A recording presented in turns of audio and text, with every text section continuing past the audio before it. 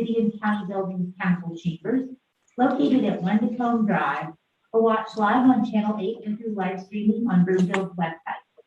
The public may also participate in public comments either in person or by calling 855-695-3744 and pressing *3 to be placed in the queue for comment. Please note that if you're calling in for public comment and would like to speak on more than one item on tonight's agenda, you'll need to press *3 each time to be placed back in the queue for comment. Public comment will be limited to 90 minutes total per item. The first 1 through 15 participants in the queue have 3 minutes to speak. The next 16 through 25 participants in the queue have 2 minutes to speak. And if time remains, the next 26 plus participants have 1.5 minutes to speak. Again, if joining virtually for public comment, the number is 855-695-3744 and press *3 to be placed in the queue. Screeners will ask callers for their first and last name, neighborhood, and the agenda item the caller would like to comment on. Please call several minutes before the agenda item and press *3 to ensure you're placed in the queue. If joining in person, we'll ask you to come to the podium and state your name and neighborhood for the record. The City Council meeting is called to order. Will the clerk please call the roll? Anderson. Here. Cohen. Here. Groom. Here. Hinkle. Here. Jezerski. Here. Law Evans. Here. Lim. Here. Lindstedt. Here. Schaff. Here. Tessier. Here. A quorum is present. As you heard, Councilmember Law Evans is joined remotely. Council has not yet approved changes to the council rules on remote attendance by individual council members. That matter is actually on tonight's agenda. Consistent with our recent past practice, Councilmember Law Evans has made a request that she be allowed to participate in this meeting remotely. This would be an exception to our current rules. Therefore, I'd like to see if there are any objections to Councilmember Law Evans appearing remotely. Being none, the clerk can mark Councilmember Law Evans as present, and we'll continue with the meeting. Will everyone please rise and join me for the Pledge of Allegiance?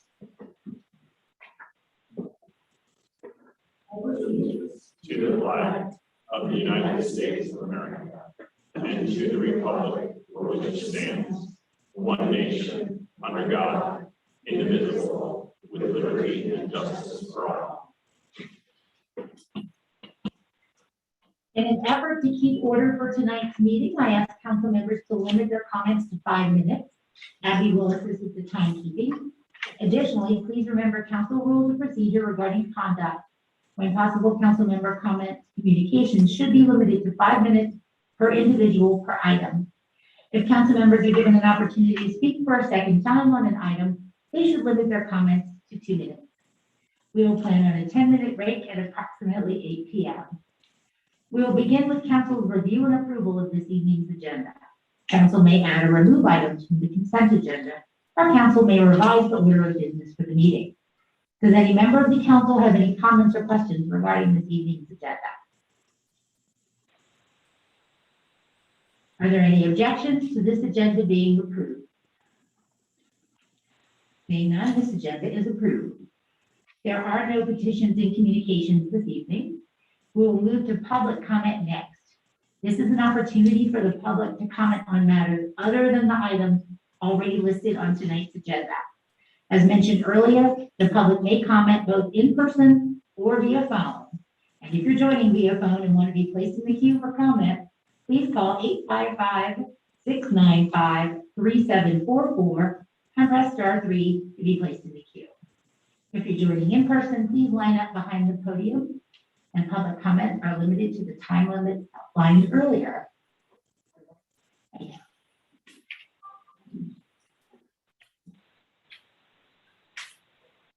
State your name, your neighborhood, and your street name. My name's Elizabeth Heindel. I live in Skystone. Can I do you guys this because it's pertinent to my comments? You can give it to the council member on the end. He can pass it down. Thank you.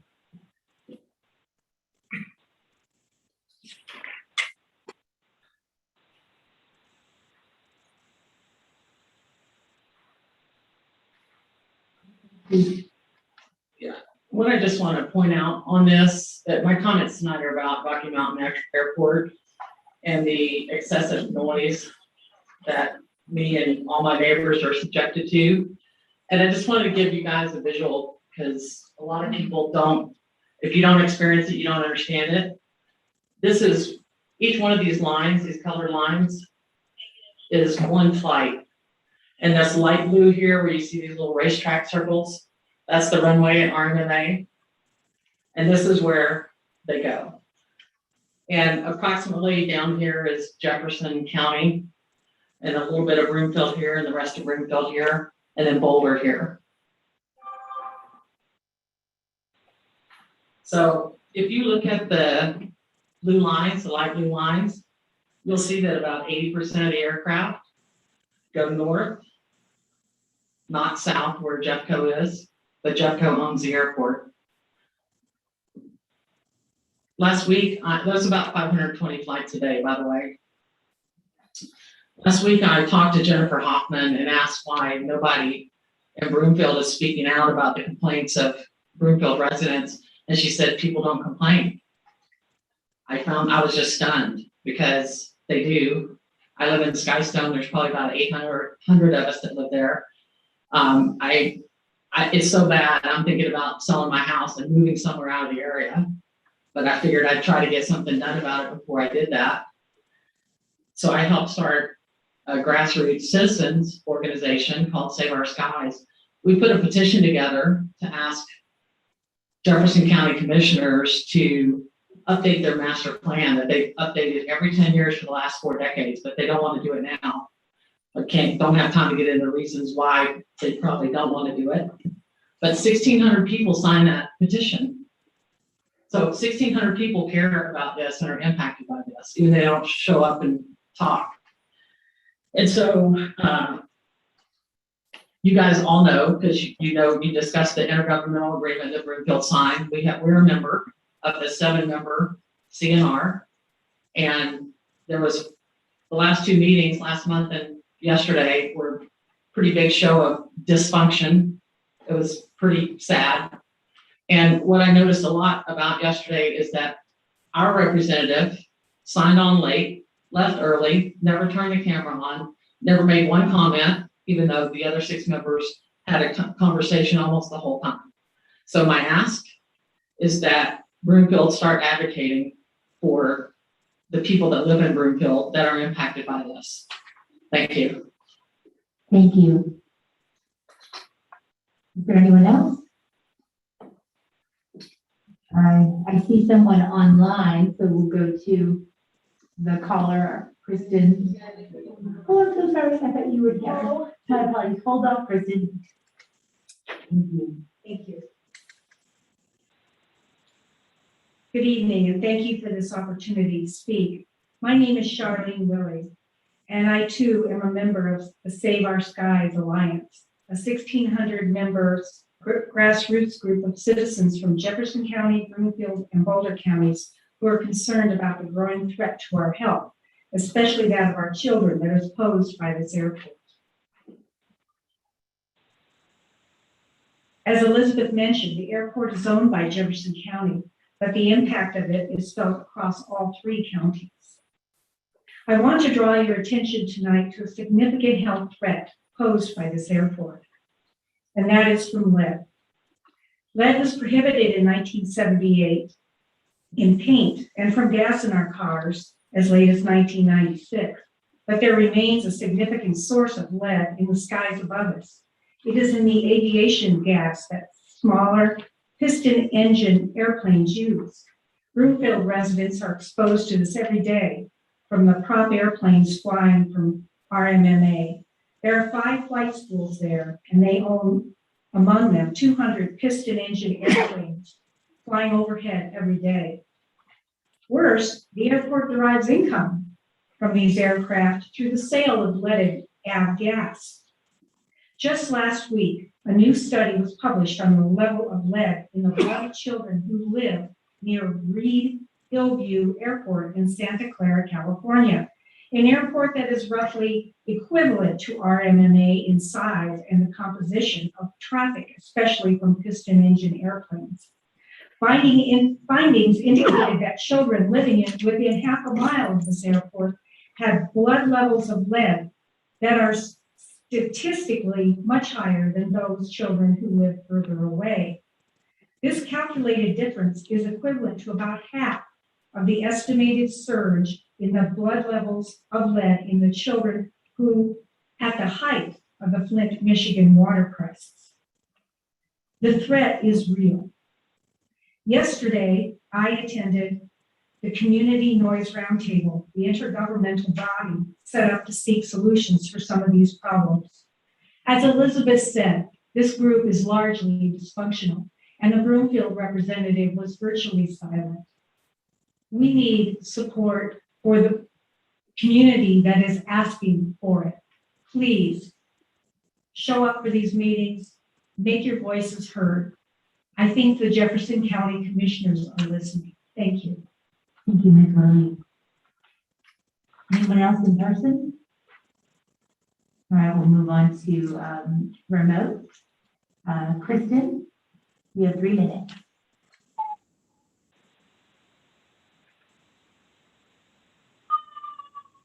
Oh, hello, this is Kristen Ray. I'm not sure if it's my turn. We can hear you. Oh my goodness, I have such trouble hearing. I can't, your guys' voices are very muted. I'm calling regarding the Adams 12 schools, and I'm calling regarding Broomfield Health and just to encourage Broomfield Health to have a requirement for masks for the kids in Adams 12. That's all. Thank you. We heard you. All right, are there any other public comments? Well, council, community, and event updates are next. Does any member of council have an update this evening? I do. August is Employee Appreciation Month, and I want to wish a happy Employee Appreciation Month to our entire team of 1,372 employees who give their personal best to make Broomfield a wonderful place to live for all of us. It's no secret that the past year and a half has been difficult for everyone, but thanks to the tenacity and the flexibility of our Broomfield staff, programs, and services like the library, we were able to accommodate the needs of our residents. Broomfield's success is due to the impact that every one of us plays a part in. We're all together in this great human experience. And my biggest hope for our community is that we move forward together while embracing our oneness. Thank you. Councilmember Lemming.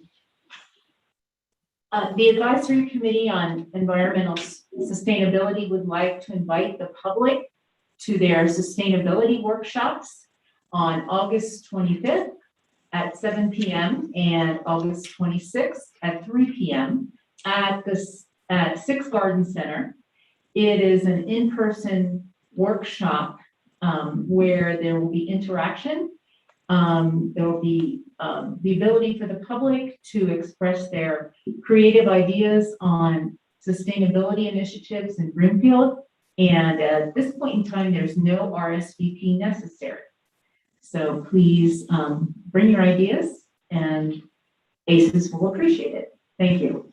Thank you, Councilmember Lim. Anyone else? All right, moving on. Council's consideration of the consent agenda is next. We will review this evening's consent agenda in 3 parts, as item 7E is a request for an executive session and requires an individual motion. And item 7F needs approval by the Broomfield Urban Renewal Authority. Before council's consideration of items 7A through 7D, staff wanted to update council and the public that due to some movement on agenda items in September, there is a date change for proposed second reading on item 7C, regulating the use of gray water within the city and county of Broomfield. The public hearing for the second and final reading of the proposed ordinance will be held on September 14th instead of September 28th, as outlined in the memo. Following the clerk's reading of consent agenda items 7A through 7D, we will ask for public comments. Will the clerk please read agenda items 7A through 7D by title? 7A, approval of minutes from regular meeting of July 27th, 2021. 7B, resolution number 2021-138, a resolution authorizing and approving an agreement by and between the city and county of Broomfield and Civil Resources LLC for engineering and construction oversight for Height Pit Campus infrastructure. 7C, ordinance number 2158, an ordinance regulating the use of gray water within the city and county of Broomfield. First reading. 7D, resolution number 2021-136, a resolution authorizing and approving a second amendment of the intergovernmental agreement by and between the city and county of Broomfield and Boulder County, the cities of Boulder, Lafayette, Longmont, and Louisville, and the towns of Erie and Superior for hazardous materials management. Thank you. We will now proceed with public comments. Does any member of the public have any comments? Come on up to the podium. Hi, my name is Roxy Jula Lockmore. This has to do with 7B. I would like to know who our city representative is going to be for this project. Can that be answered, or do I? I can direct the questions to City Manager Hoffman. And I will defer to Kimberly Dahl, Director of Public Works, who's right behind you, Roxy.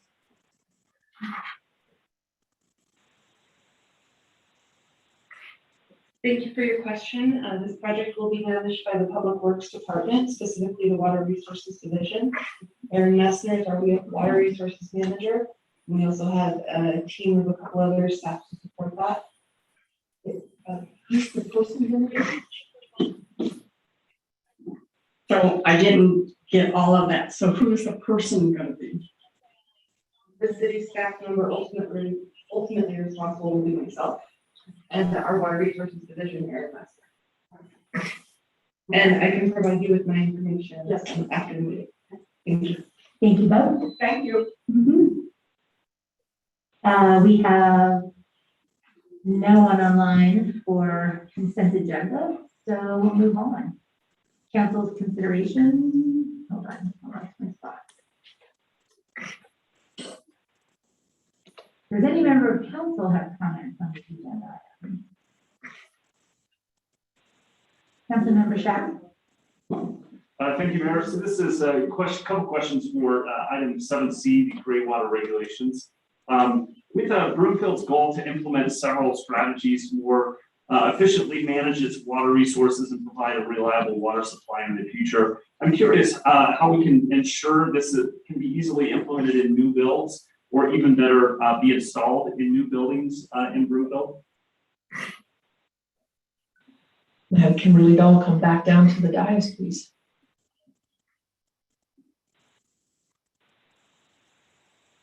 I apologize, Councilmember Schaaf. While I was exchanging contact information, I want to make sure I fully hear your question. Could you please repeat that? Of course, I'd be happy to. So regarding the goals to implement several strategies to more efficiently manage water resources in Broomfield and provide a reliable water supply in the future, how can we ensure that this can be easily implemented in new buildings, or even better, installed in new buildings?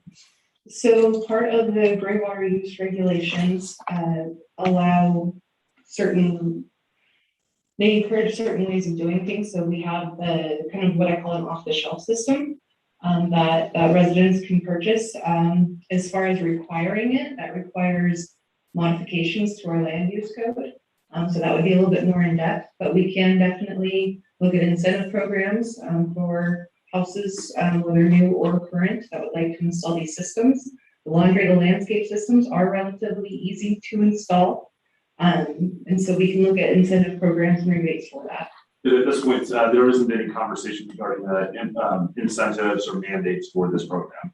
Definitely not mandate conversations, but we definitely also want to encourage water conservation. So we will continue to evaluate the best way to approach that. We do have several other rebate programs, so it would not be uncharacteristic to have a rebate program for another water efficiency program. And to go along with that, are there any nonprofits that work in this field of gray water kind of reuse within the metro area that would be able to assist residents? I believe so. I'm actually going to bring up Brendan Middleton, as he is a little bit more well versed. Resource Central is our primary water conservation partner. But I'm going to ask Brendan to help support me on this a bit more detailed answer. Thank you, Councilmember Schaaf. To your question, there aren't any nonprofits that I'm familiar with off the top of my head. We have been kind of following Denver's lead on this, and they've been working closely with a company, Grader, that kind of makes these easy to install whole house systems that Ms. Dahl has alluded to. So these are most likely the sort of agencies that we will be working with moving forwards. I do not know of any gray water programs that Resource Central offers us. Okay. If we get the information before second reading, if we could have that supplied, then I know there's some residents that are looking to implement this once it becomes an ordinance within Broomfield and allowed. And so any type of help that they can get in order to do that, I think would be greatly appreciated. So if you find anything out, that would be great to find out at second reading. Okay, thank you. That's all the questions I have, Mayor. Thank you. Any other council member questions? Seeing none, before I ask for a motion, I want to remind everyone that 7D is an intergovernmental agreement and requires 2/3 approval of council. Is there a motion that recommends that the recommendations contained in the staff reports for agenda items 7A, 7B, and 7D be approved, as well as 7C with the change in second reading and a public hearing date as previously outlined? Can I get a motion? Oh, thank you, Councilmember Schaaf. So moved. Again, Councilmember Lindstedt. All in favor? Any opposed? That passes unanimously. Thank you. Next is council's consideration of consent agenda item 7E, a request for an executive session. Following the clerk's reading of the consent agenda item 7E, we will ask for public comments. Will the clerk please read agenda item 7E by title? 7E, request for executive session to determine positions relative to negotiations regarding Flatiron Crossing and Village reinvestment. We will now proceed with public comments. Does any member of the public have comments on this agenda item? I don't see any online. Council member comments are next. Any council member comments? Nope. Will the city and county attorney please read the motion? That an executive session be held on August 17th, 2021 at 5:15 p.m. prior to council's study session for the purpose of determining positions relative to negotiations regarding Flatiron Crossing and Village reinvestment as permitted by CRS section 24-6-4024E. Thank you. Is there a motion? Councilmember Schaaf? So moved. Is there a second? Councilmember Henkel? Second. Is there any discussion? All in favor? Any opposed?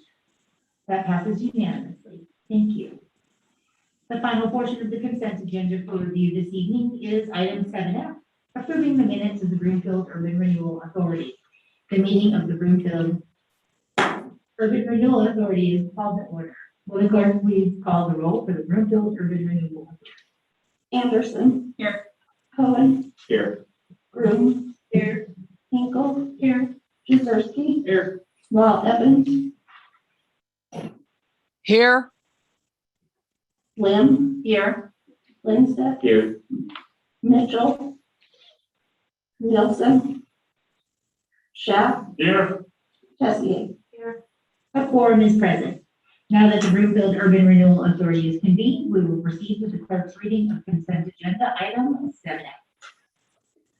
7F, approval of minutes for Broomfield Urban Renewal Authority meeting July 27th, 2021.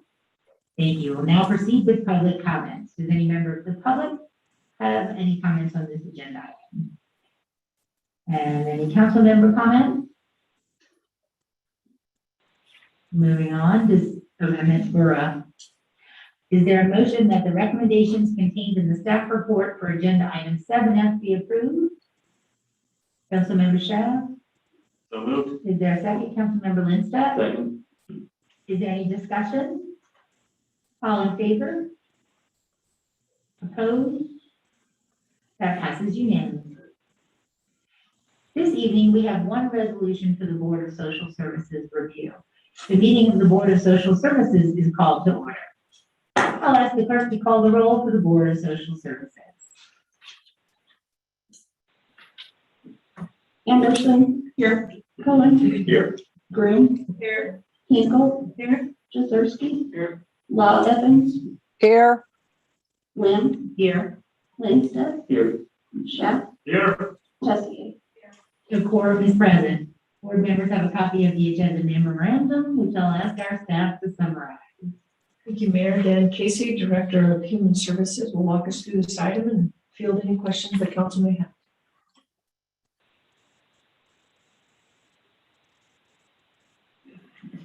Good evening, Mayor, Mayor Pro Tem, and members of council. Dan Casey, Director of Human Services. And I'm here tonight to briefly go through the memorandum of understanding with the Colorado Department of Human Services. It's a contract with the Goodwill Industries to administer our low-income energy assistance program. So proposed resolution 2021-134 would approve the memorandum of understanding between Broomfield and the Colorado Department of Human Services for Goodwill to administer the low-income energy assistance program from July 1, 2021 through September 30th, 2026. The MOU sets forth duties of the city and county of Broomfield, including performance targets and duties of CDHS with respect to the program. Broomfield Department of Human Services will continue to receive funds from CDHS, Colorado Department of Human Services, to support outreach for Broomfield residents with the program.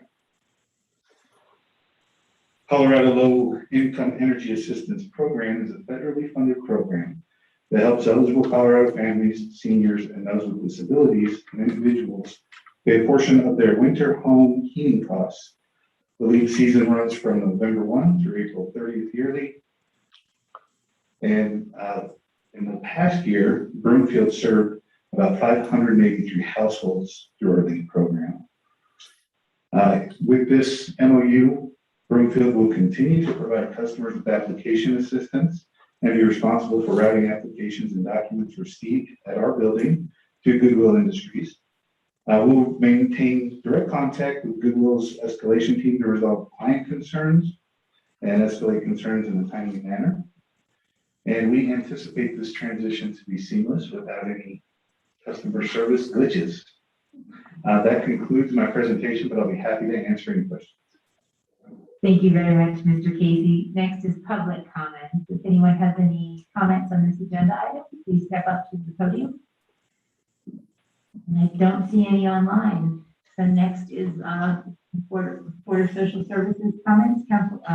Board Member Hinkle. No, semantics, right? With all these names. Are we board members or council members? Thank you. Thank you, Mr. Casey, for all this information. I just have 4 questions for you. It looks like, you said we have 583 households needed for relief this year. Are we predicting more usage of these funds quickly or in the future? What does that number look like, do you think? Yeah, I think and I shouldn't say every year, in the last couple of years, our households have increased. So we would anticipate seeing an increase in households in this coming season. In addition, hot off the press today, we've got our supervisor, Susan Johnson here. And Susan shared with me before the meeting that there's additional funds from the state this year for things like water arrearage payments and gas and electrical arrearage payments. So we would anticipate folks that are eligible to apply would get some of those funds. Again, the statewide program got about $13 million, and that is first come, first served statewide. So Broomfield isn't getting an allocation, but we are going to have opportunities for folks to get reimbursed for those kind of payments that are in arrears. Gotcha. That's good news. And then This is sort of a two-part question. How exactly will Goodwill's level of service be measured? And do we foresee any hoops that people will have to jump through more so that if we don't, if we don't have our own caseworker, what does that look like? Sure. So to answer the first question, the measurements, the state has a whole host of quality assurance metrics that they use and also performance metrics that they use, things like timeliness, accuracy, case accuracy. So the state would hold Goodwill accountable to all of the same metrics they would hold us to locally. For instance, they've got a payment accuracy rate expectation of 97%. So Goodwill would be held to those same standards through the contract as we would. So to answer that first question, the state would measure their performance. We also have complaint processes, both locally and statewide, that if anyone had any issues with that program, they could file a complaint with us. And then as far as hoops to jump through, we don't anticipate any hoops. In fact, it might eliminate some hoops.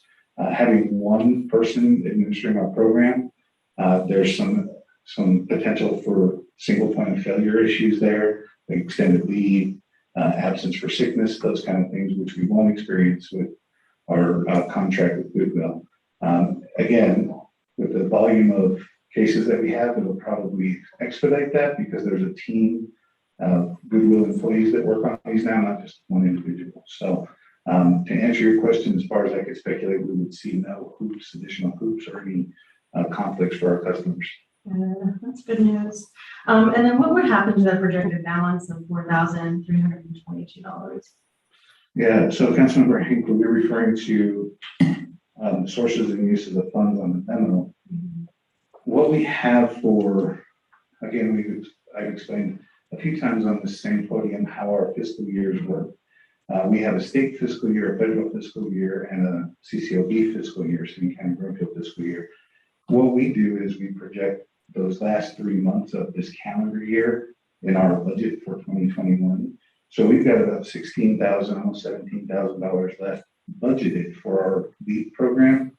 If this council or if this board doesn't approve the LEAP MOU, we would then be hiring someone, and that $16,000 would go towards hiring. We anticipate that it would be about $12,000 for salary for those last 3 months of the year. And that $4,300 would go back to general fund. That's not really our money. It would go back into the general fund. Okay, that's what I thought. Thank you. And one last question. I noticed for the county responsibilities, this was mumbo jumbo to me, and I didn't understand what our responsibilities are in this contract. Where it says to communicate to the CDHS settlement accounting unit its election to leave any expenditures distributed via the random moment sampling cost allocation process as LEAP expenditures within the county administration allocation, so as to avoid any expenditures being reclassified to the LEAP administration allocation. So counties cannot enter any LEAP administrative charges in the Colorado financial management system. I am not surprised that you were confused. Really, to boil that out very simply, we have two streams of funding. We have an allocation and we have a county administration fund that's allocated to us. What they're saying is they don't want us to do any 100% time reporting for LEAP administration because we're not administering that program any longer. Goodwill is.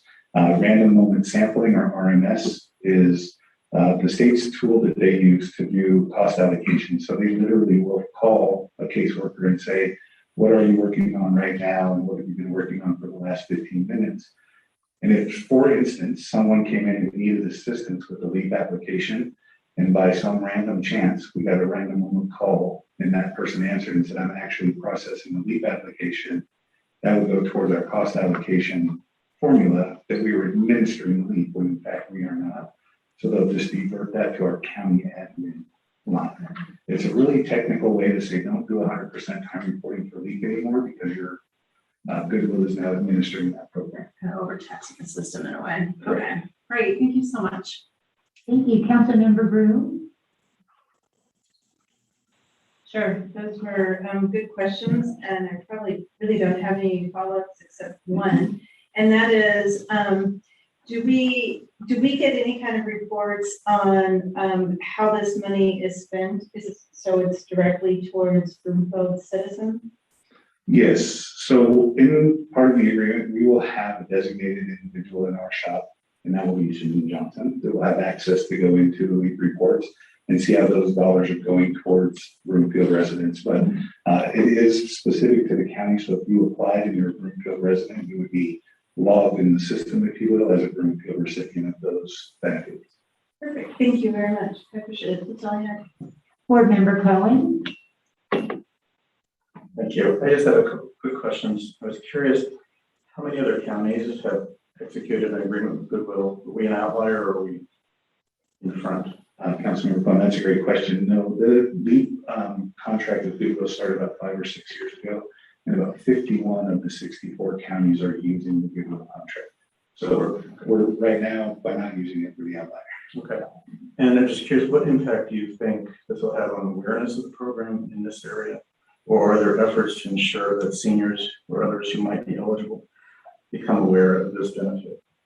Yeah, that's another great question. So we do still receive about $2,800 in outreach locally. So we were talking about that this morning, or right before this meeting actually, and figuring out what that $2,800 could go towards. And we would enhance kind of what we're doing for outreach, making sure that our local nonprofits have information about our LEAP program. And I do know that the state does a large push, a media push for LEAP, TV commercials, radio advertisement, that kind of thing. But with $2,800, we don't have a ton of money to do our own outreach, but the state does do a reasonably good job of promoting the LEAP program. And they start doing that about September. They'll start taking applications in October, and the program actually begins in November. Okay, so you'll be able to monitor if usage goes down or if there's some. Yeah. Okay. Yeah, and back to Heidi Henkel's question, Councilmember Henkel's question, I think that we'll see an increase in usage. We have seen an uptick every year, so the word is getting out. Thank you. Thank you. Board Member Tessier? Thank you, Madam Chair. So with the nonprofits who work with, who previously worked with the city and county for like different applications and, you know, calling to see, hey, you know, did so-and-so fill this out? Yes, they did. So that would, could those nonprofits contact Susan, or how would that work? Yeah, Councilmember Tessier, that's another great question. So absolutely. Again, I think the design of having that single point of contact at our agency, even though it's administered and contracted with Goodwill, is for that exact reason, to make sure we don't lose that local touch with our nonprofits. Susan's here. I don't know if you have a different opinion or a different answer for that, but yes, we would absolutely have Susan readily available for contact about the LEAP program. The other thing that we're working on too is a program, the Unite Us program, which is an app that we could track who is making sure that they're getting their services met through that Unite Us application. Yeah, thank you very much. Thank you. Any other comments or questions? Next is the Board of Social Services consideration of proposed resolution number 2021-134-BSS. Will the clerk please read proposed resolution number 2021-134-BSS by title? Resolution number 2021-134-BSS, a resolution adopting a memorandum of understanding between the city and county of Broomfield and the Colorado Department of Human Services for the Low Income Energy Assistance Program. Thank you. Is there a motion? Board Member Henkel? Thank you, Madam Chair. I move that resolution number 2021-134-BSS be adopted. Thank you. Is there a second? Board Member Groom? Second. Is there any discussion? All in favor? Any opposed? That passes unanimously. Thank you, Mr. Casey. Seeing no further business before the Board of Social Services, this meeting is adjourned. Moving on to Board of Health. This evening, we have a COVID-19 update for the Board of Health's review. The meeting of the Board of Health is called to order. I'll ask the clerk to call the roll, the Board of Health. Anderson. Here. Cohen. Here. Groom. Here. Hinkle. Here. Jaworski. Here. Law Evans. Here. Lim. Here. Lindstedt. Here. Schaff. Here. Tessier. Thank you. A quorum is present. Board members have a copy of the agenda memorandum, which I'll ask our staff to summarize. Thank you, Mayor. Jason Balling, Director of Public Health, will walk us through this item, and unfortunately, it's once again timely. Yes, thank you, Ms. Hoffman and Mayor Pro Tem and council members. I know we were in front of you in the past talking about where we're at with high vaccination rates and stabilizing of cases, but unfortunately, what we're seeing is the Delta variant is ultimately the game changer when we're looking at in the United States, in Colorado, and specifically in the Denver metro region and Broomfield. And what you can see is from our trends is we're seeing an increase in hospitalizations both statewide and also in our regional hospitalizations. They saw an increase in 37% the past 7 days. I do want to remind people the vaccines are working. So those hospitalizations are occurring primarily among the unvaccinated. That's the great news. We want to continue to promote that. We are seeing though with the Delta variant, it's highly infectious. You can see from the slides that it's as infectious as Ebola, the common cold, and smallpox. And for a virus like that, when it's highly infectious and has an increased level of severity versus like the flu and some other things, it creates the environment for it to continue to survive and spread. And with that, that's why vaccinations are so important. It is, the vaccinations are our single way of getting out of this pandemic. And in order to do that, we've done a great job with 67% of our population that's fully vaccinated. 77% of our eligible population is fully vaccinated. We see where we're at as far as being in the top, again, 3 or 4 as far as our vaccination rates. But unfortunately, we still have 23,000 Broomfield residents that are unvaccinated. And when you specifically look at those individuals that don't have the ability to get vaccinated, that's 9,500 kids who aren't eligible.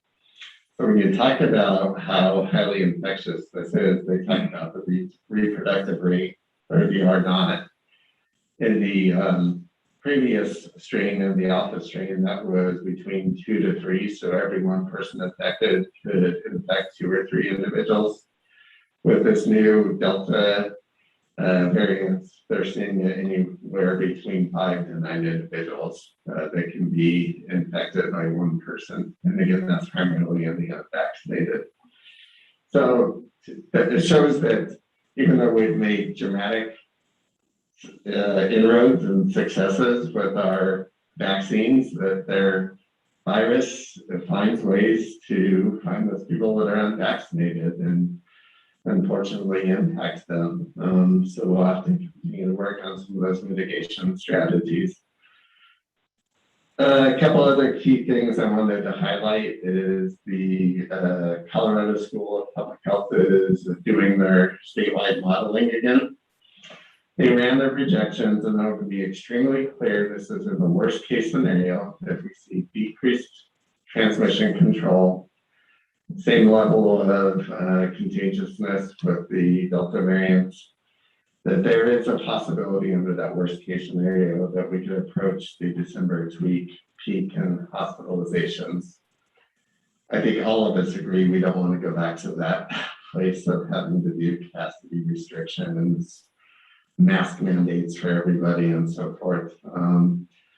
So that's led to some conversations. What are other alternatives that can potentially be done, both at the state level, but more importantly at the regional level? And more to come on that. I already addressed some of the issues around the Delta variant, but breakthrough cases, we're seeing more of those as far as a cumulative count. But again, breakthrough cases are extremely low. And I want to keep highlighting that.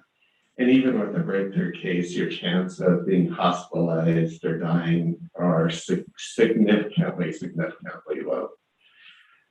However, with the breakthrough cases, and this came out of studies both from Massachusetts and also what they just saw recently in Grand Junction with the outbreak of a long-term care facility, is there's a possibility for breakthrough cases, and what they're finding is the viral load is the same with those individuals that are vaccinated as those individuals that are unvaccinated, which was the big game changer for us to say, okay, based on that level of information, we need to alert the public. And again, it's a recommendation, it's not a mandate, recommending the public to be aware of this.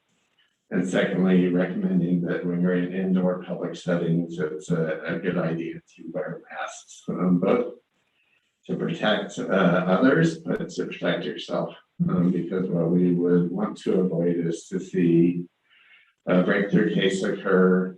People aren't aware that it could be transmitted, and they bring it home to somebody that's immunocompromised, immunosuppressed, whatever it may be.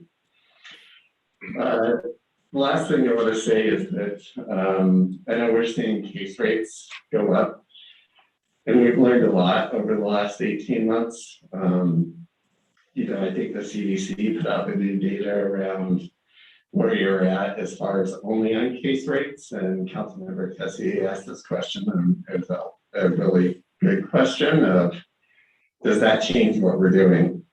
The CDC does recommend indoor mask wearing in public settings for those areas where you have substantial or high community transmission. We'll watch that, but more importantly, we've learned over the last 18 months that the severity metrics are the most important, because we all know that the cases ultimately lead to hospitalizations and deaths as lagging measures. And what we're seeing right now with our percent population vaccinated, we're not seeing the cases translate into increased hospitalizations and increased deaths. So that is the good news. Again, the vaccines work extremely well. And then lastly, I just want to end with that we will continue to monitor the data, monitor the research, work very closely with our partners. And I know there's some questions that have come up about the 2 school districts that we're working with and our surrounding counties. And I just want to be extremely honest with council is that the state, the governor's office and the state health department have developed only guidance. They have not developed specific requirements for school districts, which can lead to some challenges when you have school districts that cross multiple county lines and have different health departments serving them. Obviously, we worked very closely with Boulder Valley School District. We continue to provide our recommendation that we believe, following the CDC guidance, anyone within the school setting should be wearing masks, just to further decrease transmission. We had a follow-up meeting with Adams 12 today to present the latest information that we've received. That was a really good conversation, and there's an openness to listen to the data that we're presenting. One piece that we really have to flesh out that's important with Adams 12 is the guidance around quarantines are a little bit gray that were written by the state health department. And that's a key driving factor for Adams 12 is if they see that the quarantine guidance are going to be interpreted strictly, that would most likely move them to do a mask policy, either at the organizational level or even bring it back to us as Tri-County and Broomfield Public Health and bring it to our bodies since we supportive of the idea of a mask mandate for school settings. And the rationale I've landed at is I would love to see it with all students, but also realizing where some of that political will is. You realize that our 12 and under population doesn't have access to the vaccine. Well, we're secondly, so they don't have a choice. And if they don't have masks, that could lead to increased exposure, potentially increased quarantines. The other aspect of that is when we look at specifically that population, what we're starting to see from the national data, and it's not still conclusive, but it's trending in this, is that under the previous wild strain of the Alpha variant, we weren't seeing a lot of transmission in those younger age groups. We're starting to see that actually change with these both kids and our adolescents. So that's another primary driving decision, is that we know it's more contagious, and if we are seeing transmission at the same levels with our kiddos, that's something we need to consider for what's our mitigation strategy around masking. So I don't have a final answer. I can just say that we've had some really good conversations. I believe Adams 12 is very open to the recommendations that we're providing as health departments, and we're going to meet again this Friday to try to come to some resolutions on all of those pieces. And with that, that concludes my presentation. I'm happy to take questions. Thank you very much for that update, Director Bowling. Next is public comments. Does any member of the public have any comments on this agenda item? If you'd like to speak in person, come on up to the podium. And we do have a caller online, so let's cue that up. Kristen Logan, you have 3 minutes. Hi, thank you, Board of Health, Mayor, Council, Jason. Thank you all for your comments and updates. I live in Anthem Highlands. I'm calling on behalf of myself, a mom of 2 kids in the school district, where I understand there's talks underway. I'm a little bit concerned that we aren't taking a stronger approach as a municipality. Boulder has mandated, their Department of Public Health mandated masks in public school settings, and they have a lower percentage currently, 1 week average, than we do. They're sitting at 3.7%. We're here in Broomfield, we are at 6.3%. I know for certainty that there are young children who are unvaccinated contracting COVID. I personally have friends who have children who have contracted COVID. I believe with the vaccination rates being as they are, we are going to be mixing vaccinated and unvaccinated families. This is highly contagious, and you have to remember that what's caught in the schools is brought home into people's homes. And we have people in our community that have family members that are starting chemotherapy, that are battling cancer. We have people in our community with other unvaccinated kids living under their household that maybe have health issues that they can't get vaccinated for. There's all sorts of reasons. And I think one thing that we learned last year, at least I did as a parent, is that masks work. We were able to keep our school open longer and for more days wearing masks. The level of transmission when there was a COVID case in the classroom and all of the children were wearing masks was 0. It didn't pass from student to student. It didn't spread. If a student came to school with COVID wearing a mask and all of the other students were in masks, they were protected. So I appreciate the conversations, but I'm asking for more out of our elected officials, and I'm asking for more out of our Board of Health. And I would like to see us follow the same direction that Boulder just took, making this a mandate. We can't trust people always to do what's the quote unquote the right thing, especially with the political climate of today. That's why we have government and elected officials, is to intervene, to protect our public health and to protect our safety. So I hope to see more out of this organization, out of this body, to protect our kids and to keep our families in a safer place, as this Delta variant is clearly spreading through our community, already reaching our children. So thank you for your consideration. Thank you very much, Ms. Logan. I don't see anyone else online, so we'll move on to board member comments. Next, Board Member Lindstedt. Thank you, Mayor. So this week I read a press release from one of our neighboring communities, and they required that all city employees and private sector workers in high-risk settings be required to get vaccinated by the 30th of September. Have we been thinking about or discussing a similar order, especially for our public employees who interface with the public on a regular? Yeah, thank you, Councilmember Lindstedt, and I don't want to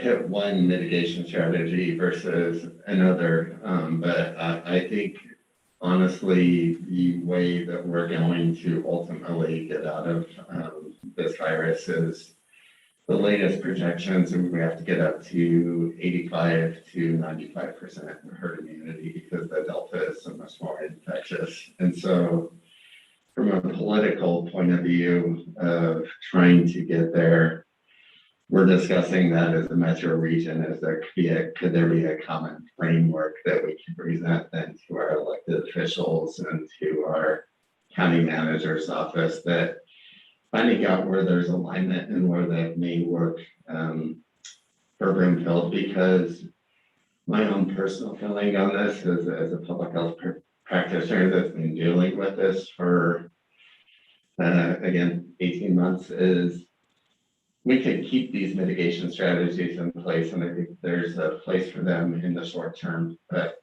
in the long term, the only way we're going to get past this virus is to increase those vaccination rates substantially, and our modeling data show that as well. Thank you. I appreciate that answer. Then my next question might be for our legal counsel, but I was wondering, what authority does this Board of Health have over not just our public schools, but our private schools? I don't know who can answer that. And Director Valen, if you want to chime in as well, but you have jurisdiction over the individuals in your jurisdiction when they're working and living in the jurisdiction. So if that happens to be in a private school or a public school, that order would cover similar to Boulder County. Thank you. Well, I'm speaking for myself. I would love to see both of those, an order that required masks in schools and an order for all of our employees brought before this board in the future. So I appreciate it. Thank you. Thank you. Councilmember, Board Member Hinkle. Thank you, Madam Chair. I appreciate all of this information, Mr. Bowling, and all of your hard work. I know this must be really difficult because at the beginning of summer, we were very optimistic, and we're heading into winter, and I don't see this really necessarily getting any better. The issue that I have, and I've explained this a little bit before with my one child in private school who was in school every day and they wore masks constantly, and they had huge mitigation measures. And I just listened to the COVID-19, recording from last week, and it seems like we're going to be trying to use more air filtration mitigation in schools. That's what they used. The issue that I have is that I have an equity issue. I have an equity issue when it comes to kids whose families might not be able to get to the vaccine because they're working families. I have an equity issue with kids being in school or not. If those kids aren't in school, where will these working families put their kids if they're in quarantine? And me being a former public school teacher, my daughter was in public school. It was a huge, it was really hard for her because, and many kids in these public school systems were put back in school, and then they were in quarantine for so much. It hurt their education. And as a former teacher, having a kid out of my class, it is huge. So I think in order to keep the attendance going, in order to keep our kids engaged, I think the equity issue is that we have to make sure that our kids are protected, and that one kid doesn't look even differently than the other. So my high school son, at their private school, they're saying, well, we're recommended. Well, there's going to be kids who are wearing masks and certain kids who aren't. Even though my son's vaccinated, he has asthma, I do worry about the Delta variant. So I worry about peer pressure. So just sort of feedback from people in my ward, we got some emails today too, just sort of an equity issue and making sure our kids stay in school. And I think the only way to do that is to just across the board, make sure that we have masks. Sure. Thank you. Board Member Anderson. Thank you, and I'm gonna agree on this need for masks in the public schools and how we get there, I'm not sure. But I have kids at M12, school starts on August 18th, that is next week. And I appreciate that this conversation is happening on Friday, but I don't even know how those pieces, the schedule, we do need to do something from a public health perspective. But I'm really hoping that this is something that the school can take a lead on, and hopefully that conversation goes well on Friday. And I hope that there's an understanding that when the vaccine availability has been pushed off until fall, what was the estimated timeframe for that right now? For when we will actually have kids 12 and under eligible. The latest I heard is October, that they're hoping to get approval. Right, because I strongly feel that this is going to be tough to send our kids. I have an unvaccinated child because he's not old enough yet, like so many other parents. It's difficult to send your child into school, and I agree with what Councilmember Hingle just said about the peer pressure. When I tell my son, yes, you need to put that mask on, but when the other kids aren't wearing them, it's not required. Start to see it's going to be difficult. And I think we also can be a little bit more clear on this isn't forever. And then, assuming that the vaccine is approved for the younger kids, it'll take a couple months to get them all vaccinated and to then the extra 2 weeks to pass. And hopefully the data starts to go down, but that could be that moment when we start to see the ability to see the faces, and also that they can spend a lot more time outside until the bad weather comes. And so I'm hoping that conversation goes well. And I guess that'd be a question for, is that for our city manager? Like, what would that look like from a time frame if we as a board of public health want to act? That's all my question. Thank you. Yeah, and before I turn that over to Ms. Hoffman, Superintendent Gadowski was very aware that we have the ability as a body to pass a public health order, and he would, if that is passed, obviously support that. So that is one decision-making. It's one thing that this body can decide they want to pursue and go about it. And then the second thing, and I'll rely on Ms. Hoffman and Ms. Rogers, is there's two routes to go: is have a board meeting to discuss it, or the board directs me to issue an order. And so I think that's the two paths I would assume that could be taken. Thank you, Jason. Councilmember Anderson, similar to how we enacted the other COVID mandate orders, whether it be coming out of Jason's executive public health order or the Board of Health mandates it. Okay. All right, Board Member Cohen. Thank you, Mayor. I just had a couple of questions maybe we could talk or expand upon in terms of the Delta and youth. My understanding is, we've heard the phrase younger, sicker, quicker. That the Delta variant is taking down people between 18 and 40 at a much more rapid rate than COVID classic, so to speak.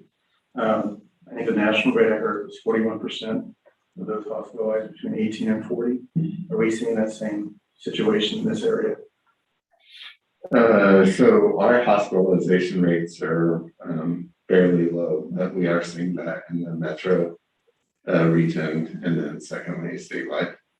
So we match that national rate. My understanding also, the infectious, to put it in more easy to understand terms, the infectious rate of the Delta variant is like measles, is a similar R number. Yep. What kind of mitigation measures would we normally take for measles outbreak of this nature? I mean, to ultimately eradicate measles, we needed to get to that 99% herd immunity, and that's vaccinating our population, key mitigation strategy. So in other words, it would have been easier to get to a herd mentality if we'd had a higher vaccination rate earlier. Yeah. Right. So we sort of brought this on ourselves. Yeah. And with that, I just do want to say that the projections on herd immunity were based on the wild strain and Alpha variant, and now they're saying obviously a very more contagious variant that changes that. Right. So to clarify, the higher the infectious rate, the higher the herd mentality percentage you need in order to eradicate. Yeah. I wanted to make one point in terms of kids in school, that there are also teachers and other adults in school. And I speak, Heidi was a teacher, my wife's a teacher in middle school. So she'll be spending nearly her entire workday in a small room with children who may or may not be vaccinated. And so that, and her district hasn't put a mandate. And so it does raise a lot of anxiety, especially, she'll come home to my house as well, after being exposed to hundreds of kids during the day with no idea whether their family is vaccinated, and without a mask, certainly her potential rate of catching this goes up. So I just wanted to say we need to take into account as children, but it's also the adults who are in our schools that need to be protected. Last question was in terms of the obvious solution is we have about 10,000 plus adults in Bloomington County. We need to get vaccinated since the kids can't. Is there any strategy or any thoughts on how to get to that 10,000 and how, or also because even when you're vaccinated, it still takes 2 weeks or more to be fully vaccinated and fully protected. So the time frame that Councilmember Anderson was talking about to get fully vaccinated, if we start now, is going to be beyond when school starts. Yeah. So when you think about overall, the 23,000 that I talked about, and the 14 that are eligible for the vaccine, the one obvious strategy is we've got to this point of educating, talking to people, and what we're doing is getting between, like 25 to 50, 100 people here and there. And when you think about 23,000 people, well, I should minus 14,000 people, that's going to take time to get there. And that's part of the rationale and the discussion is if you do not only in the public sector, but in the private sector, we're seeing more and more entities and businesses moving this direction. The belief is that will increase those vaccination rates. Yeah, I do feel for you because I do believe the state is passing the buck and they're putting on local officials who are closest to the ground who are going to face the heat. I think we should be willing to face the heat in this situation, whether it's us taking the heat instead of you, because just to be frank, the whole political overreaction to mask wearing is based largely, almost wholly on misinformation. And we should be standing up to misinformation and correcting it rather than falling prey to it. We're all wearing masks here and no one's killed over yet. It's not that big a deal, but it does provide an enormous amount of protection. I work at a university, we have a vaccine mandate requirement. Practically everybody who work at my school have got vaccinated. So it does have a good incentive because now we're debating, even with the vaccine requirement, in order to get to that 99% that you talked about, we may need a mask mandate as an incentive to say either or is where we're at. Yeah. I appreciate that, Councilmember Cohen. And I mean, I want to mention a couple of things that have been brought up in some of the counties that are doing this or exploring it. One is similar to what the state did, is offering a testing option or other options if you choose not to get the vaccine. So it gives you another way to work through the process. And then the second thing is there's always, we have to have exemptions in place. Religious exemptions, personal exemptions, the medical exemptions. And so it would be a broad-based policy, but those individuals that have those beliefs would still have the freedom to be able to say, I do not want to take the vaccine because of my own personal religious beliefs. Just to clarify, the state law, right, there has to be a medical or what they call religious or personal choice exemption. Personal choice, yeah. For my university, our exemption rate is between 2 and 5%. Just it's a little bit elevated, so it's still, it gets us close, but it does provide that. For those also who just because of their immune system cannot take the vaccine. Yeah. Right. Yeah. Thank you. Thank you. Board Member Lim?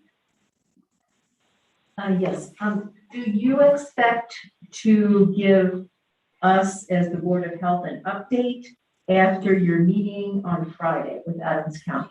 I do. So we should expect an email on Friday. Correct. And will there be, possible next steps listed then? Correct. Okay, And I'll also include the options with the next steps. okay, thank you.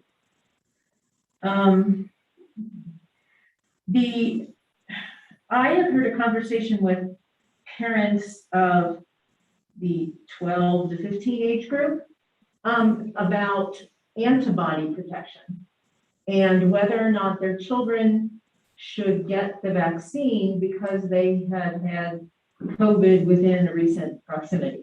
So I've heard some of that conversation with adults and actually with the previous classic, as Councilmember Cohen referred to, classic COVID.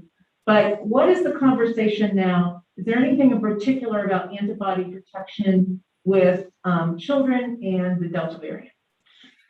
Yeah, so obviously we know that there is that natural affection and immunity that builds up. It's still not conclusive on how long that is for. Obviously, the major public health organizations have said even if you've contracted COVID in the past, we would still recommend that you get a COVID vaccine. And then specifically when it comes to children, I think that's, again, a conversation to have with your pediatrician, primary care provider, just to work through some of those questions that they may have. But the evidence is fairly clear around that. And then secondly, what they're finding and the latest research I've been seeing that's been published is if you were previously infected, either your immunity may have waned or you might have been exposed to one specific strain of COVID-19, but with the new variants coming along, they're not sure what that level of protection looks like long-term. So there's a potential for reinfection. Okay, thank you. I think you've said the North Star for us has been the number of ICU beds that are in use in the region, or is it, are you looking at the number of hospitalizations throughout the region, or in particular, the number of ICU beds that are in use? And I think we've all seen kind of Texas horror stories of that. Yeah, it's a little bit of both. I mean, obviously we still track case rates, but ultimately what my point was is if we're going to make policy decisions that I don't believe any of you guys want to go back to with capacity restrictions, stay-at-home orders, all of those pieces, that has to be based on severity metrics. And that would include hospitalizations, not only in Broomfield, but what are we seeing as far as availability of ICU beds and hospital capacity, and also staffing to be able to see the potential increased demand. Again, the hope is we don't get there, but if that is the case, we'll monitor those metrics and then bring back policy recommendations to this group. Okay, and one final question. There's conversation that people need to be free to make their own choices. How can you explain what happens with the increase in the number of variants as the infection spreads among unvaccinated persons? Yeah. There's both the science behind this and there's personal stories I've heard. And, when the message was this is a pandemic of the unvaccinated, some of the stories I heard back is, well, they're infecting themselves. What's the overall impact to us? Well, one thing we're seeing is breakthrough cases, the potential for that. The second thing is if we see more and more community and virus transmission happening, that leads to the potential for greater variants and mutations. And the fear that all of us have is that we could potentially see a variant pop up. The Lambda variant has been the one that's been discussed recently, and also the Delta Plus. The various variants of interest at this point, but tracking those, and what we don't want to see is a variant pop up that then reduces vaccine effectiveness because all of this work that we've put into place. So that's why, again, the key message is if you're unvaccinated, get vaccinated not only for your own health, but to finally get us past this pandemic. Okay, thank you. Those are my questions. Thank you. We'll go to Board Member Law Evans on Zoom. Thank you, Mayor Castriota. Can y'all hear me okay? Yeah, you sound great. Very good. Thank you. So Mr. Volling, thank you, Director Volling, thank you so much for your very thorough presentation. And I want to commend you and your staff. This has been, sure has been a long slog, and we're not through it yet. And, you know, every time we see that light at the end of the tunnel, there it is, a variant train, I guess is what we're going to call it. But I just want to confirm, we talked probably a year ago at length about the public health goal at that point in time being to not overwhelm the system. Do I remember that correctly? And is that still the kind of the overriding public health goal?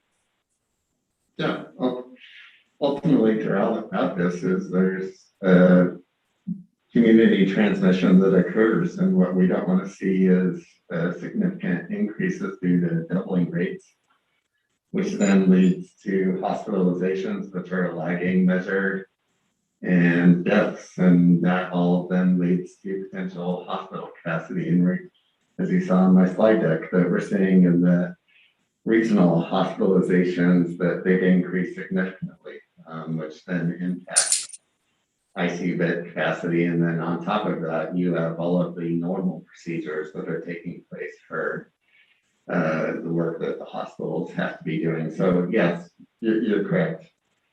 Thank you. So yes, and that's, I guess that's something that I want to continue to, I find that it's helpful to me to go back to that point of view when we're having these discussions or beginning to have these discussions about what the board may or may not want to enact, is that the goal for the Board of Health, for our public health system, is not to necessarily protect any one given person or child.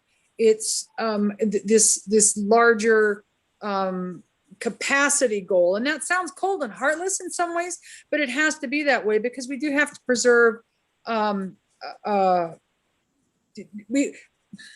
some ways, I think that anxiety is our worst enemy here, and fear is actually our worst enemy. And as much as I wish as a parent, and I know a lot of board members have spoken about being parents and whatnot and wanting to protect your children, we can't always protect our children. We can't. And that's a fact of life. And I believe it is important to also teach our children how to manage risks, how to evaluate and manage risks. So given that that statement, then I do think that if this board chooses to act or if this board chooses to not act, we're going to make some group unhappy with it. That's just all there is to it. There's some group of people that's going to be unhappy. Some group of people will feel that their point of view is being neglected, overlooked, ignored, run over, or what have you. And we need to, I think we need to be sensitive to that. One board member a few moments ago talked, for example, about the political mask overreaction. I find that to be borderline offensive. People have feelings, they have reason for their feelings. Their feelings are justified.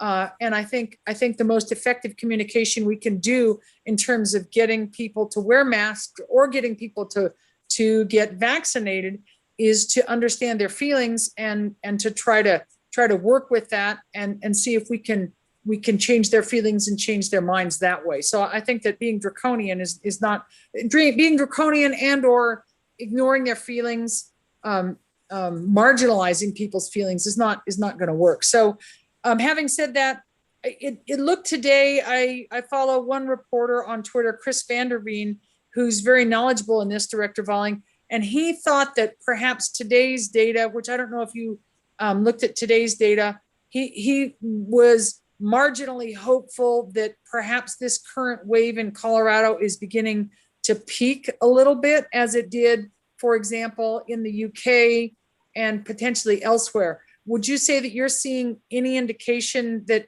maybe, not that we're reaching herd immunity or anything like that, but that there's some other causality out there potentially causing this particular wave in Colorado right now possibly to reach its peak? Yeah, I would say there's two things. One, to your first point, I appreciate what you said about the being very thoughtful around public health orders, but sometimes those public health orders are good mitigation strategies to avoid getting to that hospital capacity, and those were some of the ones the same body passed last year. So I do know that it does. Fair enough. Fair enough. Controversy, but to prevent us from going down that road, it's again something this body may want to consider.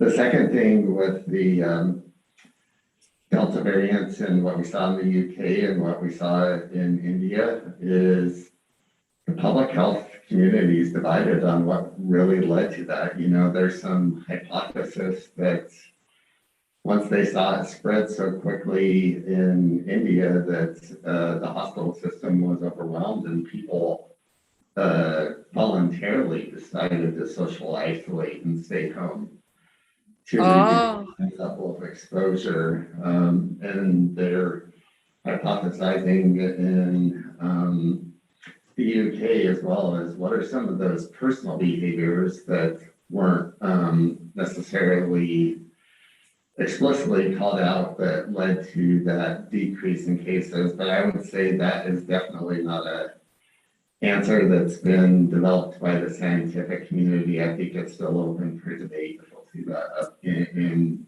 the United States or not. Sure. There's an awful lot of things that are still open to understanding, further understanding, and maybe not, well, I suppose debate, but I do. We just have to see with a lot of it. But at this point, I appreciate where we are. I do worry about the effect of anxiety and the stress of the situation on us as much as I do about the COVID. And I'm going to have to think long and hard before I, as a board member, agree to participate in any mandates at this point. I tend to feel that the recommendations are having a pretty good effect in my neighborhood and whatnot. So thank you very much. I believe that's all I have. Thank you. Thank you. Board Member Jezierski. Thank you, Mayor. Okay, I have a few questions, try to put a couple things in perspective for all of us, I guess.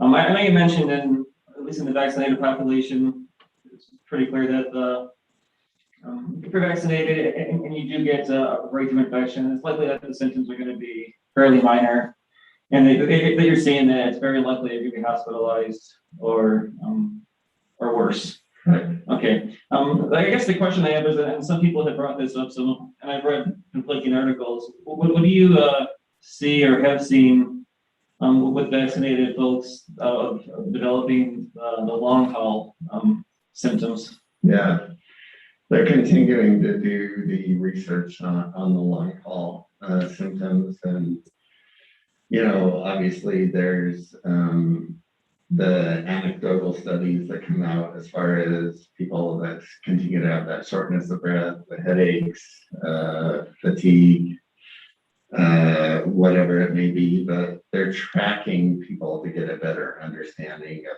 truly what are those long hauler effects. I wish I could say that we had some actually peer-reviewed studies that I could say this is definitively what is being found in the literature. I would say the literature is definitely evolving in that area.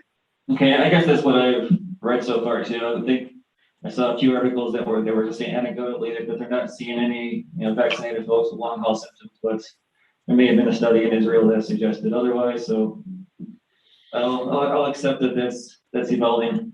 at the moment. With the children, particularly those that are, I guess, under 12 right now, I guess the first question I would say is, I know that there's been, you've mentioned this with the Delta variant and increase in infections in our youth. But I guess the question I have is, how sick are they actually getting? I mean, is it just being infected? Are they getting cold-like symptoms? Or are we seeing an increase in, a significant increase in hospitalizations or worse in our youth, whether it's 18 and under or 12 and under? I'm not sure how you define that too. Yeah, great question. What we are definitely seeing is that it is transmitting more than the original strains within that population.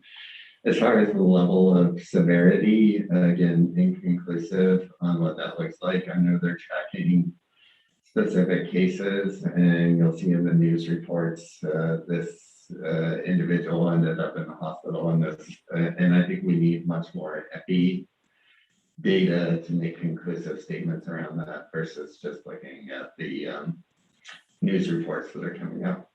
And I'll agree with that. I always go back to a few years ago, I guess Shark Week or something, where there'd be a couple of very high profile and scary articles on someone who was bit by a shark. But the reality is that was probably one out of 100,000 people that were at the beach that day. Yeah. So certainly scary and not something you want to have happen to you, but also very, very unlikely that would happen to if you were at the beach at that particular moment. Yeah. So right, I agree that we need to have something more than just an individual report here and there. But do you know that, are we seeing an increase of hospitalizations in the youth in the North Metro area? I guess we're kind of small, so. Yeah, Brookfield, definitely we're not. I'll go back and look and see if we have data from the Metro region and then make sure I get it out to this group. Okay. And has there been any additional talk on making the vaccine available for youth that are under 12? Yeah, so we recently heard that the FDA is considering approval potentially in October. And so if that's the case, then we would begin rollout shortly after that. And I'm sure you all saw in the news, the American Academy of Pediatrics is pushing the FDA to speed up that timeline, not to shortcut the process, but to start to look at the risks versus the benefits. And they believe the risks are there for the children to try and streamline it as much as possible to get that approved. Okay, I think that'd be great, and I know my younger kids would be happy if that was available. I guess the one issue that does give me a little heartache over here that has been discussed was us sort of delving into the school system. And I guess my first, the one question I have on that is, I want to clarify, the school board themselves, they do have the power to make a decision themselves, right? Whether or not they want to require masks in their schools. Correct. Okay. And, I guess that being the fact that I'm very reluctant to really, I guess for a better or worse, step on their toes in this issue. I mean, and for me, it comes down to, it's really not our area of expertise as a city council. I think we have the school board for a reason to make decisions related to our schools. And, I guess they say, you don't know what you don't know. And I think in this situation, we don't know the particular ins and outs of the issues that the schools are facing. I mean, maybe we think we do, but again, we don't know what they know as a school board. And I'm not saying yes or no to mandating masks, but I do believe that we have a school board for a reason. This is their particular area of expertise, and I would defer to them, on this issue. They know their students, they know their population, they know the issues that they're dealing with, and I mean, we don't. I mean, just to be frank about that, and I'm not going to pretend that we know more than they know. So I would be very reluctant to step on, into that issue, and I would defer to that you mentioned Chris Gadowski and the school board on that issue. Thank you. Thank you. Councilmember Kozlowski. And I would say there were some conversations around that with the superintendent today, and he brought up the very important fact that as the public health department, we have the latest research and data. So, you know, if we feel compelled to issue a public health order, he would be supportive of that. Realizing again, the ultimate authority relies with the school board if we don't go the public health order. And I understand that, but I guess you've been meeting with them, and it's your job to, I guess, or not it's your job, but what you've been doing though, at least is, you know, meeting with them and counseling them, and giving them advice, and then ultimately, it would be my opinion that it's up to them to make the decision based on the advice that you've given them. Yeah. So, okay, thank you. Thank you. Board Member Grew. Certainly, thank you very much. Thank you, Mayor, and thank you, Dr. Long, for being here tonight and giving us the presentation. I do have a couple questions, and of course, one is about the herd immunity, and I know we've talked about it before in regards to Broomfield or mankind, right? So, although I know we want to get to 99% in Broomfield, region, in Colorado, but it seems like we need to get there for all of mankind, the world, right? To really truly control any disease of this magnitude or pandemic. So can you just address that in regards to the new variant? So what I believe you're saying is before we were looking at getting to 80%, because that was what was in front of us at that time. Now we see a variant, we see a couple different variants, and we see a change in the severity. So now we're saying, yeah, to really eliminate it, we need that 100% because it's acting differently. So let's just say Broomfield gets to 100%. Let's say Colorado gets to 100%. For all purposes, let's say the United States gets to 100%. We're a world economy. We're international travelers. Help me understand how until mankind gets to 100%, how is that ever really going to stop anything? Yeah, so if you did have variants or mutations happen in other countries, and we've reached that level of herd immunity, and we continue to see that the vaccines are working against these variants. And again, the vaccine effectiveness may not be nearly as high, but I seriously doubt it's going to go significantly down to 25% or anything. And I can't make any guarantees around that with COVID because you never know what's going to happen with COVID. But I would say the point being is if you have a population that's fully vaccinated and then you have a variant come in, the ability for the variant to take hold and spread is much more or less likely. So you're cutting out this passive transmission. Sure, okay. And then my next concern about the masks is a little different than some of my buddies up here because I have struggled in the past with masks in of itself working. I know we started off saying three major things: masks and distance and washing hands, right? And for some reason in our society, we kind of dropped everything except wear masks. And when you look at wave one, and when we started that mask mandate and things started improving and it looked good. And before we took our masks and the distancing off, wave two hit and it was quadruple the peak, right? And we were shut down and we had social distancing and all of that good stuff. And it didn't slow wave two down at all. So for me, those are kind of the types of questions and understanding I would need to have a stronger dialogue before we considered a mask order to I need to understand why, like, why didn't masks help in that wave 2B? And you don't have to address it now. I'm just saying that those are some of my concerns, because I saw it, we all saw it real time at night, where we were living it, and the peak just kept growing until December. And then it finally started slowing down, and then we saw numbers coming down. So for me, that would be my concern if we are considering the mask mandate again, is why didn't it slow down? Or it didn't seem like it helped. Our numbers went skyrocket. And then my concern about the 10,000 people remaining that's unvaccinated in Broomfield, I do share the sentiment of Councilmember Law Evans in going out and more so asking why, because I was super impressed at National Night Out with the seemingly hundreds of people standing in line at the bus.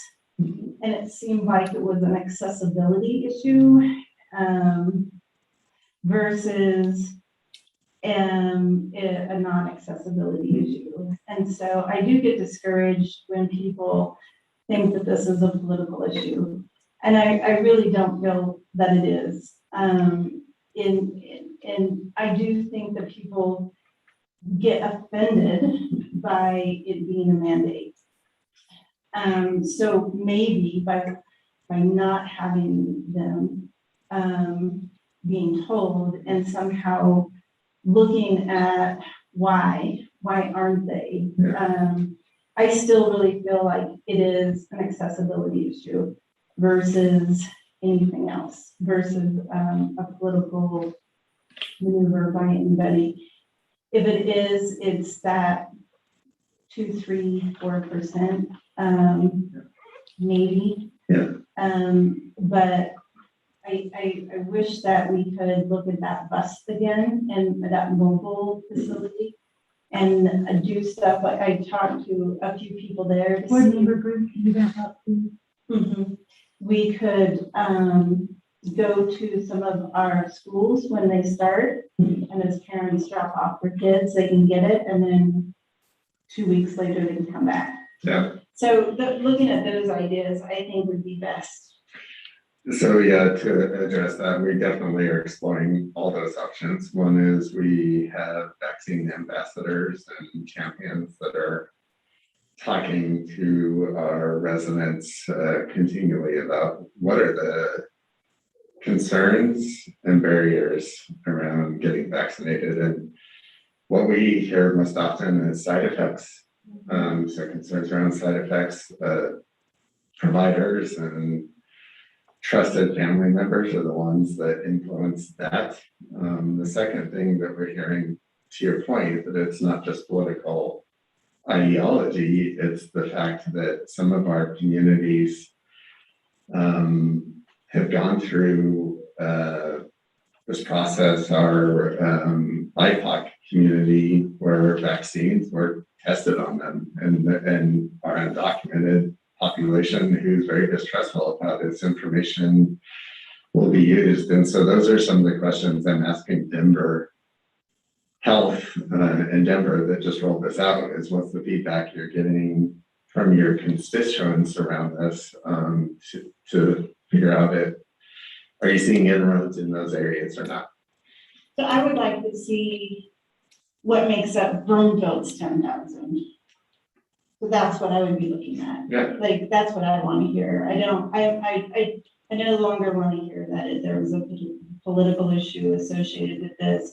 I just want to hear what is the remaining 10,000 and how can we touch them in Broomfield? And that's what I think we should have a dialogue about here in Broomfield. Yep, and I'm open to that. My last comment around that is for this body to determine, we could keep doing the 50, 100 here and there to try and get to that 10,000 and see where that gets us over time, which means we're living more with these mitigation efforts in place, or you take the other approach and we don't know. So that's the debate and discussion that needs to occur. Thank you. Thank you. Board Member Tessier? Thank you, Madam Chair. I'll try to be brief. I appreciate your time. Fantastic questions and dialogues from my colleagues up here. Director Volunteer and your team's work is incredible, so thank you. It seems like this year has been just as wild as last, and it's really taken a toll, I think, on so many people. And all of this leads me to reemphasize to this council that maybe this council needs to move to the next steps of us dissolving as a Board of Health and having more qualified Board of Health professionals on that. So I will restate that. And no offense to anyone up here, please, this is really clearly we are not, public health professionals. Do we have our next scheduled town hall meeting for COVID? Is there an interest? We do not. I'm wondering if this might be something to consider for the community. Absolutely. Okay. Particularly after the information that Jason will receive on Friday. Yeah. Will probably generate a tremendous amount more of questions and dialogue. Yeah. And if there is a threat of a new variant on the horizon and we see it come in and not do anything about it, I can't. And with regard to, anecdotal, whether or not someone's a long hauler, I know someone who's a long hauler and this has ruined his life. He was vaccinated, got COVID again, and now can't even move because of his immunocompromised system. I think he's aged like 15 years in the last 2 years. So I think it's very real. And I do support, I do support your efforts. And if you decide to move beyond recommendation, then I support you. And school boards aren't health officials either. And I don't think they know this community quite like public health issues when it comes to something like this. So I support you in that endeavor, and anything we can do to help you. So I appreciate your time. Thank you, Madam Chair. Thank you. Board Member Shah? Thank you, Chair. So I do appreciate your presentation, Mr. Bowling, and I appreciate my colleagues up here and their questions and comments. I would start with last Tuesday and the long line that we saw at the vaccination site at National Night Out was a welcome sight. I guess they used the site twice, but it was great to see. And I'm curious who was running that site and what the incentives were for the individuals getting vaccinated. Yeah, so that was the state of Colorado. They have their mobile van. And so our team worked with them to bring that mobile van in, and obviously having it at a event where we have a lot of people made a big difference. Specifically around the incentives, I'll have to go back and check and see what we were offering as far as incentives. But I can tell you it was a huge success, as you guys already talked about. I believe there were over 100 individuals that were vaccinated that night. Great, thank you for that. I lost my notes, so I'm kind of flying blind. My computer decided. So I'm curious about the hospitalization data, and this is where my notes would come in handy. So looking at the hospitalization data, it appears that the hospitalization in the north central area of Colorado, this is data from the Broomfield website, are at about 200, again, not having the numbers in front of me, the upper 200s.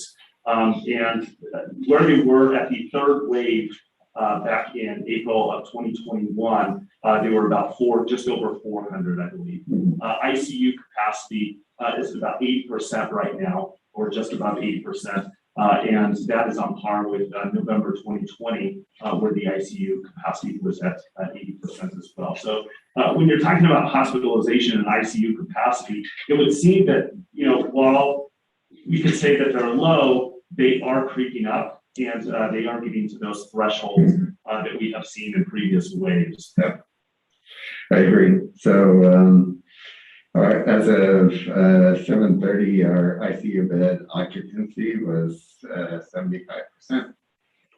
And you're correct, Councilmember Schaaf. I don't have the percent, but we've been seeing that increase steadily since mid to late July. So not to be expected, we're seeing more cases, and with our unvaccinated population, we're seeing more hospitalizations and unfortunately the need for ICU beds. So with that, when we're talking about a public health strategy, the state has kind of stepped away from the dial. And so, when we're looking at those metrics, what are those metrics we're looking at to evaluate where we need to start implementing stronger mitigation factors into that to keep those hospitalizations and ICU beds available for not only people experiencing COVID symptoms, but also general needs outside of that. Yeah, I think there's two things that are different than where we were last fall. One is obviously the vaccines. So if we can keep increasing those vaccine rates, hopefully we're not going to continue to see hospitalizations in the unvaccinated. But more importantly, the mononuclear antibody treatment is something that we've been talking about. How do we promote that better? So that's the infusion you get, that if you come down with COVID symptoms, that if you start taking it, you're not going to see that same level of severity and potentially progressing to hospitalizations. And so we've been having discussions, could this be information that's being passed out at our testing events? Obviously sharing it with our primary care physicians, sharing it more broadly with the public that's it's available. And so I think those are two different aspects of this, that we may not see that same level of hospital demand if we could start to get that message out more. Okay, great, thank you. The next piece I have was quarantines. And quarantines were a big issue for schools in 2020 and 2021. Students need to be in school. I think that, as a public health, Board of Public Health, as well as a public health official, you would definitely echo that. I would echo that. I'm curious, what is the connection between the masks and the quarantines for Adams 12? Yeah, so obviously when we're talking about quarantines, the CDPHE guidance is fairly broad and vague of how it's applied. So it's up to each local health department to determine how they're going to actually implement those quarantines. And the specific discussions we're having with Tri-County and with Adams 12 right now is quarantine. And so those are settings like forced exhalation when you're in choir, or when you're in band practice, or in gym. But the problem we could get into is, and this is the conversation we're having, is what if you have a music teacher that's teaching, but you don't have the rest of the class singing? Like, does that consider to be a high risk environment because you don't have as many individuals that are doing that? The reason masks play in so importantly to that is if you consider close contacts and both individuals are wearing masks, that level of protection is there, and so you don't have to go that quarantine route. And I think that's definitely where our team is leaning, is that we also want to keep kids in schools, not have as many quarantines as last year, but also follow the public health guidance and recommendations that if we do see there are those high risk exposures, we have to follow those guidelines. Okay, I appreciate your comments on the quarantines. We hear from our elected officials that vaccines don't work, and that masks have never worked.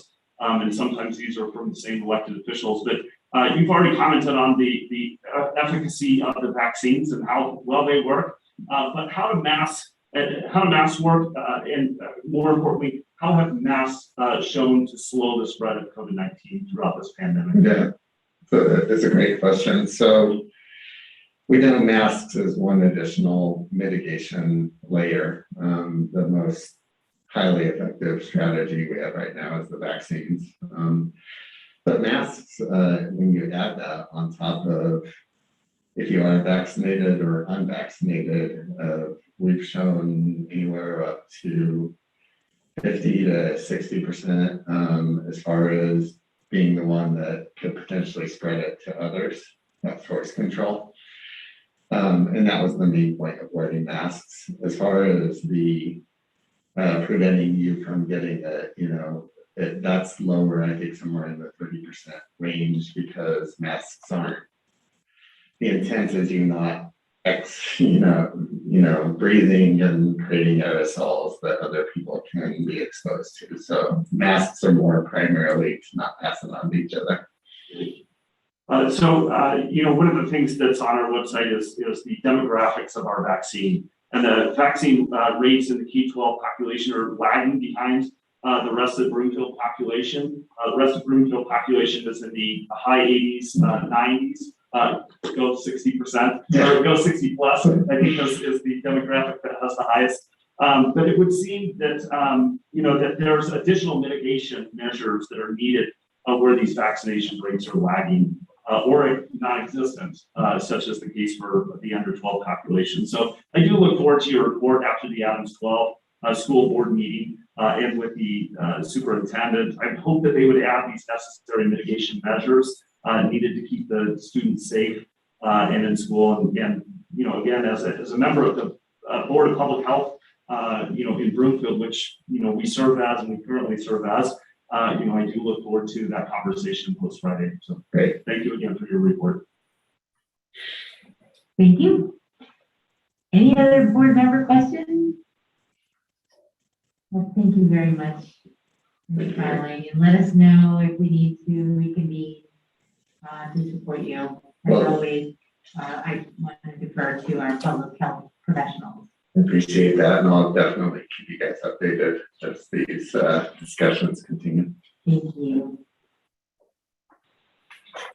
Seeing there is no further business before the Board of Health, the meeting is adjourned. And there is no business before the Broomfield Housing Authority this evening. It's 7:53, so before we jump into council business, would council like to take our 10-minute break now?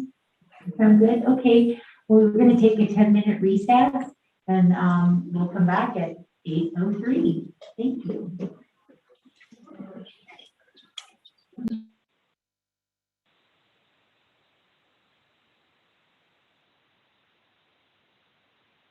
The Access Live event is in music hold.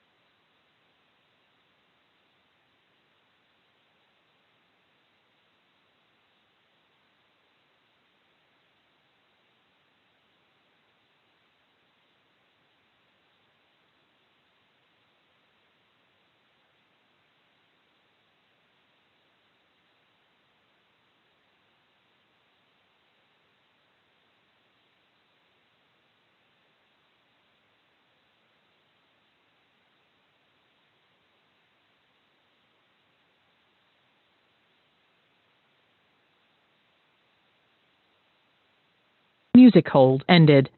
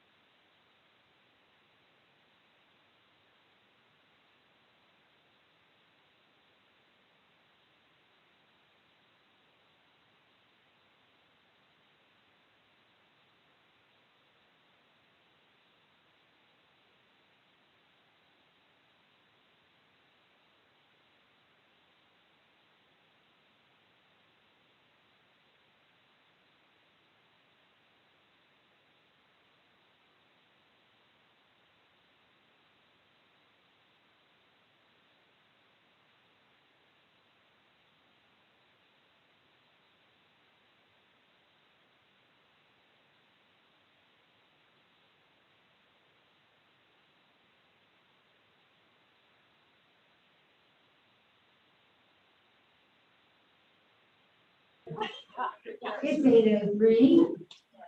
If the council members could please find their seat. Or get back on their Zoom. All right, our first item under council business this evening is the public hearing and council's consideration of proposed resolution number 2021-131 and the Broomfield Urban Renewal Authority's consideration of proposed resolution number 2021-1328-UR. Approving the Broomfield Urban Transit Village Site and Urban Renewal Site Development Plan. These two resolutions are outlined in the combined memo for item 11A and 15A. For the convenience of time, we'll review these two resolutions concurrently. The Broomfield Urban Renewal Authority was called to order earlier this evening and a quorum was present. I'll declare the public hearing open for City Council and the Broomfield Urban Renewal Authority. We will follow the city standard public hearing procedures. First, staff will present a summary of the proposal. Next, we'll have the applicant's presentation. Then we will ask for public comments and final comments from the applicant. Then finally, questions from city council members. Council and board members have a copy of the agenda memorandum, which I'll ask our staff to summarize. Thank you, Mayor Anna Burton-Zetti, our Director of Community Development and Director of Planning, will introduce this item. And she also has with her tonight Shelby Jablong, who is one of our rising stars in Anna's team. Ms. Burton-Zetti. Thank you, and good evening, Mayor, Mayor Pro Tem, council members, and board members. The application this evening, if I could have the next slide, is for a site development plan and an urban renewal site plan. It's for a 10.34 acre property within the Arista development. The subject property is zoned planned unit development PUD and is within the Broomfield Urban Transit Village PUD plan area. The proposal is located to the east of Destination Drive and is directly west of the existing UC Health Hospital campus. It's actually part of the parcel there too. Next slide, please. The Broomfield Comprehensive Plan designation for the area is transit-oriented development, and the proposed hospital facility is intended for expansion, is consistent with this designation of transit-oriented development. Next slide, please. The scope of work will take place on approximately 1.9 acres of that overall 10.34 acre parcel. The undeveloped portion of the parcel will remain vacant in anticipation of future hospital expansion. The existing parking lot for the hospital includes about 130 parking spaces, and the parking lot expansion will add 127 spaces for a total of 257 spaces for the hospital. This does exceed the minimum parking requirements for hospital. The applicant has indicated the existing parking does not adequately provide space for the hospital staff, resulting in the need for the staff and hospital guests to park off-site and walk to the campus. This is often during the night or early morning hours. In addition to Broomfield's minimum parking standards, applicants do typically try their best to study anticipated parking needs for all of our new developments. As the hospital has evolved over the last few years, the parking needs have become, the additional parking needs have become evident, and additional parking was determined to be the appropriate step at this time. Similar issues have not been identified at Broomfield's other hospital, the Children's Hospital on Colorado 7. Colorado 7's hospital, the Children's Hospital, did evaluate their parking differently. So in addition to the parking for hospital beds, they provided additional parking for their medical offices, which is now similar to what we have in the situation for Arista. The parking addition will provide this necessary additional spaces for the hospital, as well as some additional pedestrian connections to provide direct access to the site. Finally, there's also 4 EV charging stations that will be added. Next slide, please. The applicant has indicated that due to financial constraints for the hospital, the parking lot will be completed in 2 different phases. The first phase will be the larger of the phases. It will include 101 spaces and the pedestrian connections. The smaller phase, the second phase, is only 26 spaces. Next slide, please. The project was reviewed by the Land Use Review Commission on July 12th of this year, and the commission recommended approval of the proposal by a vote of 6-1. The applicant has completed public hearing notice requirements.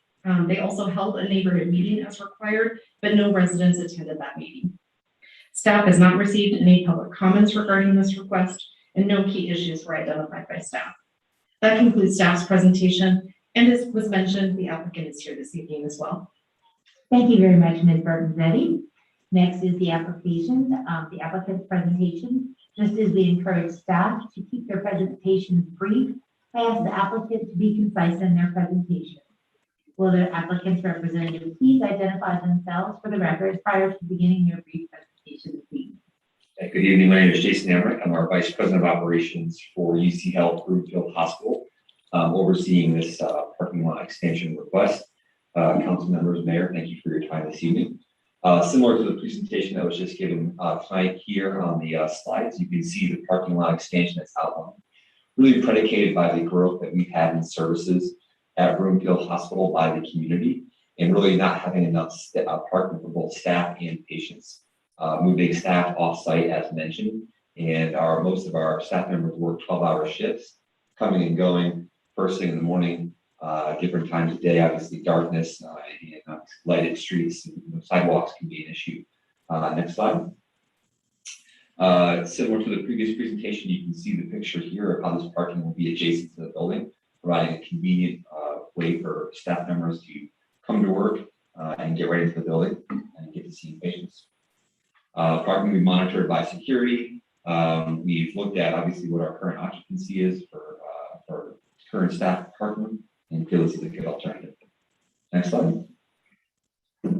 As mentioned, we're going to be doing 2 different phases, 101 parking spaces first, and then 26 remaining spaces in phase 2. Next slide. And you can see same thing, the timeline that was given in regards to city review process, construction plans, and our hopes is to start construction here in August and complete the project before the snow flies. October. Next slide. That's it. Well, thank you. We'll now proceed with public comments. Does any member of the public have any comments on this agenda item? If so, make your way to the podium. Not seeing any takers are online. Well, then we'll move to questions from City Council and Borough. Members should limit themselves to questions during this portion, and then the time to introduce amendments and state positions, if applicable, is later. So we'll start with Councilmember Hinkle and Broom. Thank you, Madam Chair, and thank you for being here tonight. I had asked a question earlier, and I think you addressed it with Children's Hospital, that sort of set off an alarm and like, how are we measuring parking with our hospitals? And I wanted to just have 2 questions, I think, one for Ms. Burton-Zetti and one for you that I'll ask you first, since you're already there. Are there going to be any more expansions? So like to the hospital, are we foreseeing any expansions in the future for parking? And what made us land at the 120?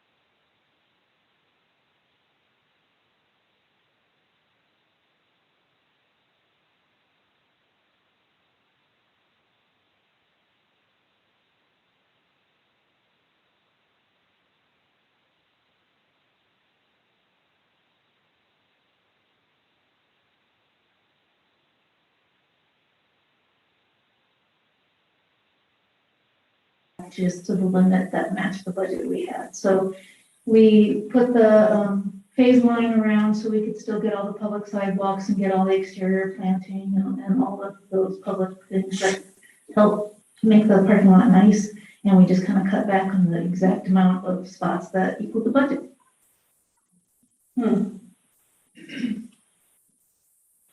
Okay, I guess so you scoped the number of spaces.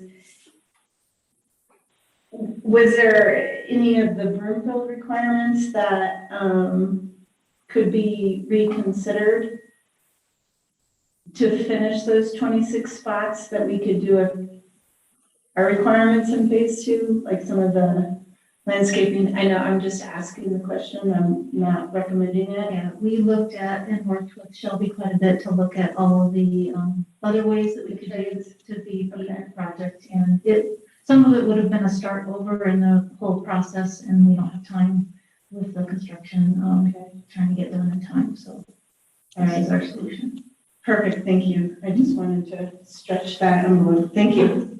That's all I had. Sure. Councilmember Shah. Thank you, Mayor. So on first look, this is a request to expand surface parking in a transit-oriented development, which, those two things don't necessarily go together that well. But you did mention the nuances of UC Health operations, and one of those was the hours of operations and the employee shifts that take place there. So I'm curious, how do those shifts and the hours of operations affect your employees especially, but also the public, to use mass transit options or bike pedestrian options? Yeah, Councilmember Shah, thank you for that question. I think it also comes back to the last mile of the commute and the options that are available to be able to take public transport and be able to actually get to the door of the hospital. Majority of our nursing staff that work on our nursing units work, 12-hour shifts, 7 to 7. We also have some of our ancillary staff, pharmacy and others that do even different off shifts of 3 to 11, or sometimes even a 7 to 3 a.m., depending upon the department. As you can imagine, walking out of the hospital at night and trying to walk down to the transit center can be a pretty daunting task on a nice warm summer night, let alone a winter evening. So I think that last mile or more really makes it prohibitive at this point for staff members to try to utilize that public transportation.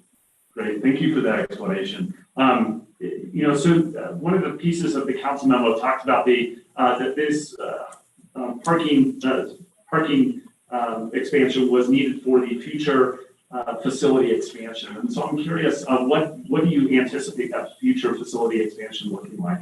Great question. It's both future and current. I think one of the things looking at, a hospital, really a healthcare campus, is not only the beds that care that occur there, but also all the outpatient services. So what we've seen in the last year is the increase in our ED visits.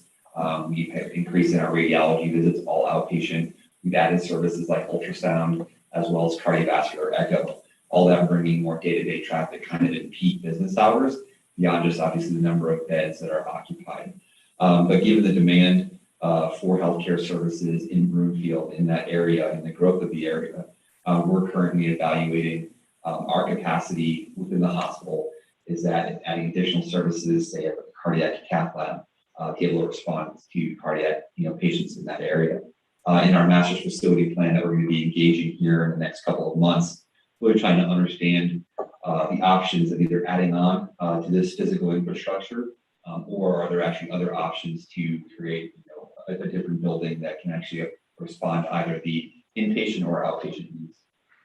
So potentially, you had talked about adding on to the current building, but there's also the possibility of adding an additional building. Would that be on that site as well? And could that potentially be in one of the surface parking lot spaces that you're already building? Correct. And we anticipated that parking that we're doing now would also suffice for the next phase, at least in the short term. Okay, great. Thank you.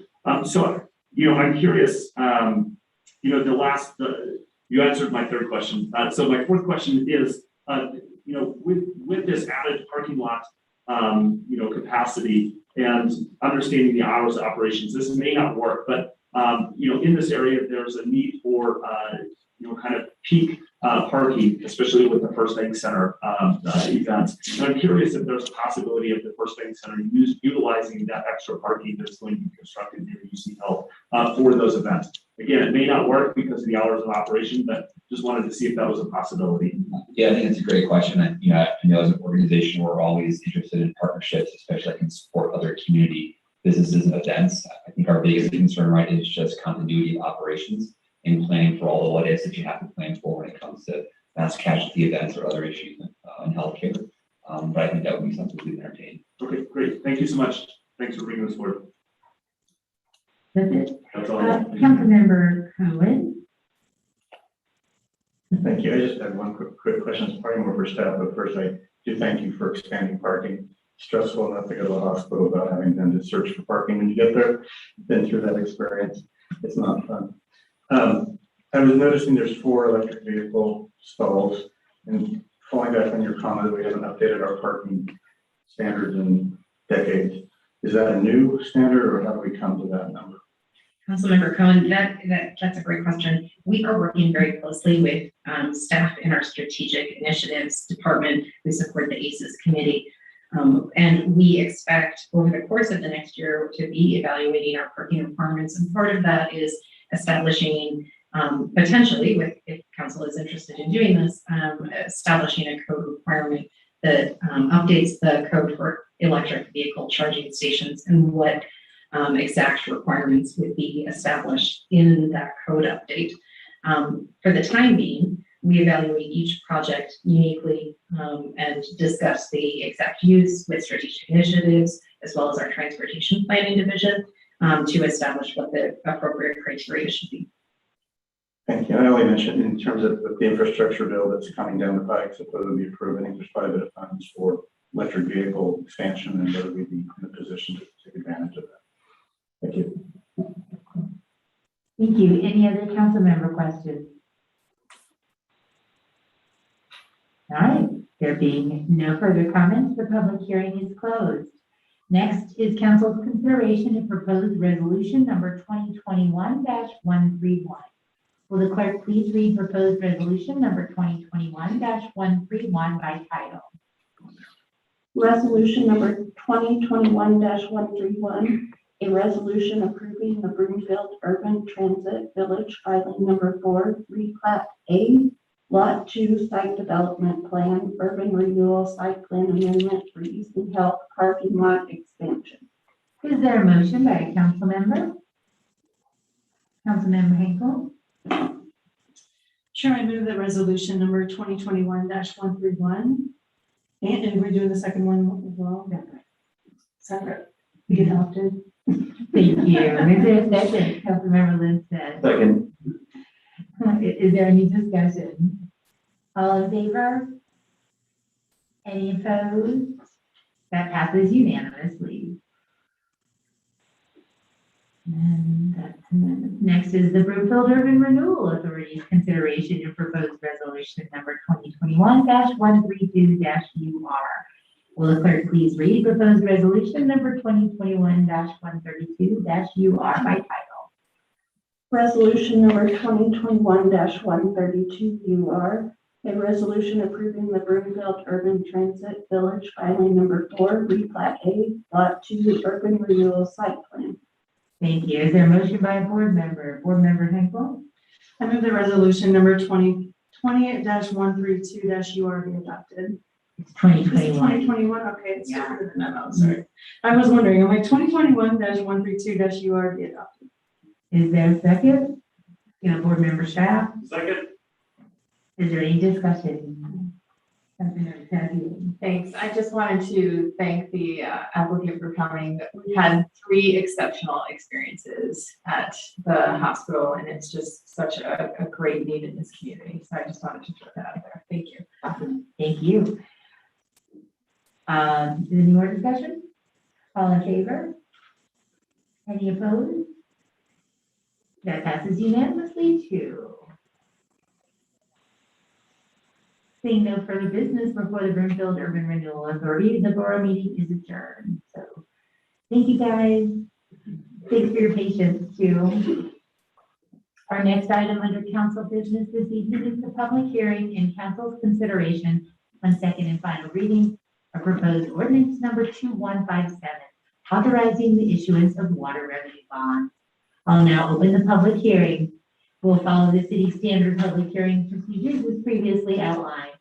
Council has a copy of the agenda memorandum, which I'll ask our staff to summarize. Thank you, Mayor. Joining us tonight is Brenda Ritchie, our Chief Financial Officer. We're round 2 and the final conversation on the revenue bonds. Ms. Ritchie.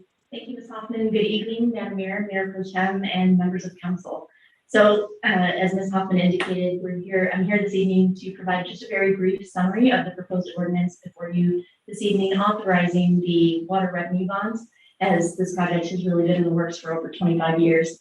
Broomfield is seeking to issue the water revenue bonds of approximately $166 million with an annual payment of $9 million over the course of the 25-year term. And the rate right now is 2.58%. So the figures along with the interest rate will be finalized at the closing, and they are programmed within our capital expenditures at a very fiscally conservative rate. So the total cost of the repayment and principal is estimated to be $225 million at the end of the term. And as a reminder, the annual debt service payments will be paid directly from the water enterprise funds and primarily through license fees, which are used to support new growth, which is what this project is. And so there will not be any taxes related to funding of this project. This investment will provide a secure and dedicated water source for Broomfield well into the future and support that projected demand and supply, which the council most recently had an opportunity to visit last month, so had a firsthand experience with that. The second and final reading of the ordinance contains information that was presented in the exact form it was in the first reading. There were no changes. And all of the documents in the packet, as mentioned, will be updated upon closing, as that's when the terms and conditions will be finalized, having all of those actual numbers upon closing. So we will have the total cost and final definitive principal and interest payment amounts at that time based on the market conditions. Staff is currently finalizing the documents with our partners and anticipate posting that preliminary offering statement this Friday. And we're still waiting on an official credit rating, but preliminary discussions with Moody's has been deemed favorable. And so we anticipate that to continue. And what that means is just that if we improve our credit rating, that's just better for us in the ending interest rate that we close with those bonds. So that really concludes the staff's presentation this evening. And with council's consideration and approval, bonds would be expected to close on September 16th. Wonderful. We'll now proceed with public comment. Does any member of the public have comments on this agenda item? Step up to the podium, Ms. Jewell. Hi, Roxy Jewell in Lockmore. I'm kind of tired of the city taking everything and buying bonds, which makes everything double in price for our future generations. 25 years from now, our licensing for water taps and sewer usage, we should probably be built out probably before then. We don't really have much left to build out. I do not see that being able to pay for this. So I do see taxes going up in the future to pay for this. That's just my opinion, and I do appreciate our new staff people being upfront and saying how things are actually being done, because in the past I'd ask questions and I was getting the runaround. So I do appreciate our new staff on giving their report and making it more understandable for the public to understand. But I do not see that this is going to be paid by builders or anything like that. Taxes will have to go to pay for Windy Gap and for any of these new bonds that you guys are approving to be done with our taxmen. Thank you. Thank you. Anyone else? All right, then Mayor, Ms. Ritchie could just address that. Ms. Jewell, it's an excellent question and one which we, in every context out front, try to answer that. So Brenda, could you walk through that just real briefly, please? Yeah, absolutely. I definitely appreciate the question. So the reason why there will be no taxes, property sales tax, or any other tax associated with this is because the Water Enterprise Fund is strictly self-supported and it is funded through license fees, user charges, and those fees associated with that. Very similar to our sewer, all the enterprise funds are self-sustained business units, if you will. So they need to bring in the revenue to support them. And so the projections that we've projected out are based on those license fees and are not tied in any way to sales tax or property tax. Thank you very much, Ms. Ricky. Next are council member questions. Do we have any questions from council? Councilmember Green? Sure, I just wanted to build on that conversation that Ms. Joel was bringing up and that we addressed. And then I think is what she was trying to say is not only taxes, but also water fees, right? So I think from what I understand, we're also forecasting that the water fees or the sewer fees based on this bond is not going to go up at a higher rate than what we would expect, because we've looked at the growth over time with the development over time, and we're able to pay for that. Is that a correct statement? So although the property taxes and sales taxes won't have a thing to do with it, there's also the concern that our water rates will not go up. That's a great point, Councilmember Groom, and I appreciate you pointing that out in terms of clarification. So in terms of the water rate, we are, and sewer, so all of our utility rates, we are conducting an updated rate study. But the way it's projected for these specific bonds, you are correct. We have not programmed in any additional increases outside of what was already programmed in 2012. So those are the projections that we have used, and that's sufficient to be able to support the projected balances and to provide the debt service as we move forward to support this project. With that rate study that we are conducting, that we're in the process of finalizing to move forward, we will take a look at our methodology just to ensure that the current rates that are being charged and the rate at which we are approaching that and proposing those increases are appropriate for that measure, so that we'll continue with the smoothing effect approach that Broomfield takes rather than random spikes throughout the year, so that it does bode well for the customers of the systems, both sewer and water. And then will you just talk about briefly the smoothing effect? Sure. We do the 2% every 3 years. So we look at, every year we look at the average winter consumption of the usage and basically compare that to the actuals.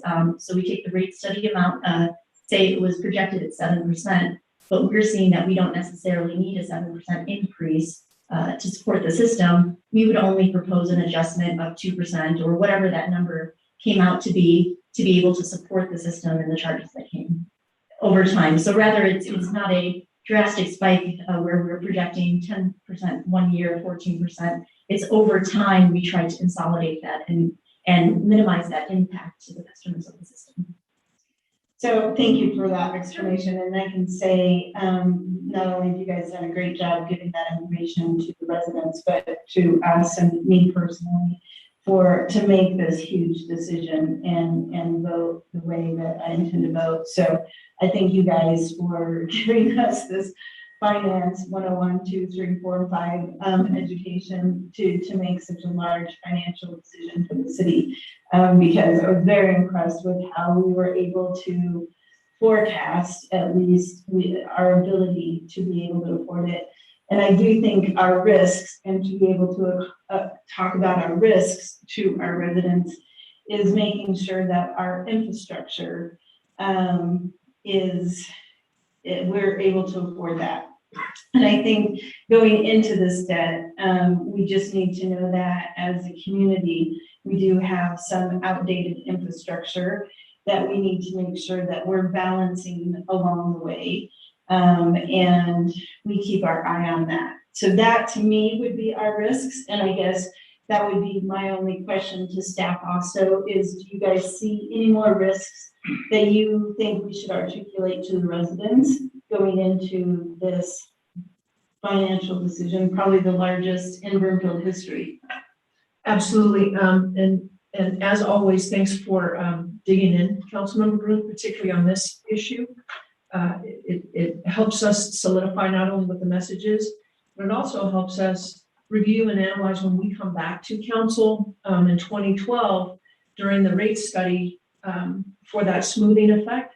It always comes back to council to approve whatever that recommendation is.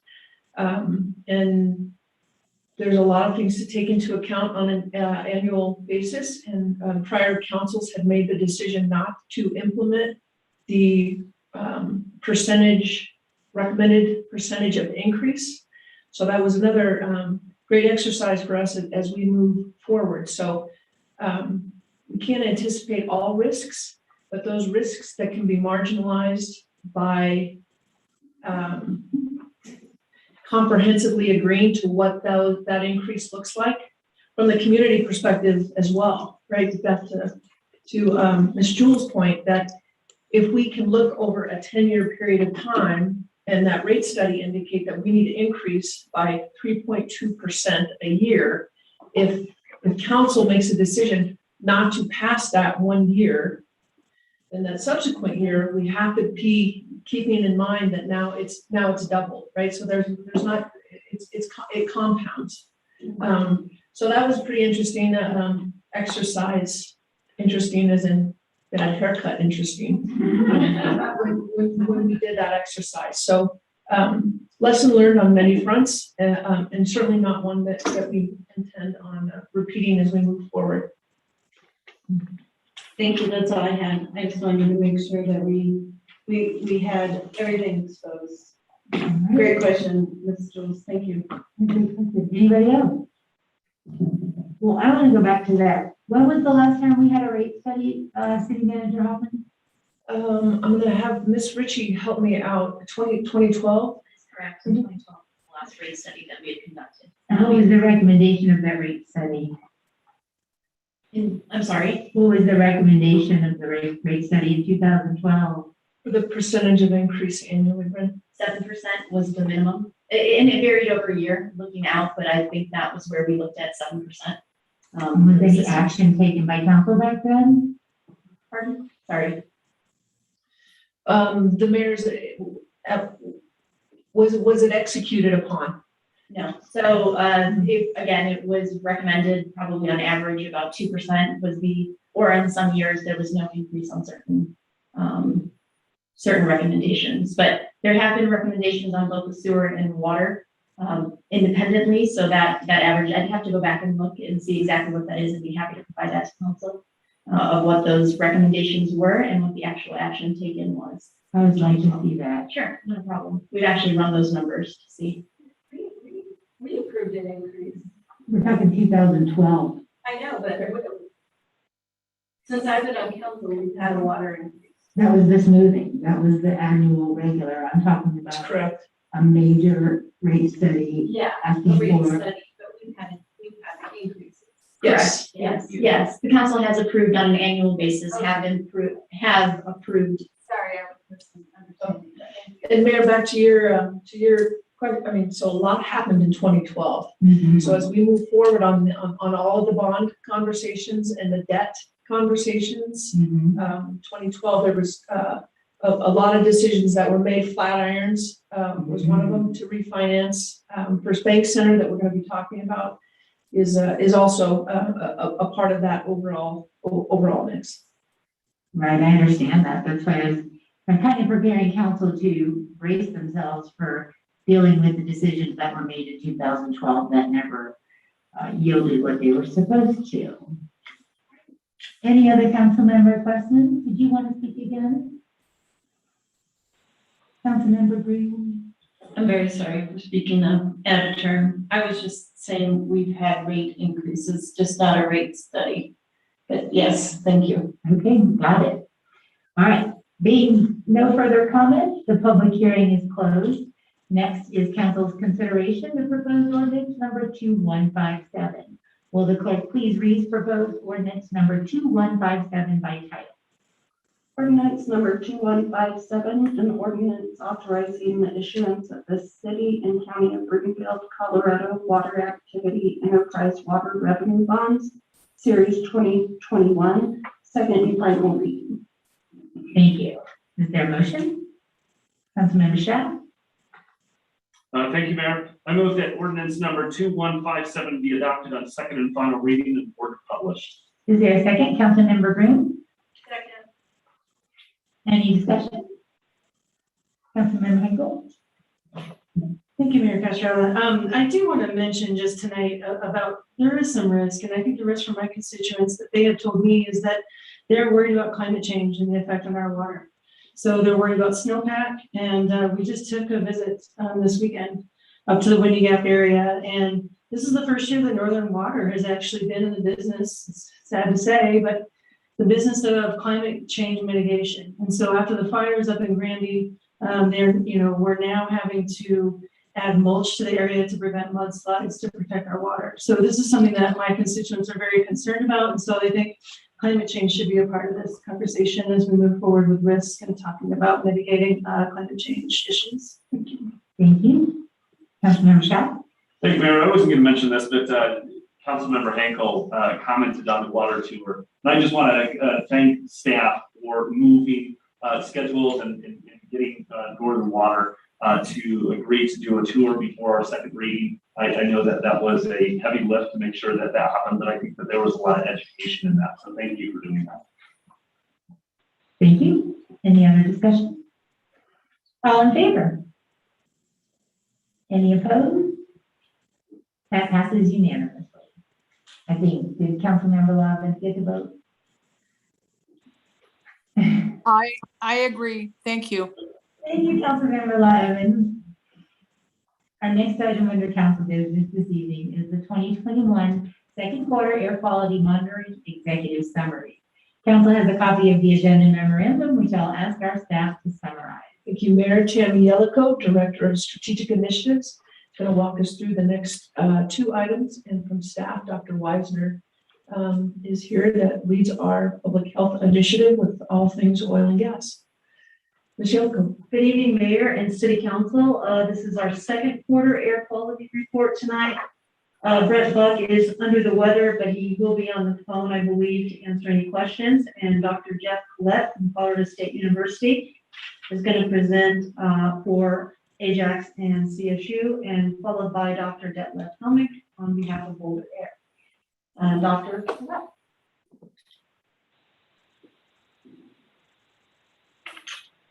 Thank you. Good evening, Mayor, Mark Pro Tem, and council members. I'm Jeff Collett from Colorado State University. As Ms. Yellico mentioned, I'm presenting on behalf of Brent Buck, who apologizes for being able to be here this evening. Next slide, please. So we'll give you a quick overview of some of the findings focusing on the second quarter of this year of the air monitoring conducted by Ajax and CSU, and put that into some context with some of the longer term observations since the beginning of the program a couple of years ago. Next slide. Again, here are some of our objectives to characterize and quantify the air contaminants, to help better understand the emission sources that contribute to those, whether they be oil and gas or other source types, to compare what we're seeing against standardized health guidelines, share information with you and with the public, and to provide data that's helpful in understanding potential health impacts as you also look at health data in the community. Next slide, please. And please click again. So we are looking at a variety of different approaches to try and sort of optimize your investment to get us as far as we can towards the goal of understanding what ideally would be the concentration of each contaminant at each place in Broomfield at every moment in time, which of course is not possible. But we focus on using spatial coverage, using high time resolution measurements, which help us really understand the often very brief impacts of a particular location of an emission plume, and along with the measurement of a variety of different species to help characterize the source. Next slide, please. And so, as you know well, we are focused, especially in this program, on monitoring close to pads so we can pick up the emissions coming off the pad, which often appear to be a very short duration, and also monitoring at the community scale to look at how pollutants disperse and are transported into that community setting. Next slide, please. So specifically in this quarter, we had 7 sites that were operating. 6 of those are sponsored by Broomfield and 1 is sponsored by Ajax. We had a total of 7 trigger canisters from our indicator monitoring systems, and I'll talk about one of those examples in some detail. We had 2 mobile plume tracker deployments looking at concentrations across Broomfield and up into Erie. We had a total of 75 weekly canister samples, and Ajax reported 96% uptime for their monitoring network. Next slide, please. And again. So I apologize in looking this over before presenting. There's an error in the slide, so please don't pay attention to the numbers here. But what I'll tell you is benzene is what we typically focus on because it tends to be the closest to the health guideline values. Our maximum benzene concentration in the quarter for a weekly average was at the common site, and that was approximately 10% of the chronic health guideline value of 3 parts per billion. This is one of the lower values we've seen for a maximum weekly value since the start of the program. Next slide. So here is an overview of some of the changes that we've seen spatially in Broomfield, looking since we began in the 4th quarter of 2018, prior to the beginning of significant activity at Interchange and then at Livingston, and then continuing through the pre-production activities through about the middle of the slide, and then beginning in April of last year, where Livingston went to closed loop flowback. You see a sort of transition in the nature of the graph at that point. And what's being shown here in the blue is the average weekly sum of about 50 different volatile organic compounds that we measure in the canisters across the network. And you can see there this fairly regular seasonal cycle in that blue curve, with higher values in the winter when we tend to have poorer dispersion and greater pollutant accumulation. The other thing that you should look at here is the spread between the green and the red lines. So these are the minimum and the maximum each week across the monitoring network. And what you'll see is early in this timeline and later in the timeline, the spread is relatively small across these sites in Broomfield. But you see this period in sort of the middle of the graph is presented here, where that spread gets larger. That is the period including pre-production activities, first at Interchange and then at Livingston. And if you dove into this in more detail, as we've talked about before, you would see that the higher concentration sites tend to be those closer to the oil and gas operations during those periods in particular. Next slide, please. This gives a little bit more detail about site by site the data for this quarter in particular. Across the bottom are the 6 sites where we were doing weekly canisters in this 2nd quarter. And then vertically are different species. And if you just look, for example, across most of these, you'll see that during this quarter, there's not a lot of variation across these sites in Broomfield. If you look at the middle graph in red, which is ethane, you'll see in the center there, that higher point, that is the Interchange site. So we're seeing a bit higher ethane, which comes largely from oil and gas activity at that site. And if you look at the top, that is the sum of BTEX, benzene, and toluene, and so forth, some of the air toxics. That tends to be highest at commons, so away from the oil and gas sites. And we've seen this in other quarters too, especially after we got out of pre-production, probably due to the greater traffic and proximity to some of the greater traffic areas. Next slide, please. This is just a reminder that at the Soaring Eagle trailer, we have a mass spectrometer, which measures approximately every minute the concentration of benzene and some of these related compounds. This is helpful because often these plumes are just a few minutes in duration as they cross the site. What you'll notice here, for example, on the top, which is the benzene timeline, for the quarter is that benzene concentrations, even on this fine time scale, are generally fairly low, well below 1 part per billion. But we do have a few very short spikes that largely during this quarter appear not to be oil and gas related, but probably some combustion source close to the site and very short in duration. Next slide, please. So I mentioned during the quarter, we did 2 mobile measurement outings with the plume tracker. We talked actually about the first of these, which was on April 2nd at the last quarterly update, because it happened between the end of the quarter and our presentation to you. The focus on that one, which is on the left here, the color of the trace is the methane concentration that we measure as we're driving around. The main focus here was to look up in this area north of Broomfield, near the Front Range landfill, the Coyote pad, at some large methane plumes we had seen previously that we suspected were being transported south under some conditions in the Broomfield. We did see those on that particular outing. But we also made 2 focused efforts near Grand Peak Way, near the Davis 43-6 well, and over on El Diente Drive near this suspected potential coal seam emission. And you'll see during this period that the color stays blue constant in that part of the drive, suggesting we're not seeing any significant methane change there.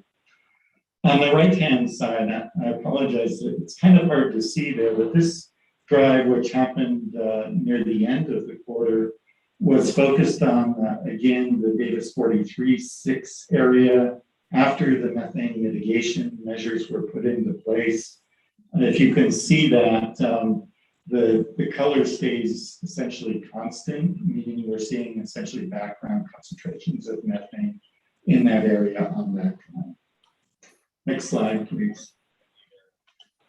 The final thing I want to draw your attention to is something new that we saw this quarter, and this is picked up really by the triggered systems, the continuous PID monitors that are triggering canisters when we see increases in VOC concentrations.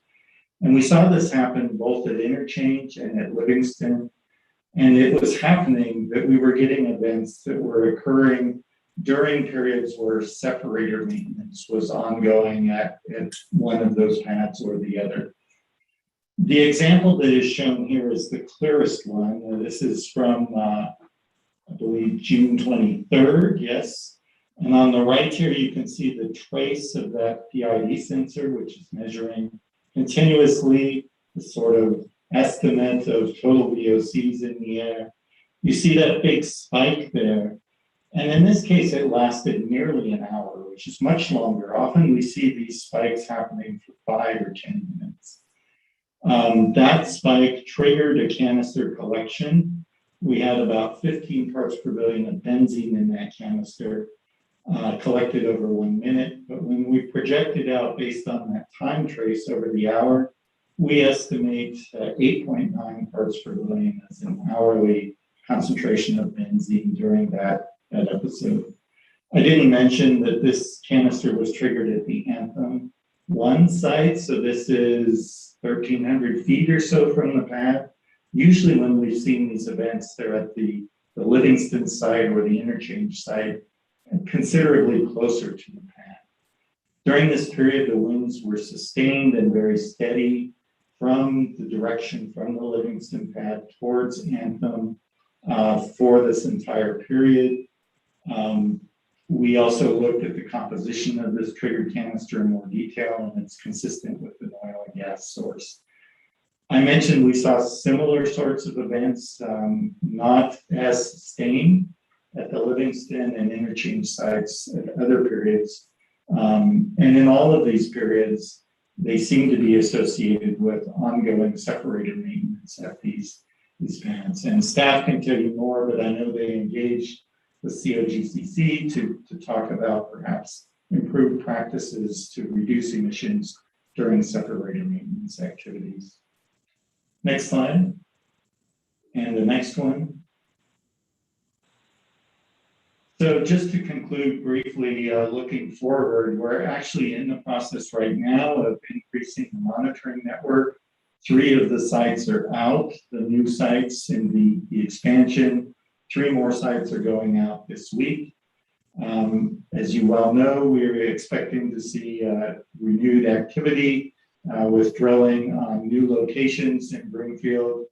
We expect to see very likely concentrations increasing like we saw during other pre-production periods locally. In this case, where there may be multiple pads going on at the same time, it's potential for larger scale average concentration increases to happen across the network, but we'll have to see how that kind of evolves. And then the final slide, if you go next, is just showing you this map. I suspect many of you have seen this already, but the new sites here are shown in the open circles, and the colors have to do whether they're sensor systems or canisters. But you'll see those are focused primarily around the new pad activities at Interchange at Northwest Parkway and United pads, and then up at the school area as well to have some additional monitoring, which we had done earlier in the program, but suspended during the quieter period over the first part of this year. So that's all I have, and if there are questions when there's time, I'd be happy to address those. Thank you. Do we have a presentation, or do we want to do questions with Dr. Collette? Doesn't really say, so. How do you want to do it with Yelika? If there are any Dr. questions, Gedlow? yeah, if there are any questions now, Dr. Helmick can come down and present to Boulder Air. Okay, thank you. We've got an active ozone period. Yeah. It's so personal. Okay, well, good evening, Mayor, Mayor Kim, and council members. Good to be back here in person from a long break. So I'm going to go a little bit beyond just the Q2 summary because we had so much happening last month, which I took the liberty to include that in my presentation tonight. So let's go to the next slide, please. So real quick, a few updates from the network program. Real quick, Q2 summary, and then mostly I'm going to focus on subject 3, the summer 2021 air quality. That's been such a hot topic that I'm sure you've expressed some interest in. So let's go to the next slide, please. Real quick summary again, we're running 2 of these fixed monitoring sites, and we're having the website that reports all the data. Everything has been running pretty smoothly through the quarter. Data are coming in, over 99% data coverage. The website gets visited quite frequently. We've made some sample improvements so that now you can hopefully use that website a little bit easier on your mobile phone. If there are any things that you feel still don't work right because some of the phones work differently, let us know. But we have tried to improve that feature as well. So let's go to the next slide. So 2 changes here. Let's look at the bottom first. We had been operating the smaller R2 trailers at the Broomfield Livingston site in early June. That was relocated to what's circled there on the right bottom. It's now at Broomfield North Pecos, and we call this site now BMP. And I'll show you in the next slide where exactly that is. So we moved one of the sites over in June. It took a couple of days, and then we had it back up and running. Another news that's of interest to this whole program is that the town of Erie approved funding to implement a monitoring program as well, and that includes a similar type of monitoring site, which most likely will be on the premises of the Erie Community Center. We're working right now on installing that site, and this will be really valuable to the Broomfield program because it gives us a closer neighbor site, in particular in an area upwind of Broomfield where we've seen over the past year transport of pollutants, particularly methane, So to have that science in that particular area, I think will be really beneficial for us to better understand, interpret the observations that we gathered so far from the Broomfield locations. Let's go to the next slide, please. So that shows the relocation of the station that previously we called BLV, which was a little bit west of the Livingston pad. This has now been moved to BNP, Broomfield North Pecos, or it's in the open space. And as you can see, it's very close to the Northwest pads and the United pad and the Interchange pad. So we're right kind of in the middle, which puts us in a very good location to keep an eye on any potential emissions that may arise from those pads and the activities that are now ramping up at the site. So it's been up and running, we've been operating smoothly, and we have been getting data there for 6-7 weeks by now. So next slide then, please. This is just my one slide summary for what we saw in Q2, and this is all detailed in the report if you want to look that up. In short, this is what we've presented before, what we've discussed before, just in general, how does Broomfield compare to the other sites we're operating on the left. I find the most interesting the upper right graph that shows where we see the highest methane, and that's still what we reported before. We see these elevated methanes coming straight from the north. Very interesting, trying to figure out what's going on. Everything else here is not, I would say, groundbreaking news because we've covered that in previous presentations. So I'd rather move on. Let's go to the next slide and talk about what we've been observing here on air quality during the last month or two.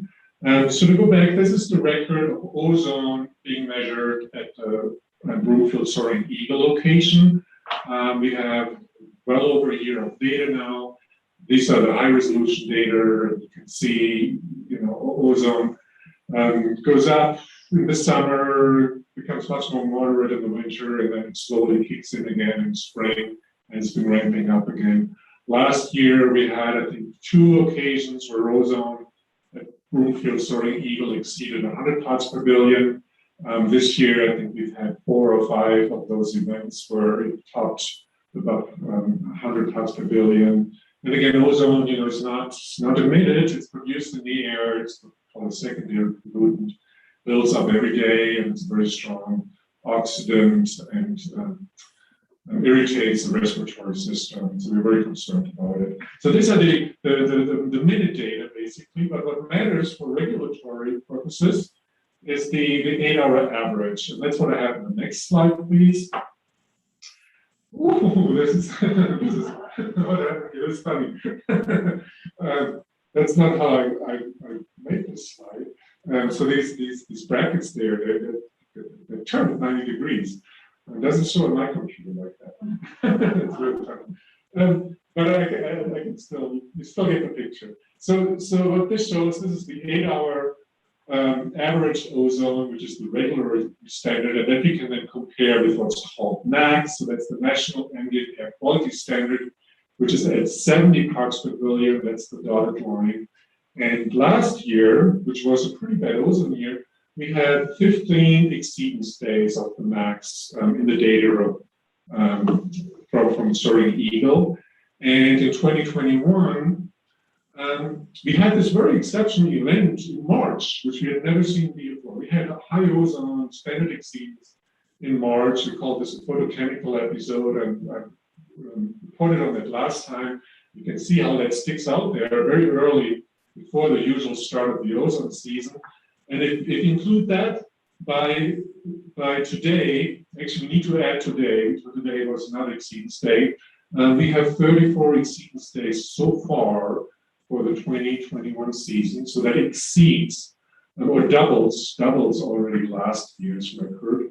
And very notably, during the last month, the last 31 days, on 24 of those days, ozone exceeded the air quality standard as it's currently defined by the EPA. So you can see, the last month there, where the green goes over that dotted line day after day after day.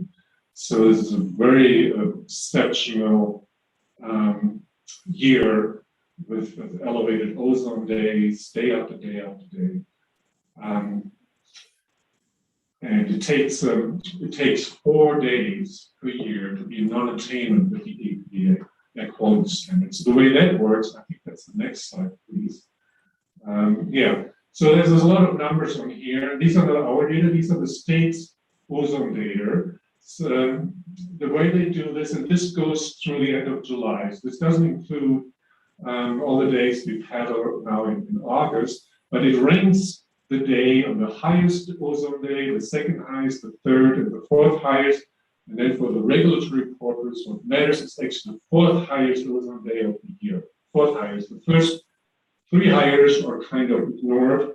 And then the long-term running mean of the fourth highest is considered for whether or not you are attaining the standard or not. And you want this to be below 71 to be in attainment. So if you go to the fourth column with the yellow colors, orange colors, which show if you were above the standard, you can see that at many of these sites, there's some 30 monitoring locations that the state operates.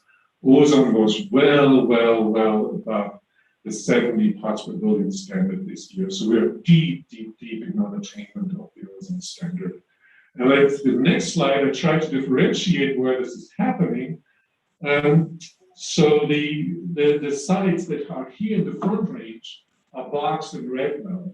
So you see where's the ozone high in the state, whereas the sites that are not in red, those are the ones that are not in the front range. We have, so outside of the area here, we have Rifle, Palisade, Cortez, the Four Corners regions has a number of ozone monitors, Mesa Verde National Park, Wrangley. So all of these sites have been in compliance.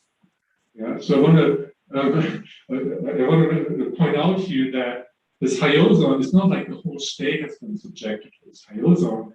It's the sites in the front range here, very consistently all across. Now I've added at the very bottom, I've added the Broomfield Soaring Eagle, which is not part of the CDPHE network. It's not regulatory, but we follow the same protocol, and I think the data are 100% comparable.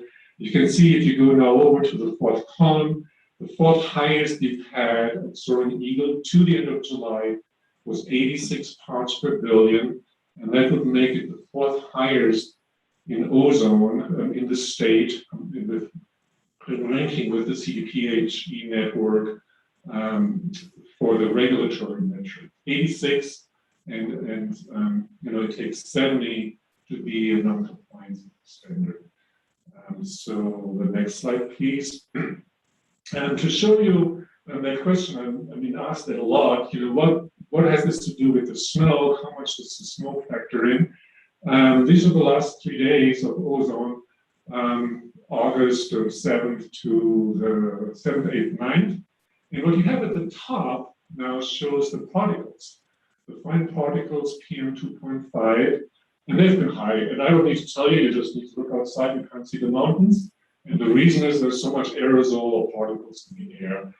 So at the top, it's the PM2.5 readings, and the orange line is the health standard for 24 hours average data. And you can see they're actually the data from Soaring Eagle and our partner station in Longmont. They actually follow each other quite nicely, and we were, above the standard on several days, and very well above the standard on the 7th and the 8th. And below now is the ozone. The ozone readings from 4 different sites that we operate. And what's really amazing there is that on the 7th, we had actually about the worst haze, the highest aerosol particles, but ozone wasn't that high. It stayed actually below the standard. So it was right around 55, 60 parts per billion. It didn't exceed the threshold. And then on the next day, the particles were not quite as high, but ozone actually exceeded the standard. And the two differences between those 2 days, and the next slides I'm pointing this out, if you go forward, please. Yeah, the comparison between those 2 days is that on the first days, the winds were from the west. If you look at the very bottom, and what I circled there gives the wind direction from all these different sides, and that's really nicely consistent. You see, most of the data is like 270 winds from the west, whereas the next day the winds were mostly around 90, maybe shifting a little bit and to 100, 120. So that's where we have winds from the east, shifting gradually to the southeast. So the difference between these 2 days, which both were heavily impacted by smoke, the first day we had the winds from the west, we got the smoke coming over the mountains, and ozone was actually low, which means the smoky air that comes in doesn't have a whole lot of ozone. Yeah, but we're adding in here locally the ozone into that smoky air. Yeah, so we're making that ozone here because I don't hear, well, we get this dirty smoky air and it has all this ozone. No. We're making this ozone still here locally. Yeah, and that's what I was trying to explain, that this beautiful sequence of 2 days back to back that just happened to have this different flow conditions. Okay, so let's move on to the next slide, I think. Okay, yeah. So now we're entering the second year of this monitoring, so we can do some comparisons between last year and this year.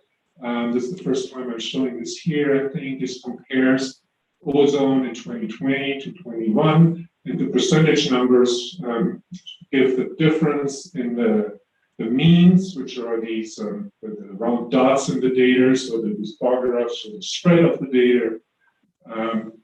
And so compared to last year, April and May were somewhat similar to a little bit lower this year than last year, but then you can see in June and July, it really kicked in, and ozone during both of these months was significantly higher than last year. And I'm pretty sure August, well, we had a high ozone August last year. We'll see how August will look like. Okay, I think now we will do particles. The next slide, please. Yeah, this thing's flipped again. So these are the particles. They are averaged, the data are averaged over 24 hours, which is the regulatory standard, which there is 35 micrograms per cubic meter. And we had a number of exceedance days there last summer, mostly in August and September, when we had a lot of wildfire smoke, which mostly came from within Colorado last year. This year it's quite different because most of the smoke is coming from outside of the state. So you can see where we are so far with exceedances in the particulate standards. We had this photochemical smoke event in March where we exceeded the standard for 3 days. And now so far this summer we've had 4 days where the health standard for particulates has been exceeded. So it looks like we're going to end up probably close to where we were last year with the number of exceedance days in fine particulate matter. Next slide, please. And that's what's behind this. Most of the smoke we're seeing right now. These are two products from NOAA that I grabbed from some websites. The one on the top shows where the fires are. This is from August 3rd. The size of the marker shows kind of the size of the fire, the intensity of the fire. You can see most of these fires are northwest of us, along the Pacific and Oregon and Idaho and Montana. That's where the fires are, but the larger image now shows you where the smoke ends up. It's not just there where the fires are, but most of the transport in the northern hemisphere is west to east, so you can see how the smoke flows travel all across the United States. If you want to get away from it, you've got to go to Florida or Hawaii. Other than that, you'll probably get some of the smoke. And unfortunately, the way that these transport patterns have been a lot of the summer is it kind of curves around on the eastern flanks of the Rocky Mountains and hits us here in the Front Range. So a lot of the smoke we're seeing has been driven by this type of transport pattern. The next slide, please. Okay, that compares the particulates This year versus last year, so you can see how as we progressed into the summer, we've had significantly higher levels of particulate matter this year compared to what we had in 2020. 60% higher average levels across the whole month of July than what we had last year. Then next one, please. Okay, this is interesting. I thought so we've talked about ozone and particles, but what's also in the smoke are a few organic gases, volatile organic compounds, and this is the record for benzene. The top trace shows the benzene readings from all these 4 sites where we're monitoring benzene right now. The bottom trace shows the particles again, which you've already seen. And now if you compare the bumps, you can see that when the smoke gets really, really bad, which is when these bumps go up, it's nicely consistent between Longmont and Soaring Eagle side. They're on the 5th, and then on the August 1st and August 4th or 5th, you can see that then all the sites show this increase in the background of ozone. So there's benzene every year. You can't run away from it. When the smoke hits us, you get these increases in benzene where it goes from a background. I think the median we have for benzene is something called 60 to 70 parts per trillion, which is 0.06, 0.07. So it goes about 2, 3, 4 times that high when we have these worst smoke episodes. And on the right side, with the health guideline values there, the risk levels that are associated with these different benzene thresholds. Okay, next slide, please. Something interesting that happened, just throwing this in here because it's been so quiet and boring for a year. And Soaring Eagle, we measure hydrogen sulfide because of these odor concerns that have been voiced. And we had these events last summer, which were linked to the use of reclaimed water in irrigating the park. And that stopped, soon after we identified this. And for the first time really in the year, we've had another event on August 3rd, I think. Early in August, there were a couple hours, again, late in the evening, where we had a very significant spike in hydrogen sulfide. I didn't hear any complaints from citizens. So that's hydrogen sulfide, which is rotten egg smell. And what we got here, the 30 parts per billion, you smell this, you notice this. We want to get away from it, but I didn't hear anything. A very unusual event we had there. Next one, I think there's just a couple more slides. Yeah, this is interesting. This compares the nitrogen oxides this year versus last year. And this is really surprising because nitrogen oxides, that's the other group of compounds that drives the ozone chemistry. Nitrogen oxides have really gone down very steadily for some 20 years because we cleaned up the power plants, we cleaned up the cars, looked at a lot of data, as many papers, nitrogen oxides have come down. But what we see here actually is that during all of these months, nitrogen oxides have been higher in 2021 than in 2020. So that really defies the trend. It's been so well established.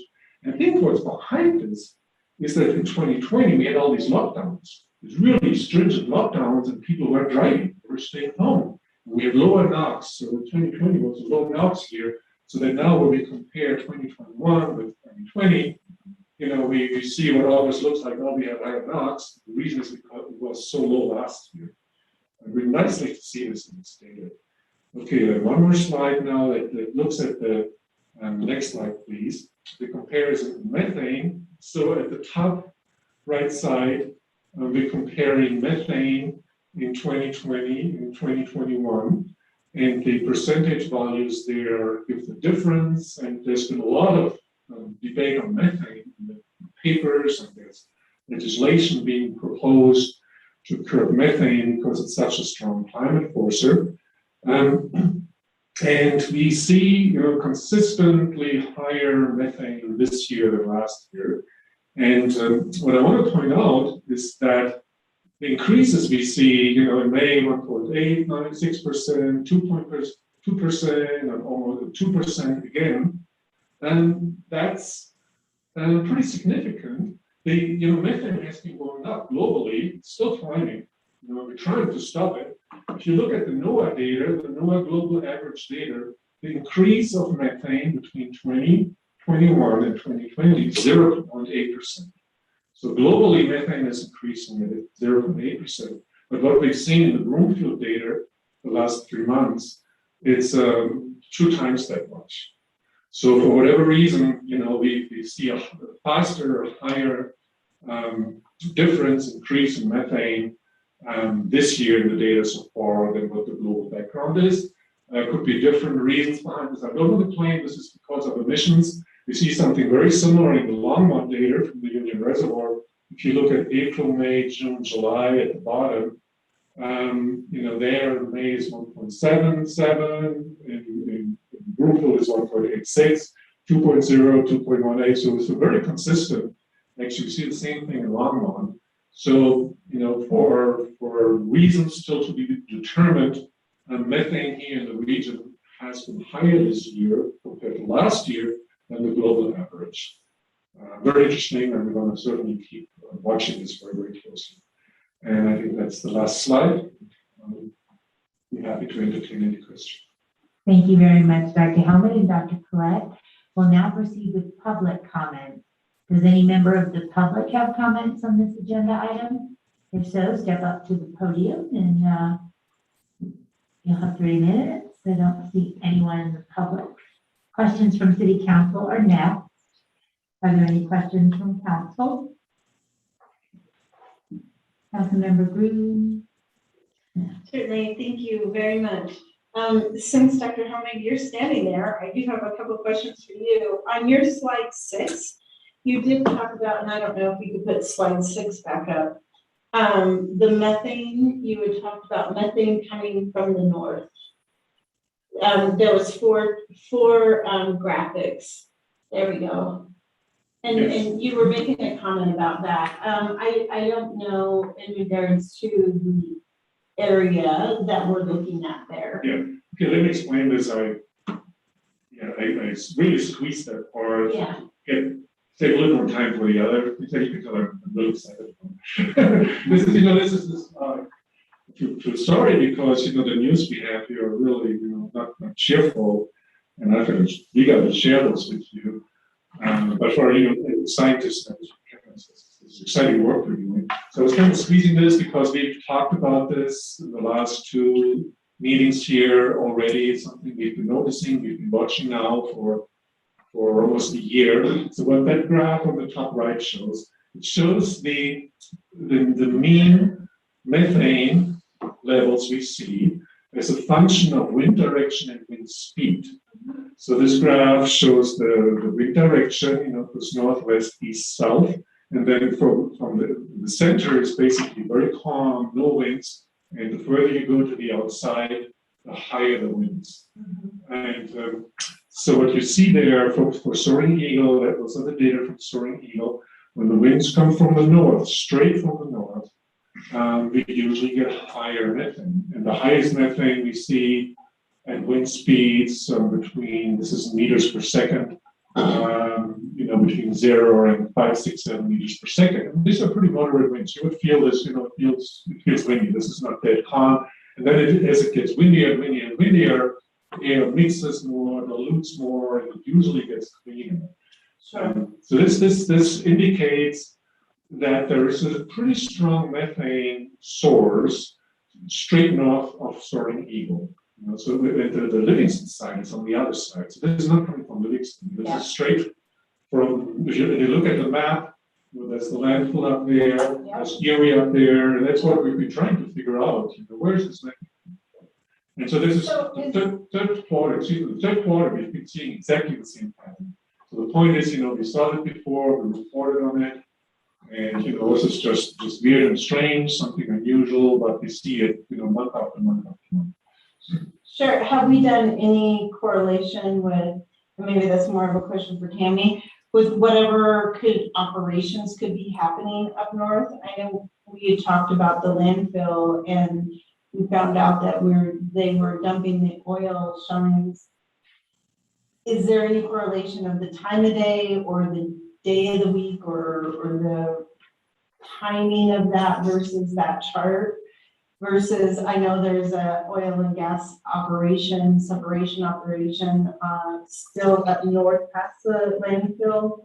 Have we been doing any kind of correlation with those operations? That's work in progress. And the CSU group has approached this question, with other experiments and taking their plume tracker.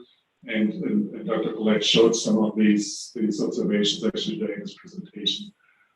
There appears to be a source in that area, and the plume tracker observations do confirm that. So we have independent observations, but at this point, I don't think we have it 100% well defined. And that was my other point with having now the Erie station be added to the network on the other side of the landfill, or really to the west. It would be really beneficial to further constrain what the likely source of these methane emissions are.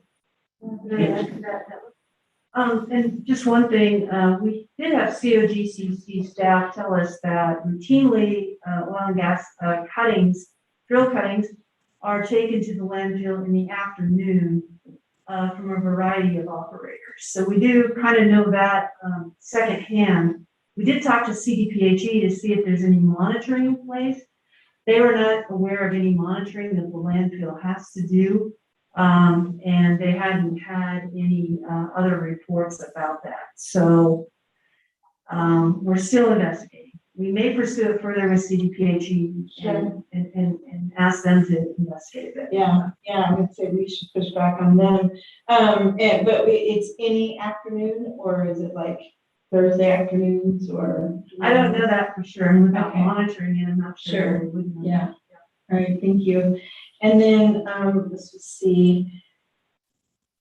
Oh, on your side 12, you did talk about benzene, and you were saying it's not oil and gas, it's more combustion. I think if we can go to slide 12. Slide 12 here.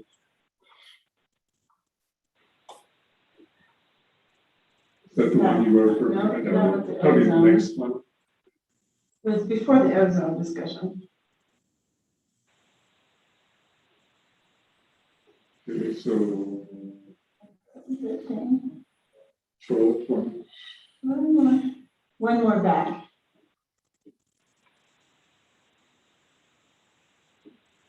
I'm sorry, I have no controls here. Yeah, that's fine. That's slide 14. So we're on slide 14 now. I'm not sure if they can see the slide number, so you can go back 2 slides. This one's slide 12 with.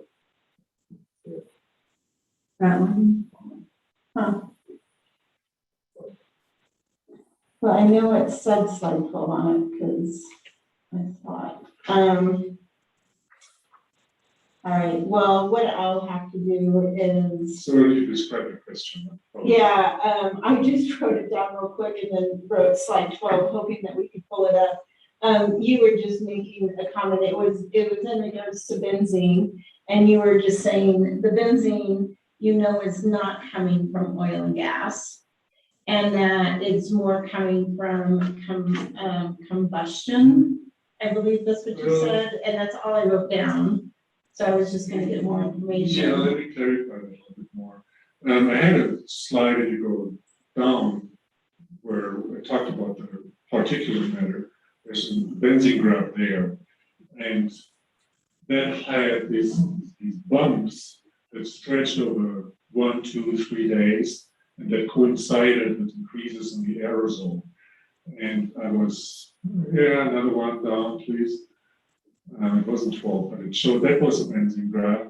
If you go to 15, and I think it would be 16 then, 16, next one. No, another one's 17. Yeah, this one. So this has benzene on the top. Okay. So there's actually several stories in this data.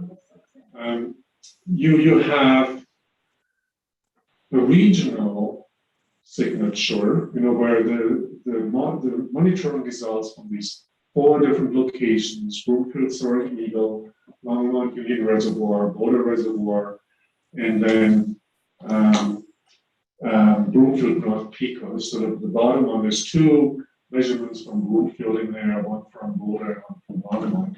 And you can see, each of the kind of the individual short-term behavior. If you look at the spikes, the sharp spikes, they're all individual. These are pollution occurrences at each of the individual sites that only last an hour or 2. There's something that could come from a local pollution source, and it could be an oil and gas plume, but it could also be a traffic source, which I think are the 2 most likely contributing sources in the benzene spikes. And there really is no strong correlation between any of those sites in these sharp spikes. They all do their own thing because they get subjected to plumes or traffic emissions, in their own way. And you can see those spikes, they go to 0.4, 5, 6, 7. The highest we had the last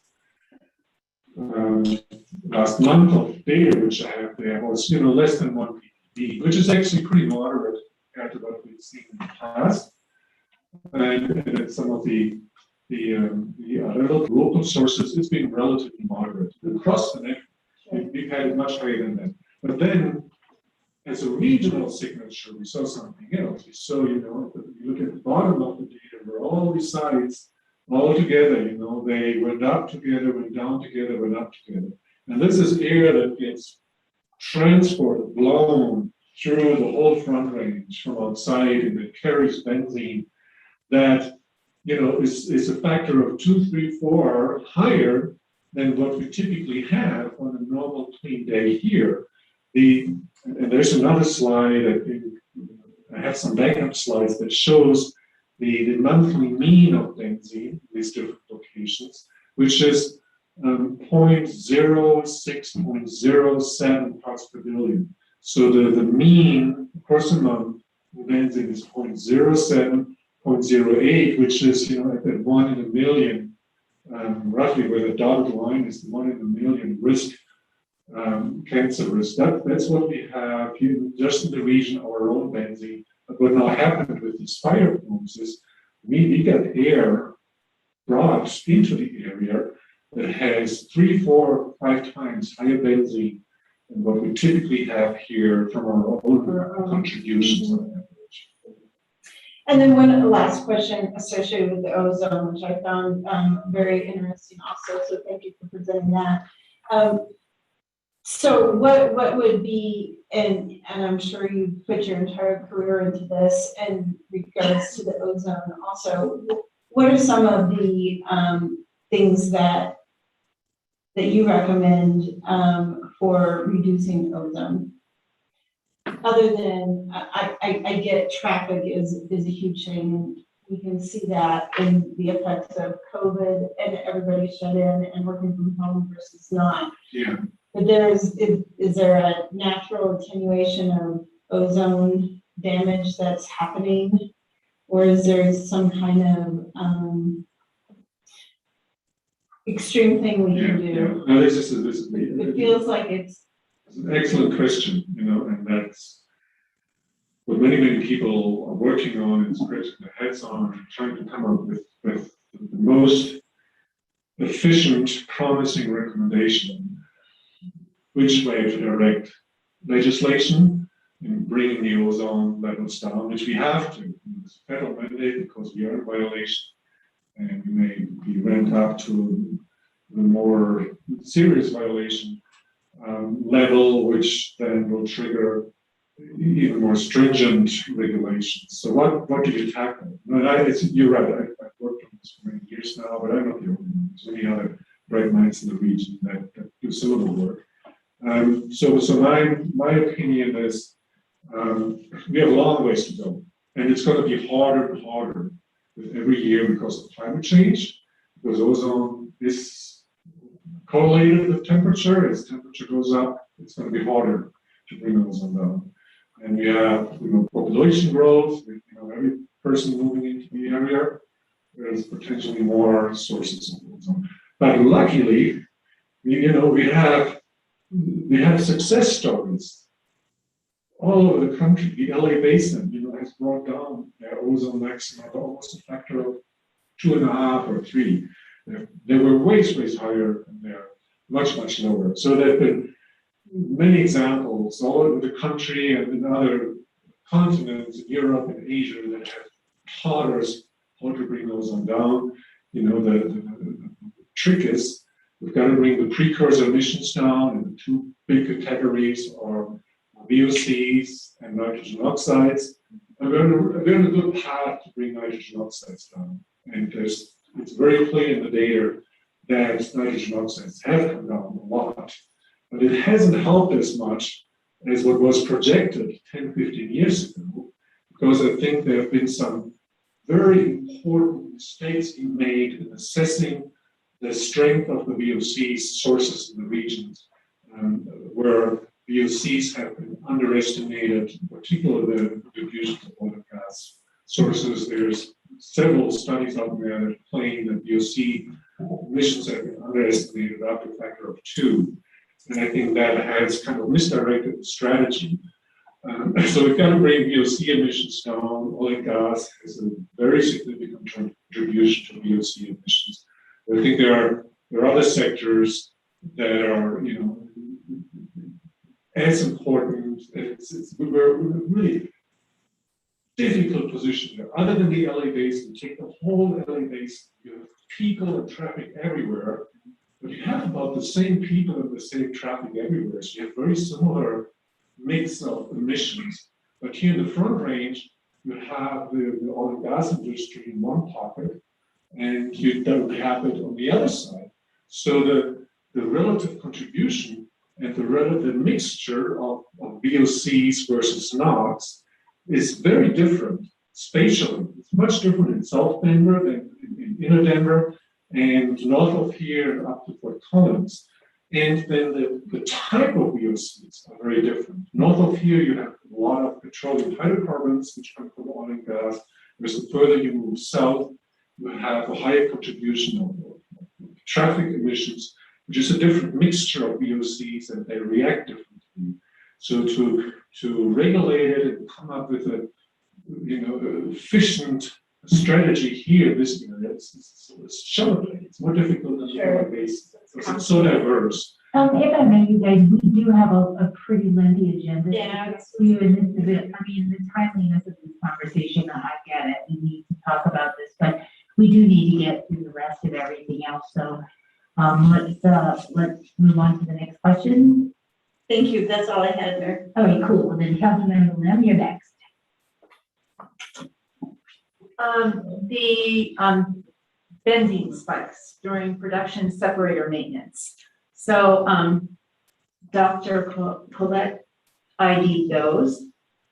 We've had our trigger canisters pinpoint those events.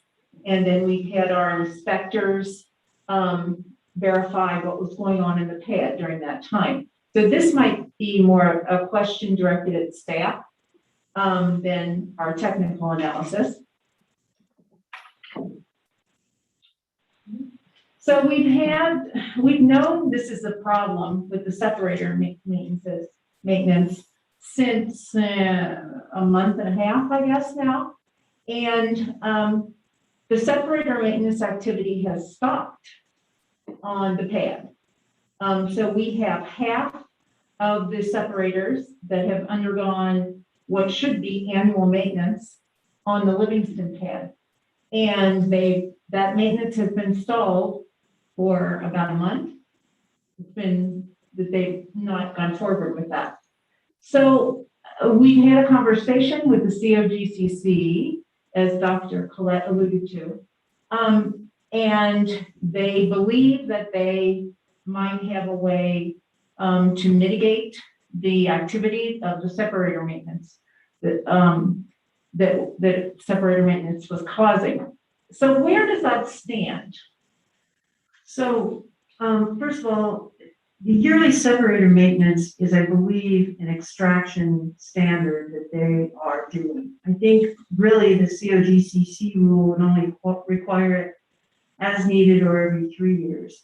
And we have had a conversation with COGCC, and you are correct, they have not done any other separator maintenance since we brought this situation to the attention, the spike, to the attention of the COGCC. And the COGCC had some ideas, the staff that we talked to, about how separator maintenance could be done differently. In other words, an improved best management practice. And so as it sits now, they clean the separator, which separates oil, gas, produced water, sits in an encasement. And extraction was taking the tubes and other pipes out of that encasement, putting it in another holding bin that looks like kind of like a garbage bin, and then they were steam cleaning that. So cleaning off all the stuff that gets caught up in oil, gas, and produced water pipes. The COGCC, in our conversation with them, suggested that the steam cleaning could occur while the pipes are still contained within their original encasement. So that so much of the emission that was released from that process would be contained within the container versus taking it out and doing it in the ambient air. The COGCC said it would discuss this practice with extraction and make recommendations concerning that. And I have not had a follow-up conversation with the COGCC since then. I have put a call into them, but so far I have not had an opportunity to talk to them about that. That meeting took place just last week, I think, in the end. But you're correct, they haven't done any more separator maintenance. And there are a lot of different theories for that. Maybe it was because they saw the spike and stopped to investigate it themselves. Or perhaps, they only had a limited number of separators that they thought needed the maintenance at that time. All of this is somewhat conjecture, and we haven't had a lot of feedback while on the pad. But you're correct, our inspectors do observe that process and are now attuned to that. So as soon as I have feedback from COGCC, I will share that with council at our Wednesday meetings. Okay, I mean, I'm concerned, well, one of the separator, I understand that one of the separators, while it was under maintenance, they found corrosion.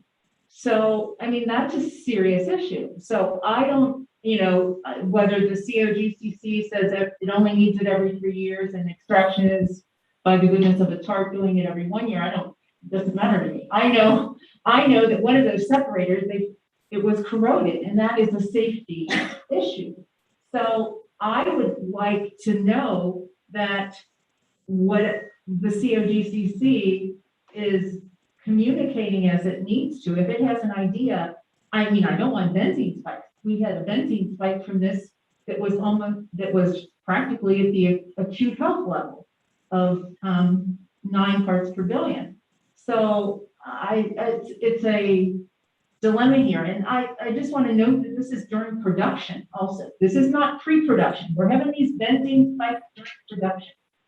So I'm concerned about this.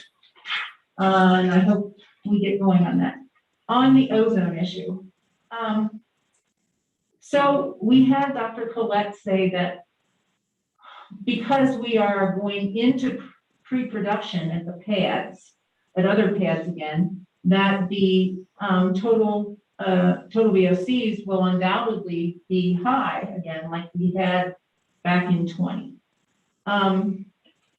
And we had Dr. Helmig described to us that the total VOCs and the NOx all contribute to ozone.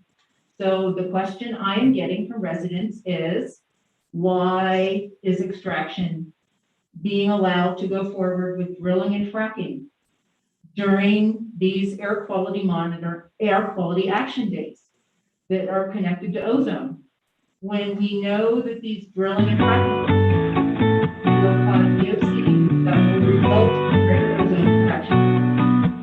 So that's a question that I would like to hear a response to.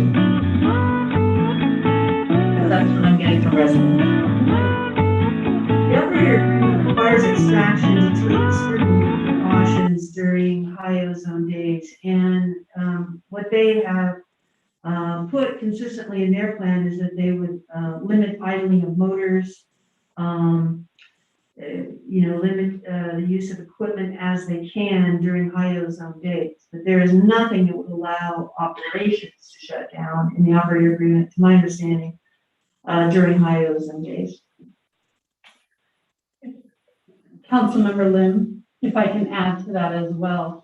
In addition to the operator agreement, there's nothing in our new regulations that would permit Broomfield to halt operations for an oil and gas operator based on this.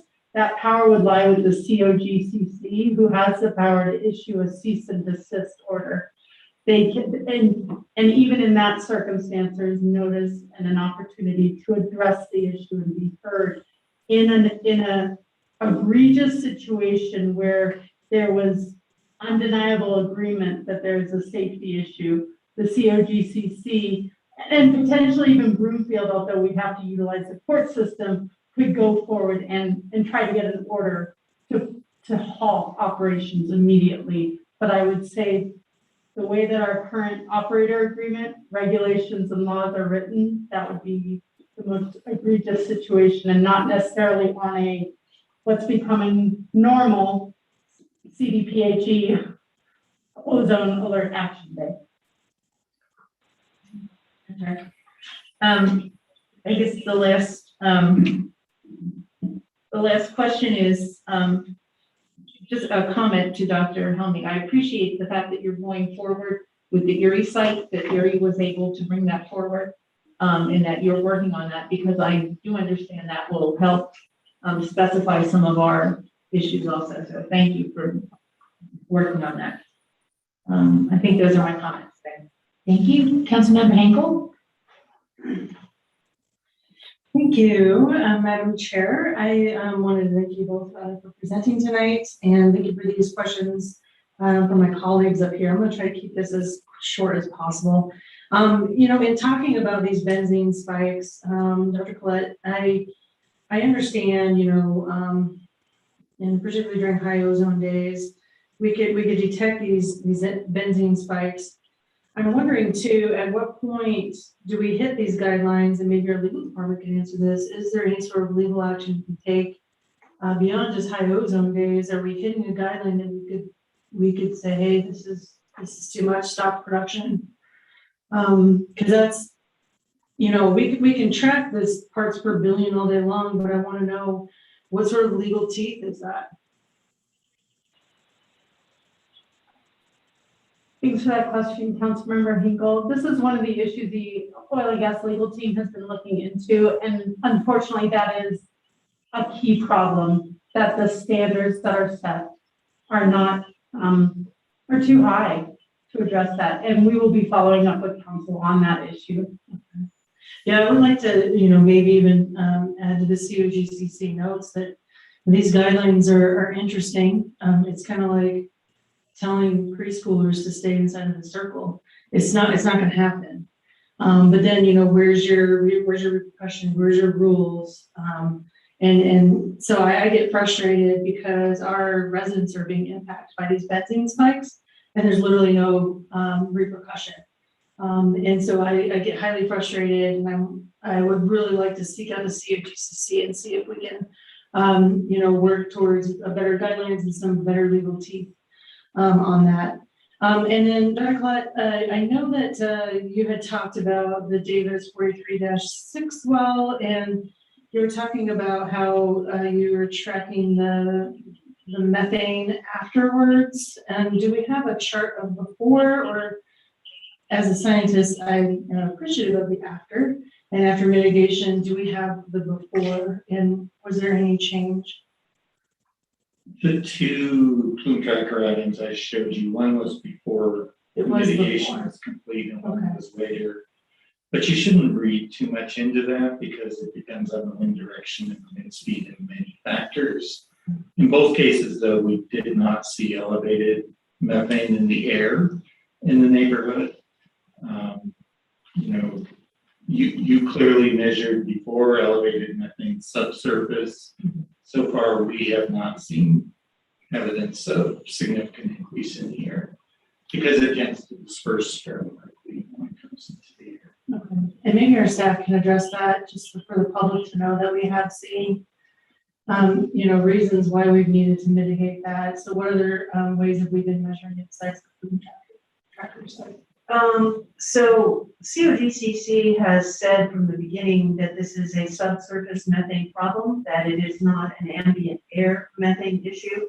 We have not seen any evidence that it is an ambient air from the CSU food tracker, which has been our primary effort.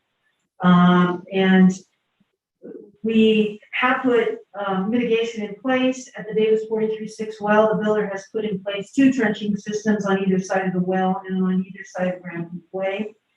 It is thought by COGCC and 3 environmental consultants who worked on that project that the mere fact that they dug the trenches released methane to the ambient air and it dispersed quickly. They had 4 gas meters with them throughout the process and had no ambient air readings of concern. Since the mitigation has been in place, we have had 7 data sets, and almost all of those have given percent methane per volume of soil tested as 0. So we have a very strong belief that the mitigation system that has been put in place has in fact worked, and we're not seeing any subsurface readings of concern at this time. Having said that, and that is not my opinion, that is the opinion of 3 environmental consultants that are working on this and COGCC staff. And the current status of that is the COGCC is sent those 7 data sets that have been very positive in showing that the mitigation is working to their environmental experts.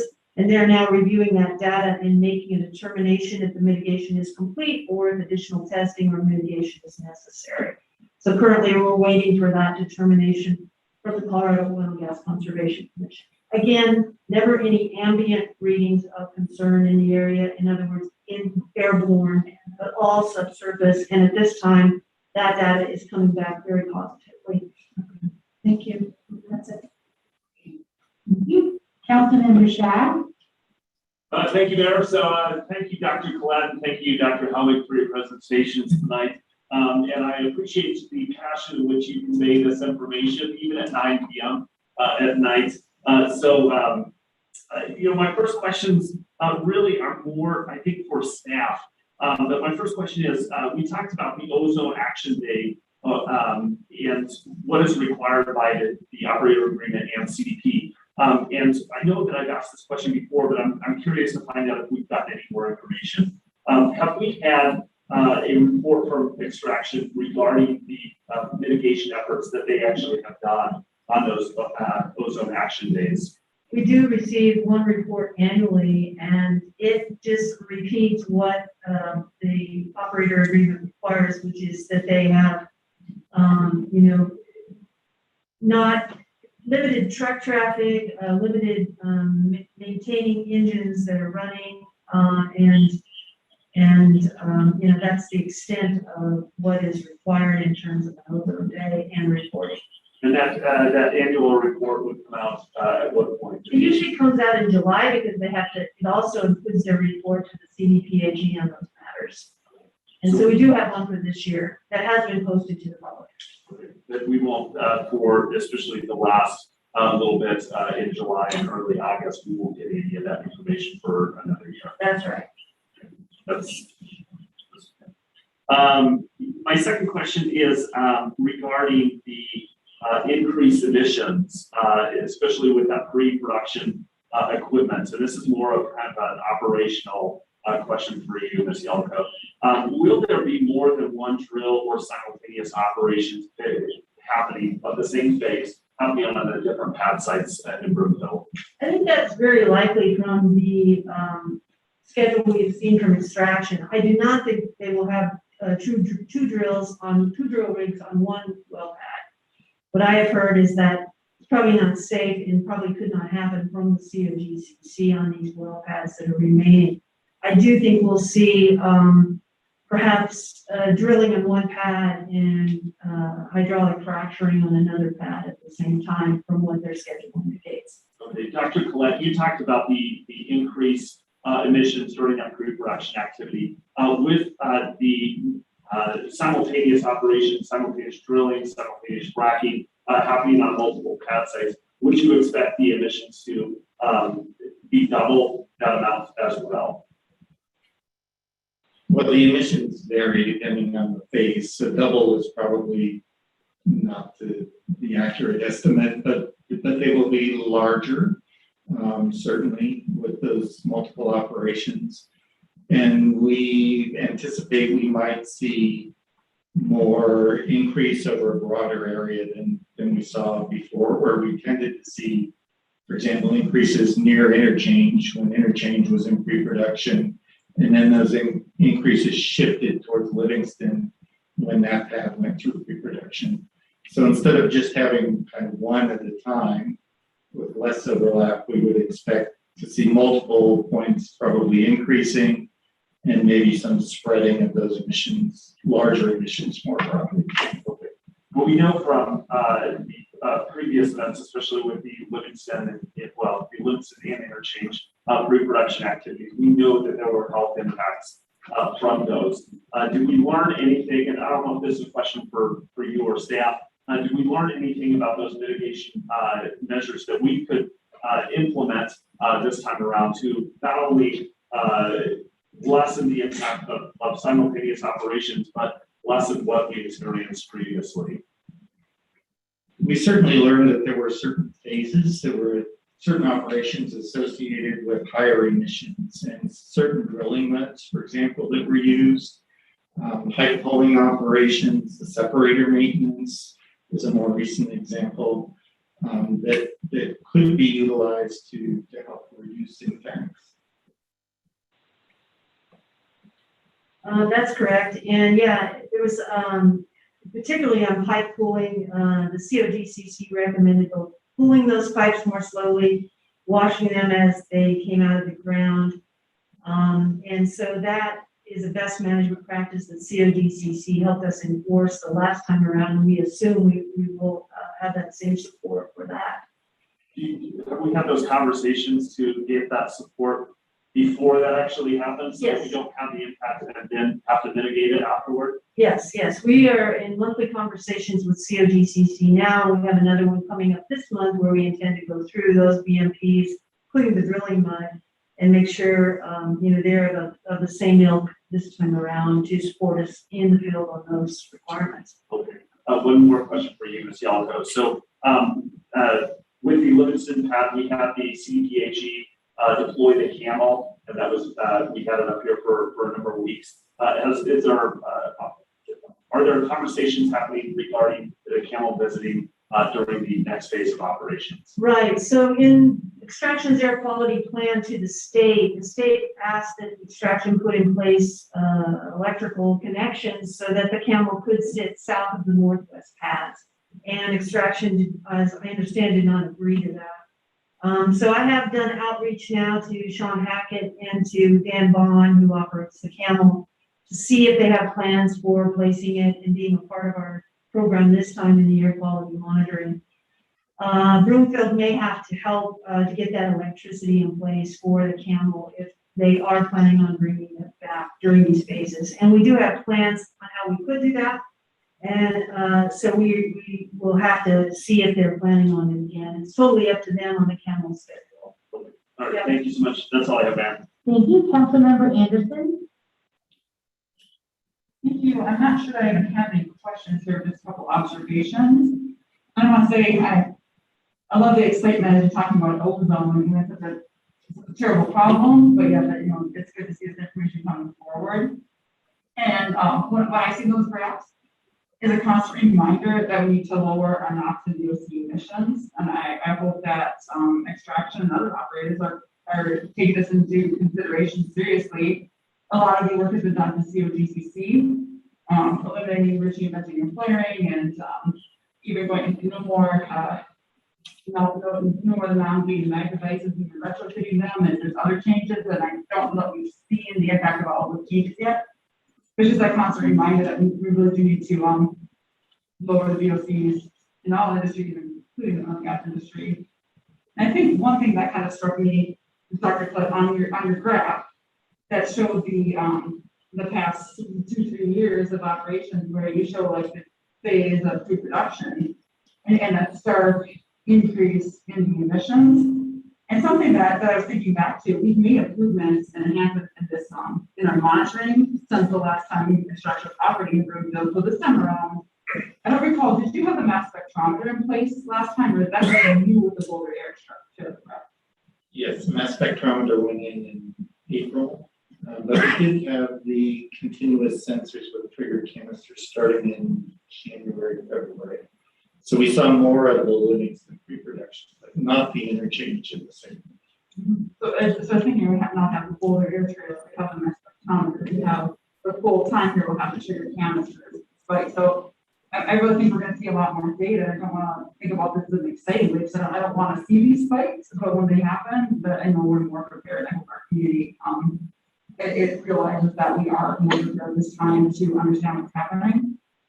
And, I don't think we can say this enough either. We still don't, there are standards that have been set, and Ted said earlier, we still don't really know what those standards should be because we're looking at just individual chemicals. We still don't know what that chemical cocktail, what that really looks like and what the health impacts are at. So we'll get the data, but we're still not complete data set. But I appreciate all that effort you made to move forward.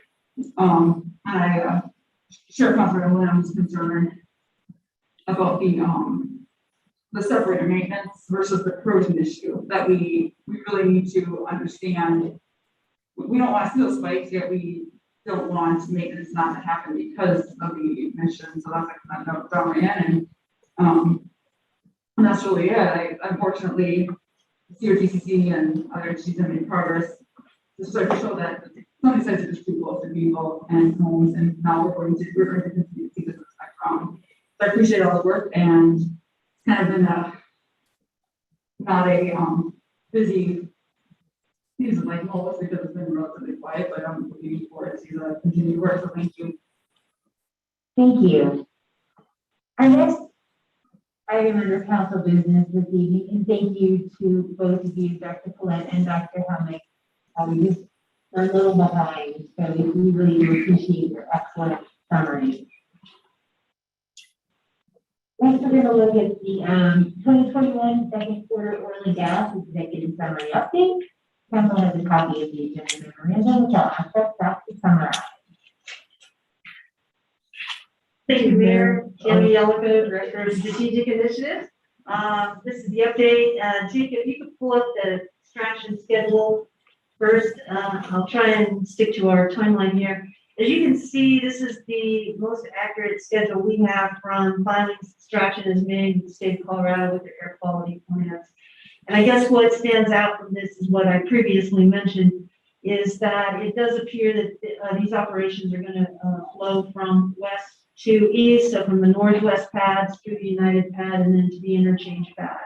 It also does appear that they are anticipating both drilling operations and completions operations at the same time on different pads. So it presents itself as a very heavy season of impact from oil and gas. You can see the schedule there into 2022, which is the best information we have at this point.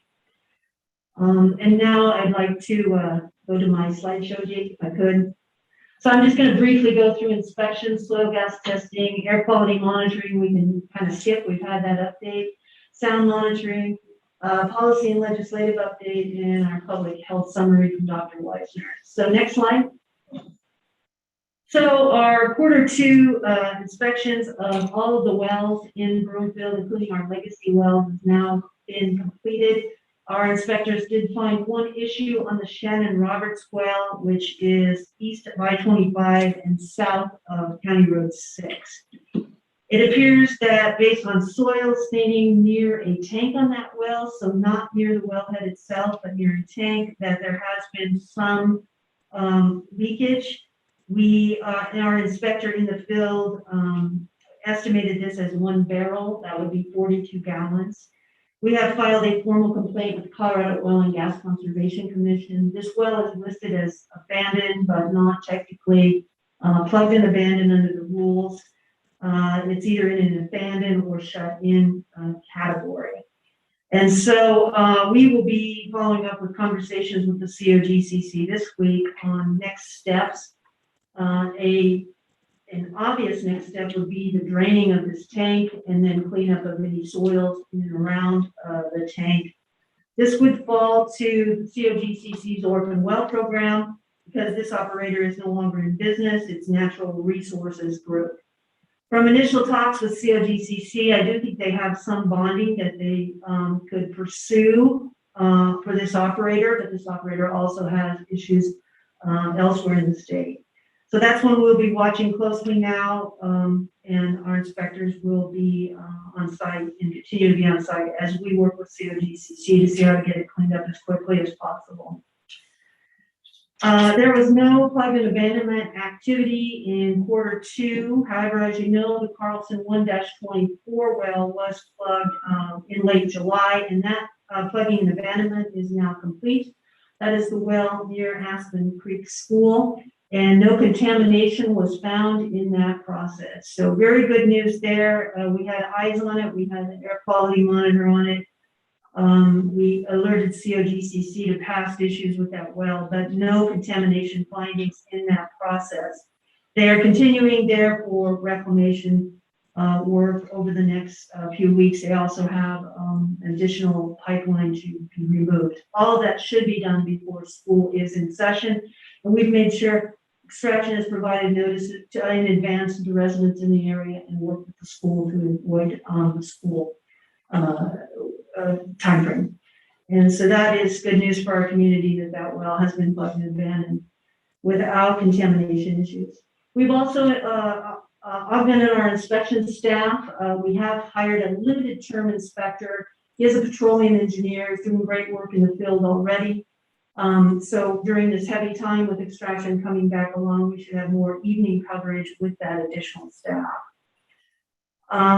Soil gas testing program is continuing. We currently have 100 plugged and abandoned wells with more coming online this year. And we've tested 46 of those wells, and we have another 64 to locate and to test. And we hope to get at all of those in 2022.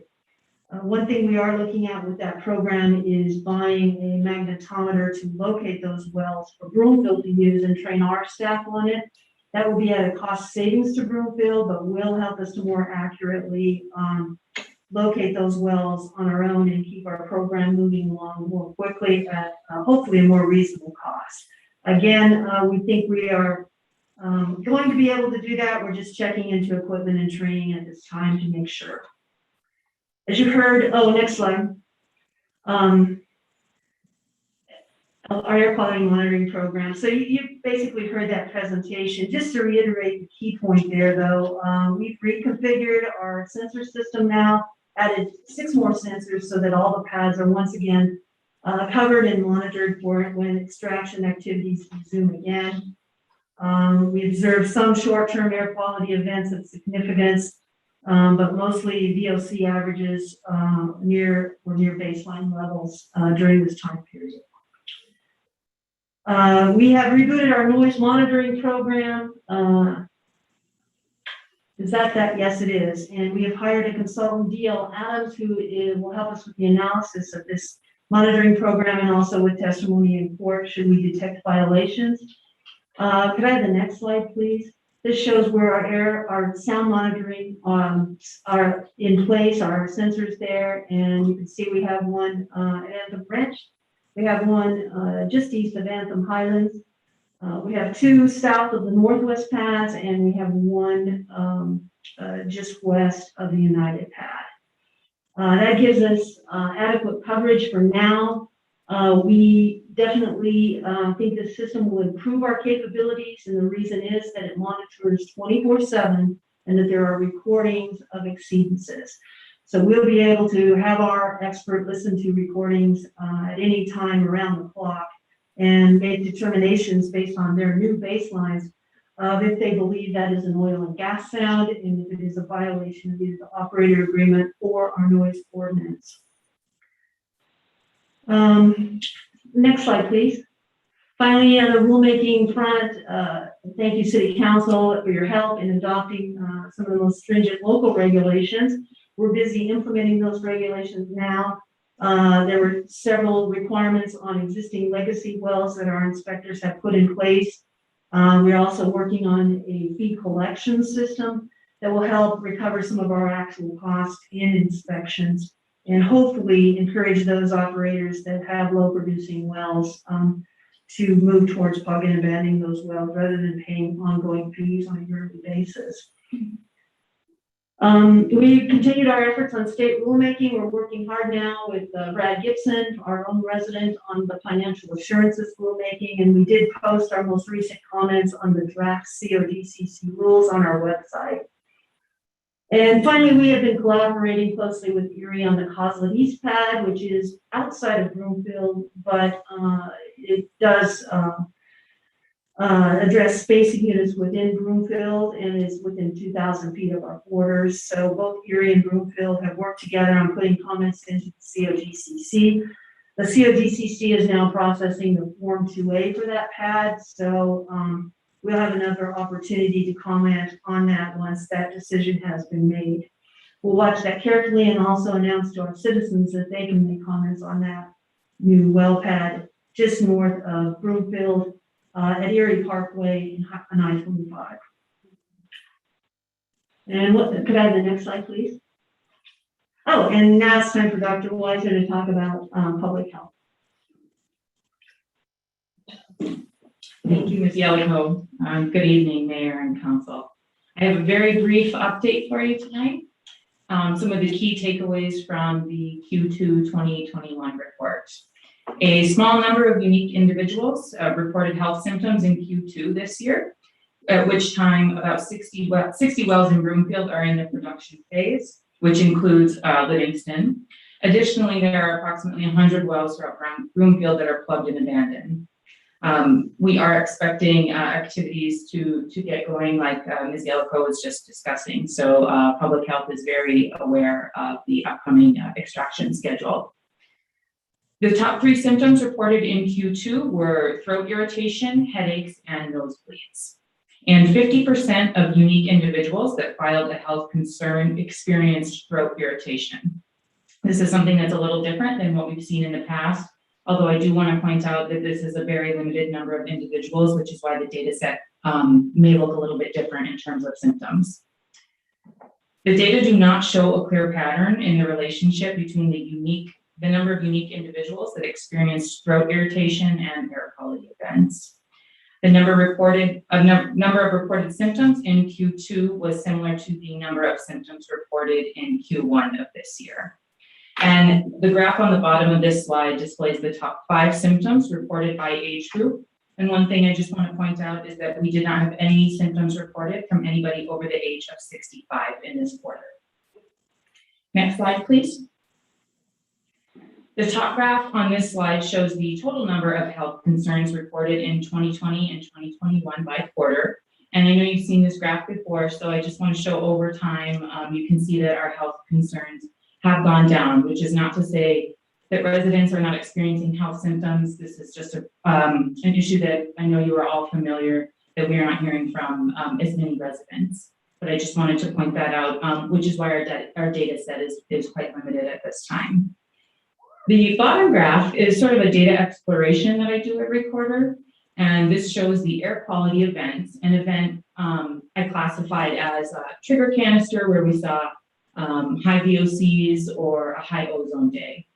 So you can see the in the green, those are our trigger canister events and ozone exceedance days. And the orange bar graphs are the number of unique individuals that experienced throat irritation by week. So I wanted to see with the top symptom if we did see any type of connection between an increase in throat irritation and some type of air quality event. And really our data set is quite limited. So as you can see here, we would think that we would see a higher number of individuals experiencing something like throat irritation when we have maybe high ozone days or trigger canisters with higher VOCs. However, this data set does not show that, but again, like I said, it is quite limited. This quarter, the data don't show a clear pattern in the relationship between unique number of individuals and any type that experience health symptoms and any type of air quality event. But public health is keeping a very close eye on this, especially as we move into operations in the next coming months. Thank you. Thank you, Dr. Wiseman. That concludes your presentation, Ms. Yellowbell. Well, thank you. Next is public comment. If anyone would like to speak on this agenda item, please step up to the podium. You have 3 minutes. I'm not seeing anyone online as well. Questions from City Council are next. Are there any questions from Council? Councilmember Lynn? This is for public health. This is related to our concern with the acute benzene spikes during production at Livingston during separator maintenance. So do we have any, we know we have a loose standard for benzene for an hour duration. I think it's an hour duration, 9 parts per billion. Correct.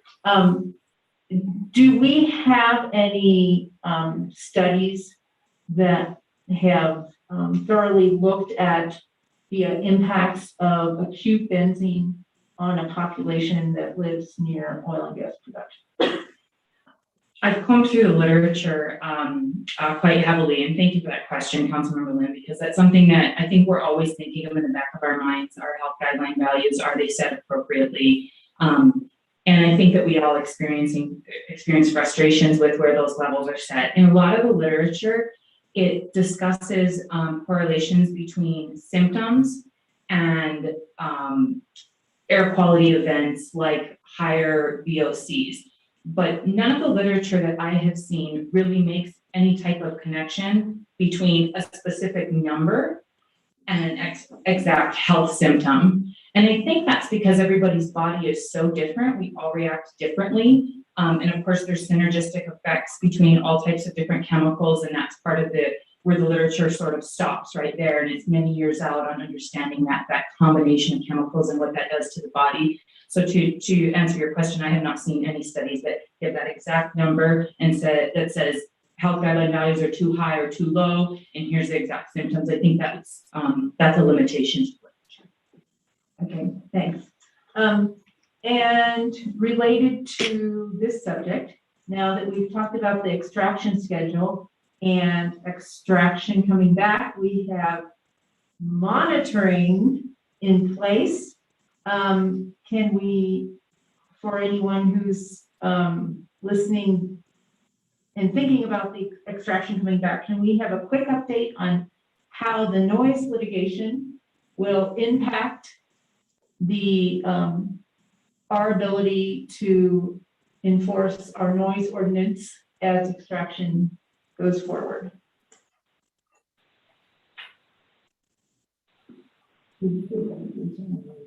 Litigation. Thank you for that question, Councilmember Lim. We expect to get a court ruling on the municipal court conviction appeal that could potentially find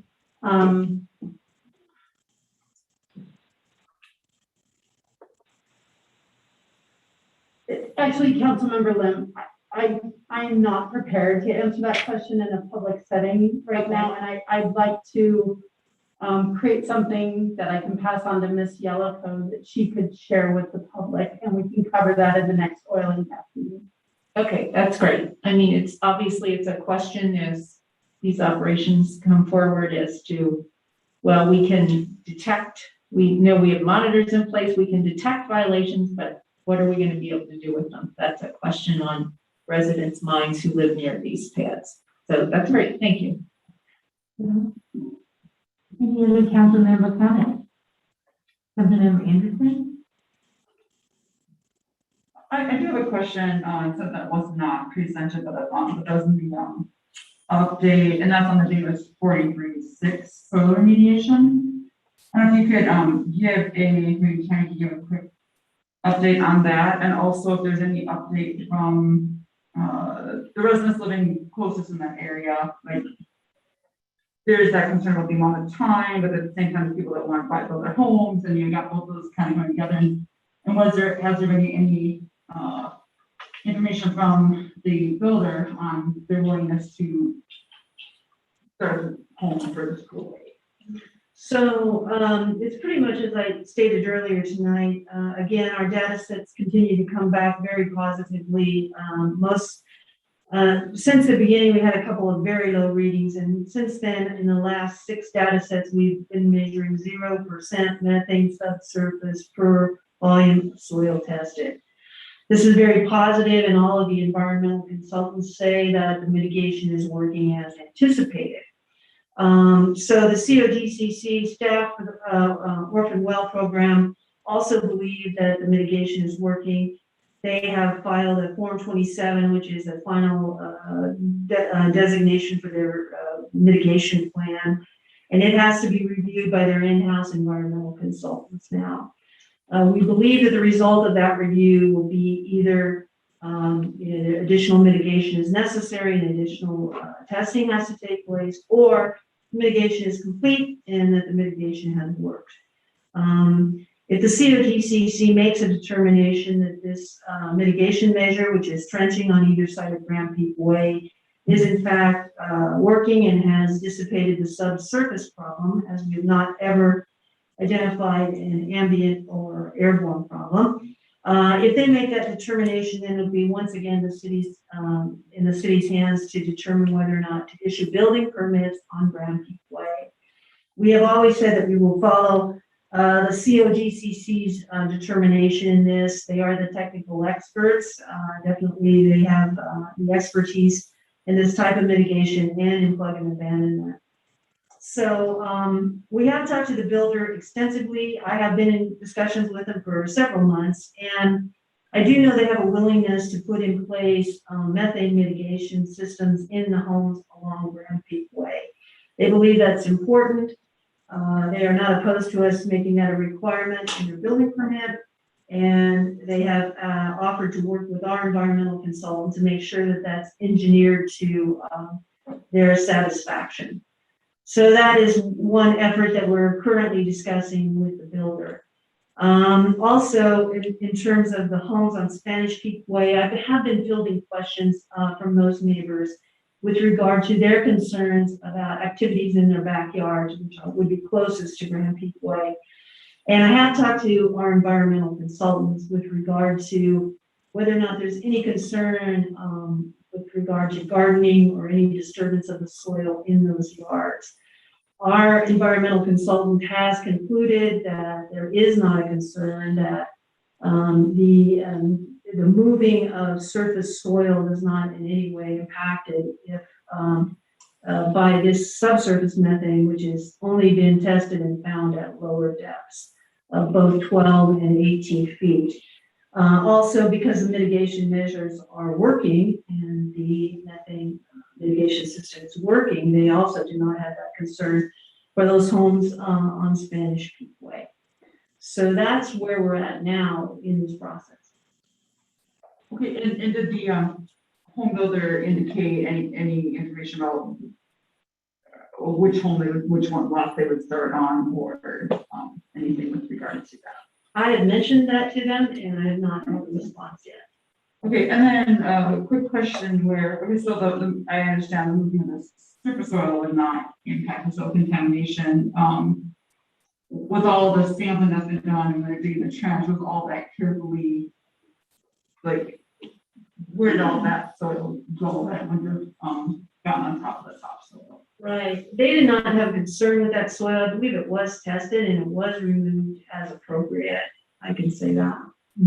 Okay. I mean, it's interesting. When I recall when we bought our house, I don't live very far off from Point of the Garden Wall afterwards, and they say that the soil has been remediated and they don't anticipate any soil. Then I kind of question if you actually test, if you actually really test the soil I'm not sure if they even, take samples or how that works, so. Yeah, they did not test the soil that was removed. Again, this is always thought to be pockets of methane throughout the soil that was captured largely when the test well sites were covered for a period of time. That's when we got the higher readings. So they did not test the soil that was removed, to my knowledge.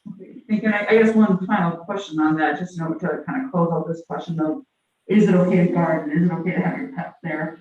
I guess, I believe it was one of the, Mike Leonard and Mike Hickey from the COGCC, one of them had noted that one of the first signs when you have a weed is vegetation dies.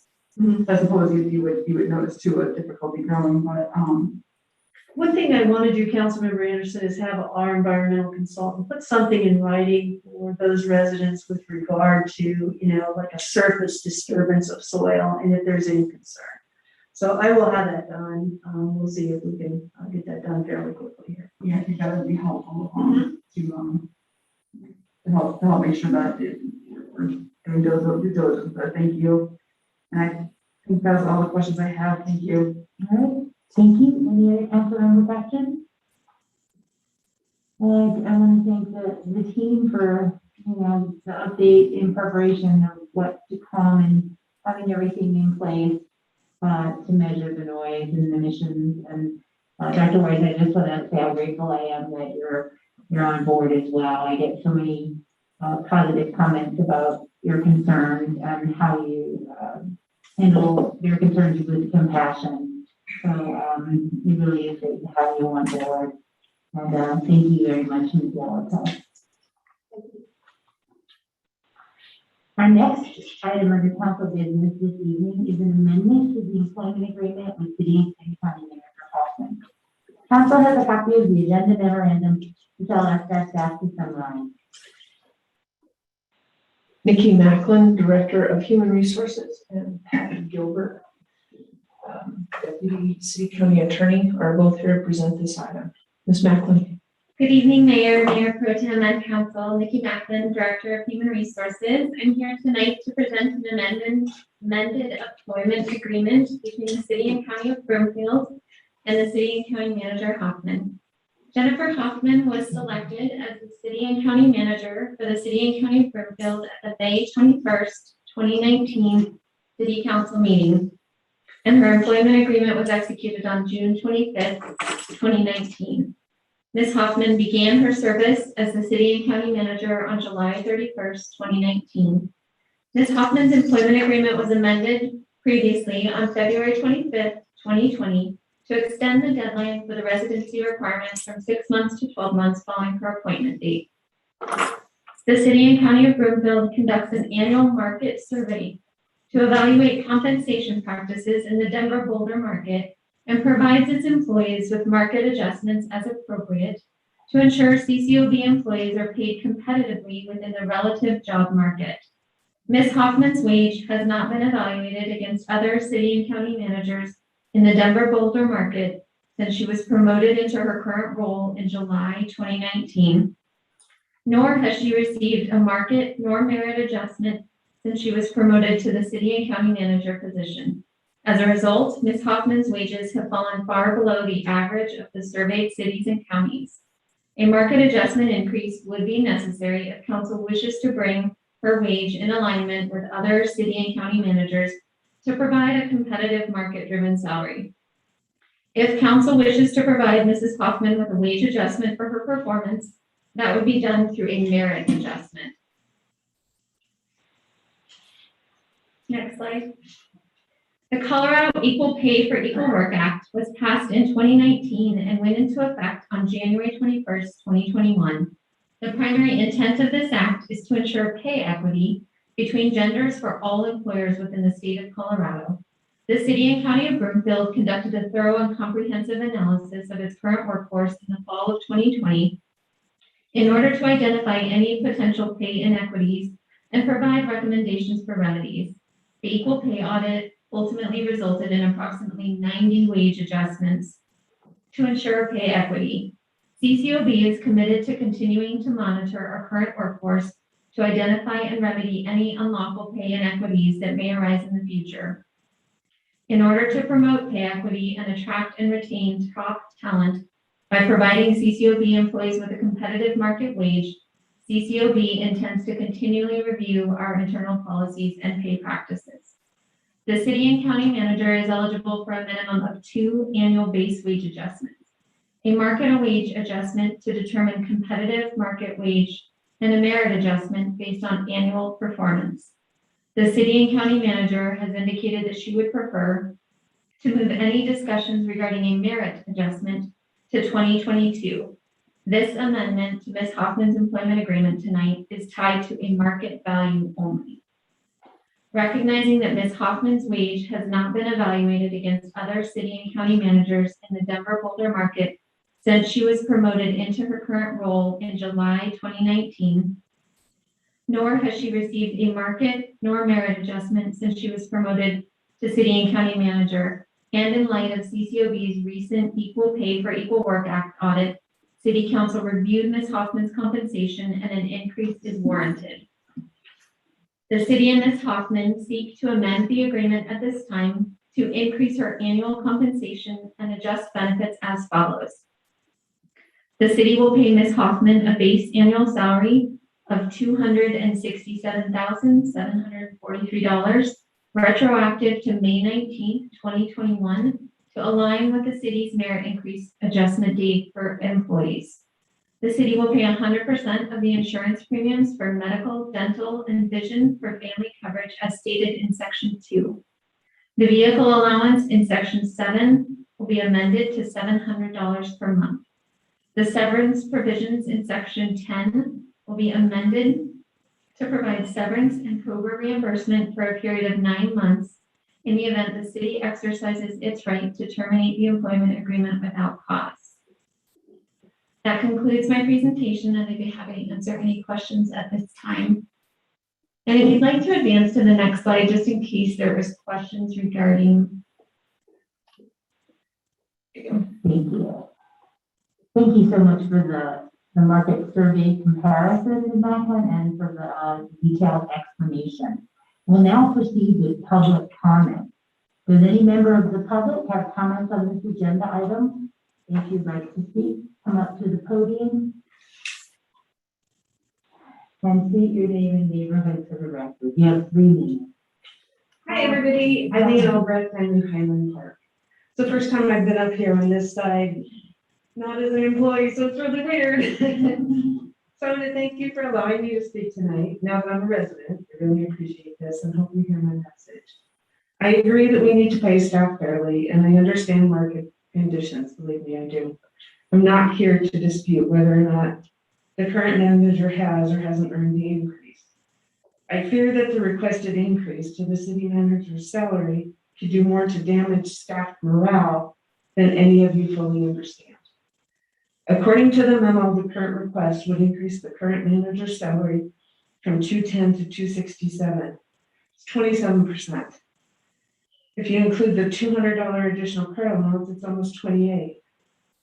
For perspective, other staff were given a 3% salary pool. And I know this is merit versus market, but that doesn't mean anything. So 3% pool doesn't mean that everybody gets 3%. That means that each manager has a pool and they have to disperse it. If this person gets 4, that one gets 2. So bullet 8 in the memo explains that the manager asked that this merit part be delayed till 2022. I urge council to think about that and maybe offer, split it up. Let's do like 9% a year over the next couple of years. Allow them to continue to prove themselves and their ability to lead Broomfield in the direction that the community desires. The next 3 to 5 years are going to be tough. The pandemic is going to affect us. We don't know how yet. It's kind of a history lesson. In 2008, we had a recession, and the managers all declined raises for multiple years. We all survived that. We all had salary freezes. We had hiring freezes. It was hard. But the staff appreciated the fact that the manager was in there with them. So Broomfield staff is hurting right now. Many staff members are leaving, many without alternate jobs. The constant pressures and changes in directions are really, really wearing people down. Councilmember Law then states that this turnaround was anticipated. I'm quite sure that the coworkers of many of the staff who have left or are leaving were unaware of this. So maybe this is knowledge that should have been shared. Councilmember Law Evans, your advice to people who are dissatisfied is to vote. If you're still out there, well, I for one do vote, and I voted for you. So on a happy note, as Mayor Castriata said, it's Employee Appreciation Month. Nothing says thanks for all you do more than a boss getting a huge raise. So I'd like to take a second and voice my appreciation to the staff for their continued hard work, to let them know how much we as a community appreciate every single one of them. So I was one of them. So thank you all. Have a great night. Thank you. Are there any other public comments? I don't see any questions from City Council or Matt. Are there any questions? Councilmember Drew? Sure, thank you for putting that slide back up. I just had a couple of questions about our HR policies.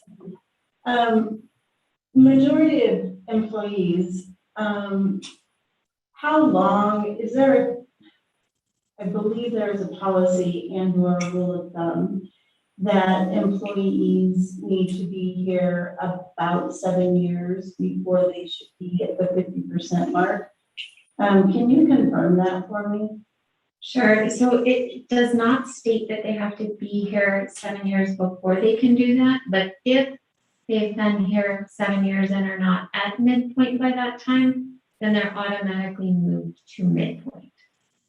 So basically, if they should be about midpoint 7 years in the one position, in their position, not in their career group of the position that their labor category is. So if they're not at midpoint by that 7 year mark, then we automatically move them. And I think the point of clarification there is difference between the average, paying average, and the midpoint of a range. All right, thank you for that. And then I did have one more question. On the 90 employees, I believe that we did make the adjustment.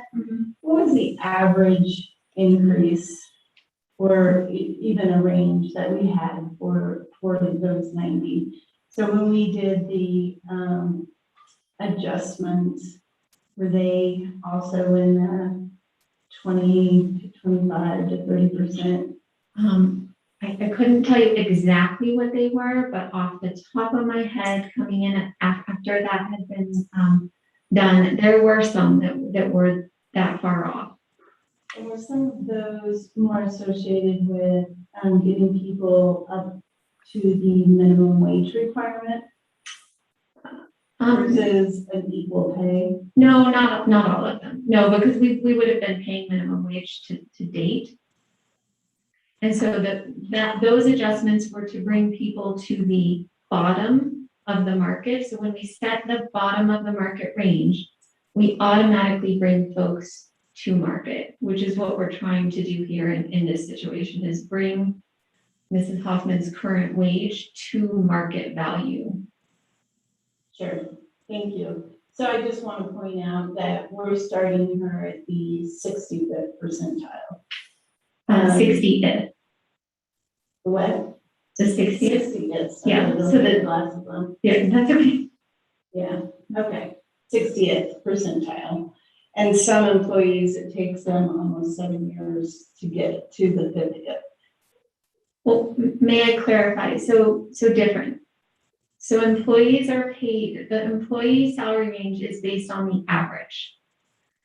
So what the proposal is for tonight is to consider paying Ms. Hoffman at the 60th percentile. So as you can see, that's $2,000 above the average. So 265 versus the 267. So that's different than moving employees to the midpoint of their range, which is already the average.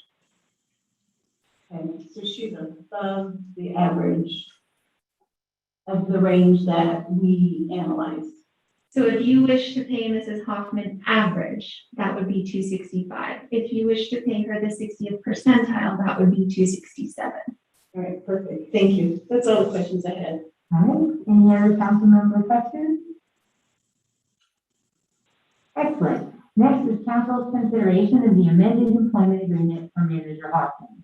Pursuant to section 6.2 of the charter, council may act by motion on this matter, so there is no corresponding resolution. Is there a motion to approve the amendment to Ms. Hoffman's employment agreement?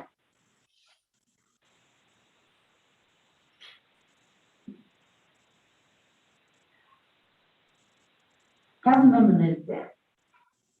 Thank you, Mayor. Just pulling it up here. I move that the second, I move that the second amendment to the employment agreement by and between the city and county of Broomfield and Jennifer Hoffman be approved. Second, Councilmember Tessier. Second. Is there any discussion? Councilmember Henkel, then Graham. Thank you. I have so many devices over here. I apologize. Thanks for this discussion and thank you for your input tonight. I really did appreciate that. And your involvement in Broomfield, and that just it really matters a lot. I'm noticing just in the area of, being female and even trying to get back in the workforce again myself, it can be quite difficult. And there's a lot of pressures throughout this pandemic, particularly on women, and there's a lot of studies on that as well. I will add to that, that Ms. Hoffman has been asked by other people who have been getting paid more than her to mentor them. And so we risk this institutional knowledge, we risk, having Ms. Hoffman go somewhere else. And I feel like she's of value to Broomfield, she's invested in Broomfield, and she would be quite irreplaceable. Now, that does not mean that she won't take care of her staff. And everything that I've seen with Ms. Hoffman has indicated to me that she's going to take care of her staff. And that's important to Broomfield City Council and to my constituents, and making sure that they're taken care of. I also know a lot of staff myself, and they speak very highly of the changes that are happening, particularly with our DEAI programs. And it's going to take a long haul, and I know that Ms. Hoffman's in it for the long haul, and this shows an appreciation of her investment in Broomfield and in our staff. And so I appreciate this tonight. Thanks. Thank you. Councilmember Groom.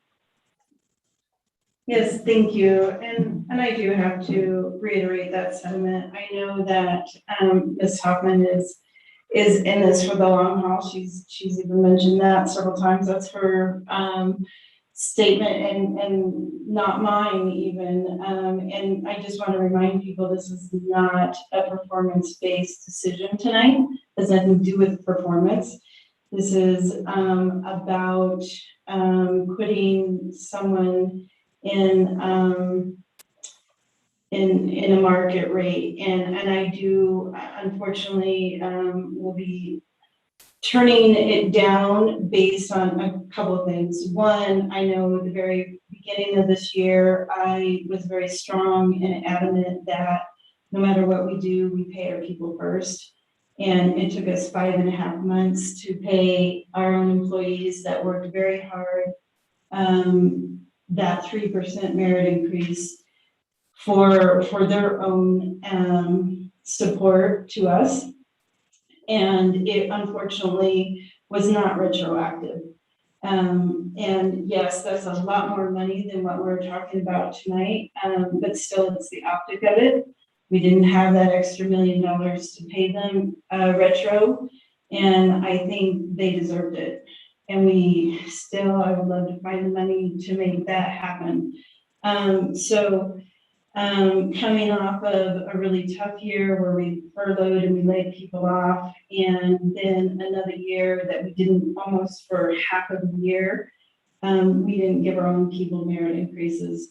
I don't think the optics is there that we give one of the city staff this level of a pay increase. Yes, absolutely, there is a differential in market pay, I too suggested in the conversation to have a couple of stages, do this in a couple of years and make it good versus one sweep. And not start at the 60%. So it again is the optics, it's not performance-based, and I do think we should be at the lower end of the range and not at the midpoint, because that's what our employees are held towards. Our employees look at working in their position for 7 years before they are looked at for a pay adjustment at 50%, their range. So I think that's something we should also hold the staff to. So that's all I have to say. Thank you for your time, Mayor. Thank you, Councilmember Lindstedt. Thank you, Mayor. I appreciate it. I'll be brief. I didn't know the specifics of City Manager Hoffman's employment agreement right when I got elected, and after learning about it, I became actually very embarrassed that we, being the community that up on that chart it didn't show, is a city and a county that has twice the diversity of services, and we were at the bottom of the bottom in terms of salary. And I just, being one of the only cities in the metro area with a female city manager, it's embarrassing. And I think you know, talking about optics, that's a wrong we need to correct. And I would love to have a larger discussion about making sure all of our employees are up to market and our minimum, you know, salary is raised for everybody. But paying one of the only strong, you know, female city managers in the metro 20% less than our neighboring communities is egregious. And I think it's embarrassing that was ever approved, and I'm glad we're here to correct it tonight. So thank you for all you do, and you oversee, you know, twice as many responsibilities as every other person that was up on that board with the city and county services that you have to oversee. So I appreciate the time, Mayor, and I'm glad we're moving this forward. Thank you.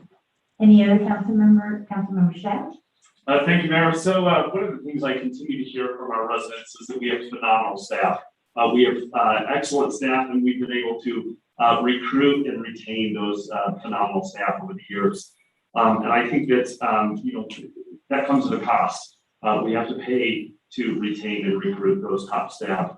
With council, we control the contract of 3 employees, one of those being our city and county manager. I do hope that council's intent to lead the market flows to the rest of the organization, and that is a statement that council is saying, we want this to happen throughout the rest of the organization. We can't control that, but the city manager can, and I hope that philosophy continues to move. So I will be supporting this time. Thank you. Councilmember Tessier. Thank you, Madam Mayor. I too need to keep in mind when we think about this, I'm asking the public to keep in mind, this is a salary adjustment. This isn't a raise. This isn't a merit raise. And those salary adjustments were paid to the employees first.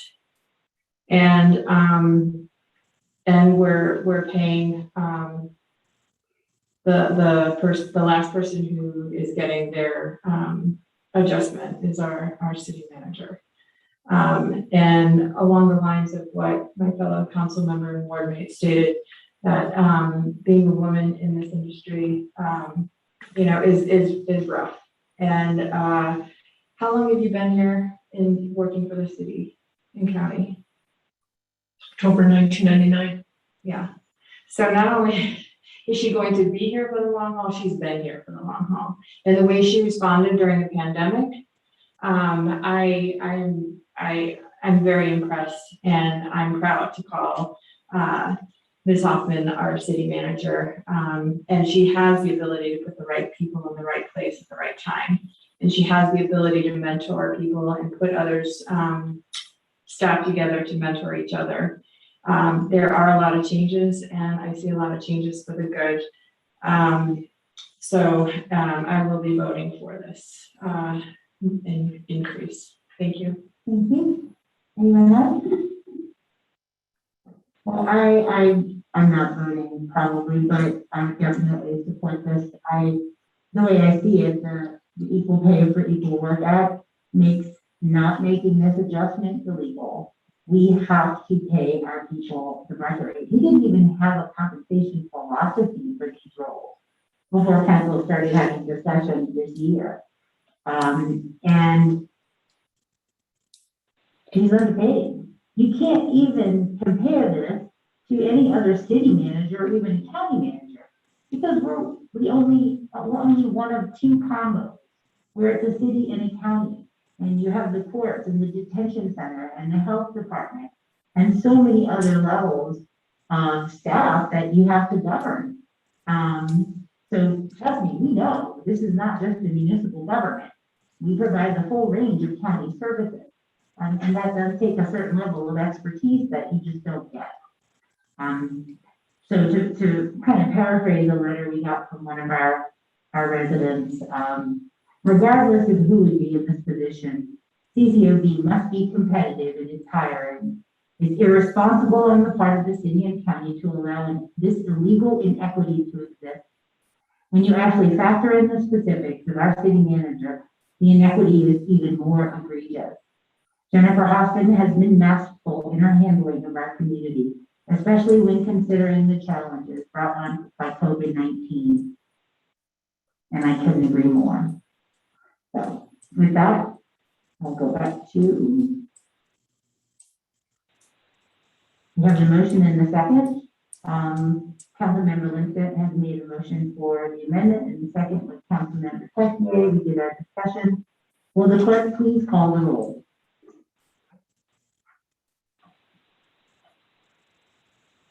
Anderson, Yes. Cohen, Yes. Groom, no. Hinkle, Yes. Jazerski. Yes. Law Evans, Yes. Lim, Yes. Linstead, Yes. Shack, Yes. Tessier. Yes. That passes 9-1. Our final item under council business this evening for council's consideration is proposed resolution number, thank you, Ms. Malcolm. Proposed resolution number 2021-135, approving an amendment to council's procedure to permit electronic attendance. Council has a copy of the agenda memorandum, which I will ask our staff to summarize. Thank you, Mayor. This evening, as our last working item, we're going to be discussing the council rules. I'll go through the presentation quickly. Next slide, please, Dick. We had a study session on July 6th where staff got input from council on the provisions that they wanted to see. The listed provisions that are on this slide, this was also included in your memo, are in the revised changes to the council rules. Next slide. There was a couple other provisions that didn't have clear council consensus regarding quorum at a meeting when you're looking at virtual attendance, limits on the numbers of time that people can attend virtually. So you will not see those in the council rules amendment presented to you this evening. Other communities have varying rules on this issue. They were included in the July 6th memo as models to look for, but they really are all over the place. And the level of restriction, limitations, flexibility that you provide is within your power to grant.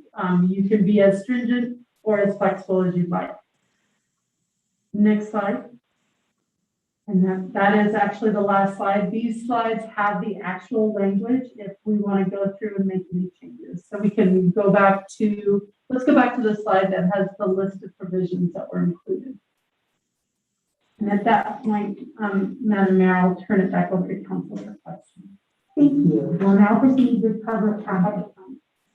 Does any member of the public line up on the podium?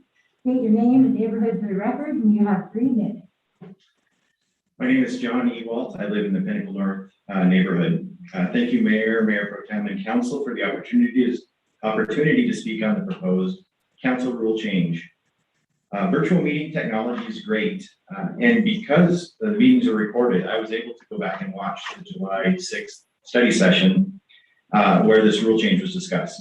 It also allowed the council to continue business while we were in COVID lockdown, which without being able to do that wouldn't have been possible. So both of these are wonderful examples of the technology in use. I was also recently in person at a study session where one council member was remote. For most of the study session, I'd forgotten that the council member was even attending. And when that remote member was called on to speak, there were technical issues, volume issues, and it really distracted from the meeting. And to use the words of another council member, I began to see the remote council member as really a two-dimensional caricature and discounted their contribution to the conversation simply because they weren't actually physically present in the room. When everyone is remote, like during COVID, virtual meetings worked because everyone was on the same level and really because it had to work. But when a few members are remote and everyone else is present, the remote members will be discounted simply because the technology doesn't exist yet for us to be truly virtually present in the meeting. If you're sick, please stay home and get well. If you're on vacation, enjoy yourself and return rested and refreshed and ready to work. If it's so important that your opinion be heard on an issue or a vote be cast, then please attend in person and be fully present to represent your constituents. Be honest tonight, how many of you have forgotten that Councilmember Law Evans was present in this meeting until votes were called? And in fact, there were several votes that were unanimous votes where I don't think she was asked for her position on the issue. So whether it was actually a unanimous vote or not, the public will never know. So thank you again for the opportunity to speak. And I hope you will reconsider this rule change or potentially resurrect Councilmember Schaaf's suggestion for a quorum to be present and physically present, and possibly Councilmember Hinkle's suggestion for a limited use of this potential rule change. Thank you. Thank you.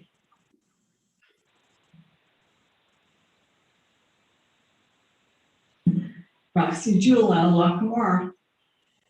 So I spoke on this at the last meeting, and I call it abuse if you do not show up as a council member.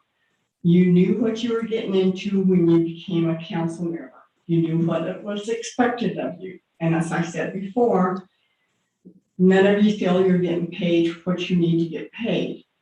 But that's what it is right now, and you will change that also.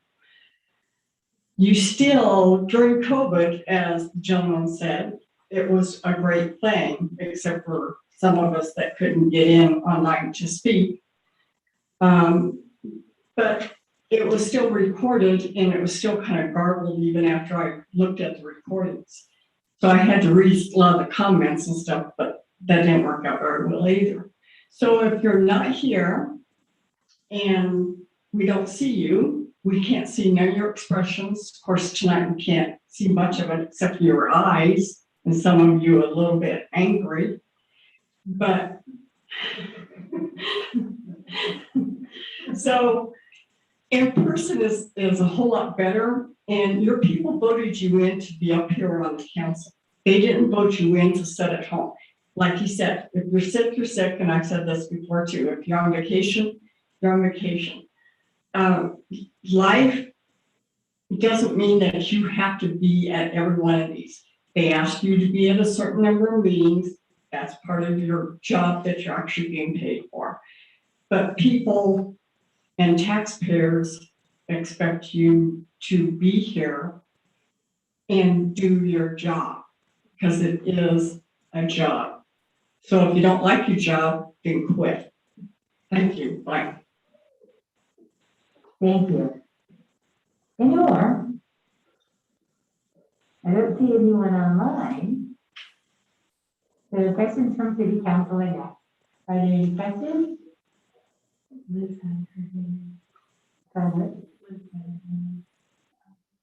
Councilmember Law Evans.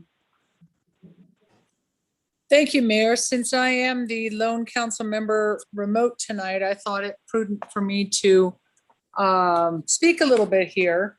I fully intended to make it to the meeting, but I came back from vacation with some sort of an allergic reaction. And right now, putting on shoes is kind of a difficult thing to do. I've got an allergic reaction on the tops of my feet. So it's not possible for me to be there tonight. And this, I very much appreciate council's indulgence in allowing me to attend virtually, because otherwise I wouldn't be there at all. I wouldn't be attending the meeting at all. But I think the cautions that the citizens, the two citizens who've spoken, Ms. Jewell and Mr. Ewalt, are certainly very well taken, in that this is something that we've discussed a lot and should not be abused. And I don't think it will be abused because, as Ms. Jewell stated, none of us are in this for the money. But if in council's considered judgment, it is being abused, then we can always amend our rules and procedures at that point in time as well. But given these very strange times right now, I think it's a good tool. And I appreciate it very much tonight specifically, and I intend to vote for it. Thank you, Mayor. Thank you very much. Any other council member comments? Councilmember Anderson? Okay, so I actually do have a question. Because I was thinking, I was one of the council members who supported the quorum, and I supported the limiting the number of times that we can use this option, and we don't have it in there right now, but this is something that's, I mean, we're kind of going on, what's the right word for it, just, each of us doing our best to be here and understand that this is a priority to us. If this isn't working out so well, and we don't amend it tonight, we could just simply, if we started to see abuse of this, we could just bring this back at any time, correct? Yes. Okay, that is my only question. Thank you. Thank you. Anyone else? Councilmember Kelly? Just to follow on, Councilmember Anderson, is it possible we could just sunset this so it's required to be reviewed in 1 year's time? So put a 1 year expiration date, so we can review how it went. 1 year expiration date or 1 year review? Who's a lawyer? Let me consult my lawyer.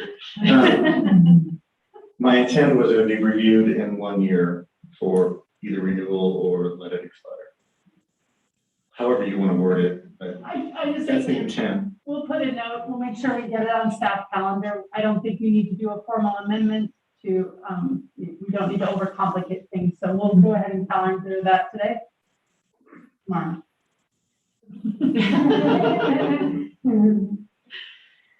Okay, Councilmember Shah? Well, and I think to that point, I mean, with the council rules and procedures, after every election, there's a new council body up here, and that's a great time to review these council rules and procedures. So perhaps at that January, February timeline, reviewing these in general, I think would be good. That's all I think. Thank you. Councilmember Hinkle? Thank you, Mayor. Just one quick question. I do think there is like some sort of disconnect. I do feel like I was on vacation, but it was, there's a topic that was important to me. So I actually felt like I was working harder than what was actually required of me to begin with. And if people want to partake in that, they can. I do want to look at it and make sure it's not being used at that time when we look at it. I do want to look at some procedural things though, just to make sure that they are in front and in mind. And this could be a tech question, because we could add, their face to, what's going on our screens, or, some sort of reminder that they are there, and or official voting method. And I would just, ask that, is that more like a procedural, or do we have to put that in our rules? I'll go with the last one first. In the rules as amended, if any person is virtual, it's a roll call vote.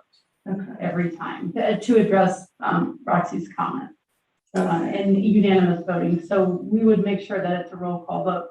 On the former question, I will defer to Jen. Looking back at Jake for the technical component. And I was looking at him, I'm like, is he going to give me a hairy eyeball or what?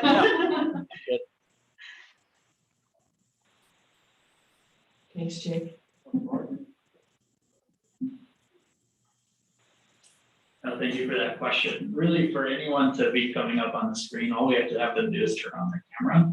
And they should come up on the video all here. They'll come up on your dais screens. They'll come up on the screens here. And then we can broadcast that feed via our Channel 8 stream as well. So the remote council members just need to turn on their camera and we'll get it done. Great, okay, yeah, I would like to emphasize that that's pretty important because, you know, Roxy, I do agree that we need to see some facial expressions, we need to see some engagement, and we want to see their face here too. I think that that's important as well. I think that I have any questions. Thank you.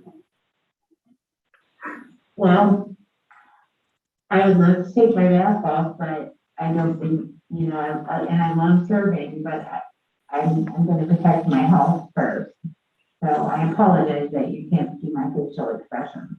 But you notice that we have a hybrid set up for community engagement now too. We're allowing the public to call in and make comments because that was a hardship for a lot of parents. At 6 o'clock, you know, they're making dinner, they have families. So we're increasing community access to government by doing this hybrid. And yeah, I'm juggling 4 screens right now with the callers and the Zoom and the script and the agenda. But to me, it's worth it because the more we can increase involvement, you know, the more successful we are. And that's how I see it applying to council as well. We all want to participate. And this is a very engaged council. And this just increases, you know, the amount that we can participate because we care. It's definitely not to not show up. We all sat home on Zoom for a year, you know, and we missed being here. So it's more for cases like Councilmember Lott Evans, or if you just don't, you really want to participate, but you don't want to spread your germ. I think that's okay, because it just enables more participation. And that's my 2 cents. It's all to increase engagement. And I definitely support it, but I don't get to vote anymore. Go ahead, Councilmember Graham. I also wanted to follow up with the comment that you were just making. In today's world, it used to be if you had a sniffle, you just worked through it and you continued with your regular life. And anymore, we can't do that. If you have a sniffle, you stay home, even though you feel fine. And so to be safe, you do make choices to work from home or not come to council. So that's kind of the other alternative, is to be able to make those choices and change our lifestyles to stay at home when we have a sniffle versus go to work when we have a sniffle. And this is the same thing here. We can't come to work, our council job, with a sniffle anymore. So that's kind of also how I look at it. Thank you. Yeah, I think it's just another way to accommodate everybody. Well, then next is council's consideration of proposed resolution number 2021-135. Will the clerk please read proposed resolution number 2021-135 by title? Resolution number 2021-135, a resolution approving an amendment to council procedures and rules of order to permit electronic attendance at city council meetings. Is there a motion by a council member? Councilmember Lim. I move that resolution number 2021-135 be adopted. Is there a second? Councilmember Henkel. Second. Is there any discussion on the amendment? Will the clerk please call the roll?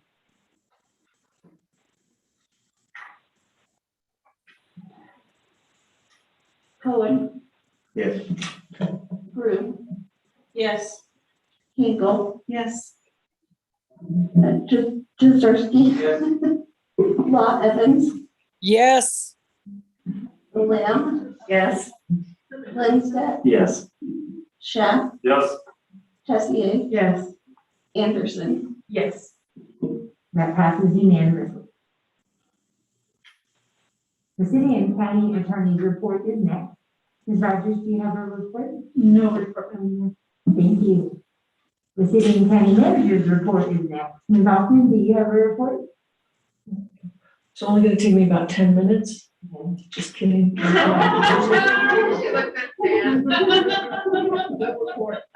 than to say, I'm truly humbled and grateful as I am every day to be in this community, to serve you, to serve the staff. And the best is yet to come. I'm grateful. Thank you. Thank you. There is no legislative update this evening. There were 2 items previously reviewed this evening by the Broomfield Urban Renewal Authority. There is no business before the Arista Local Improvement District Board of Directors, no special reports, and no request for future action this evening. Is there any other business to come before council? There being no further business, the council meeting is adjourned. Thank you all so much.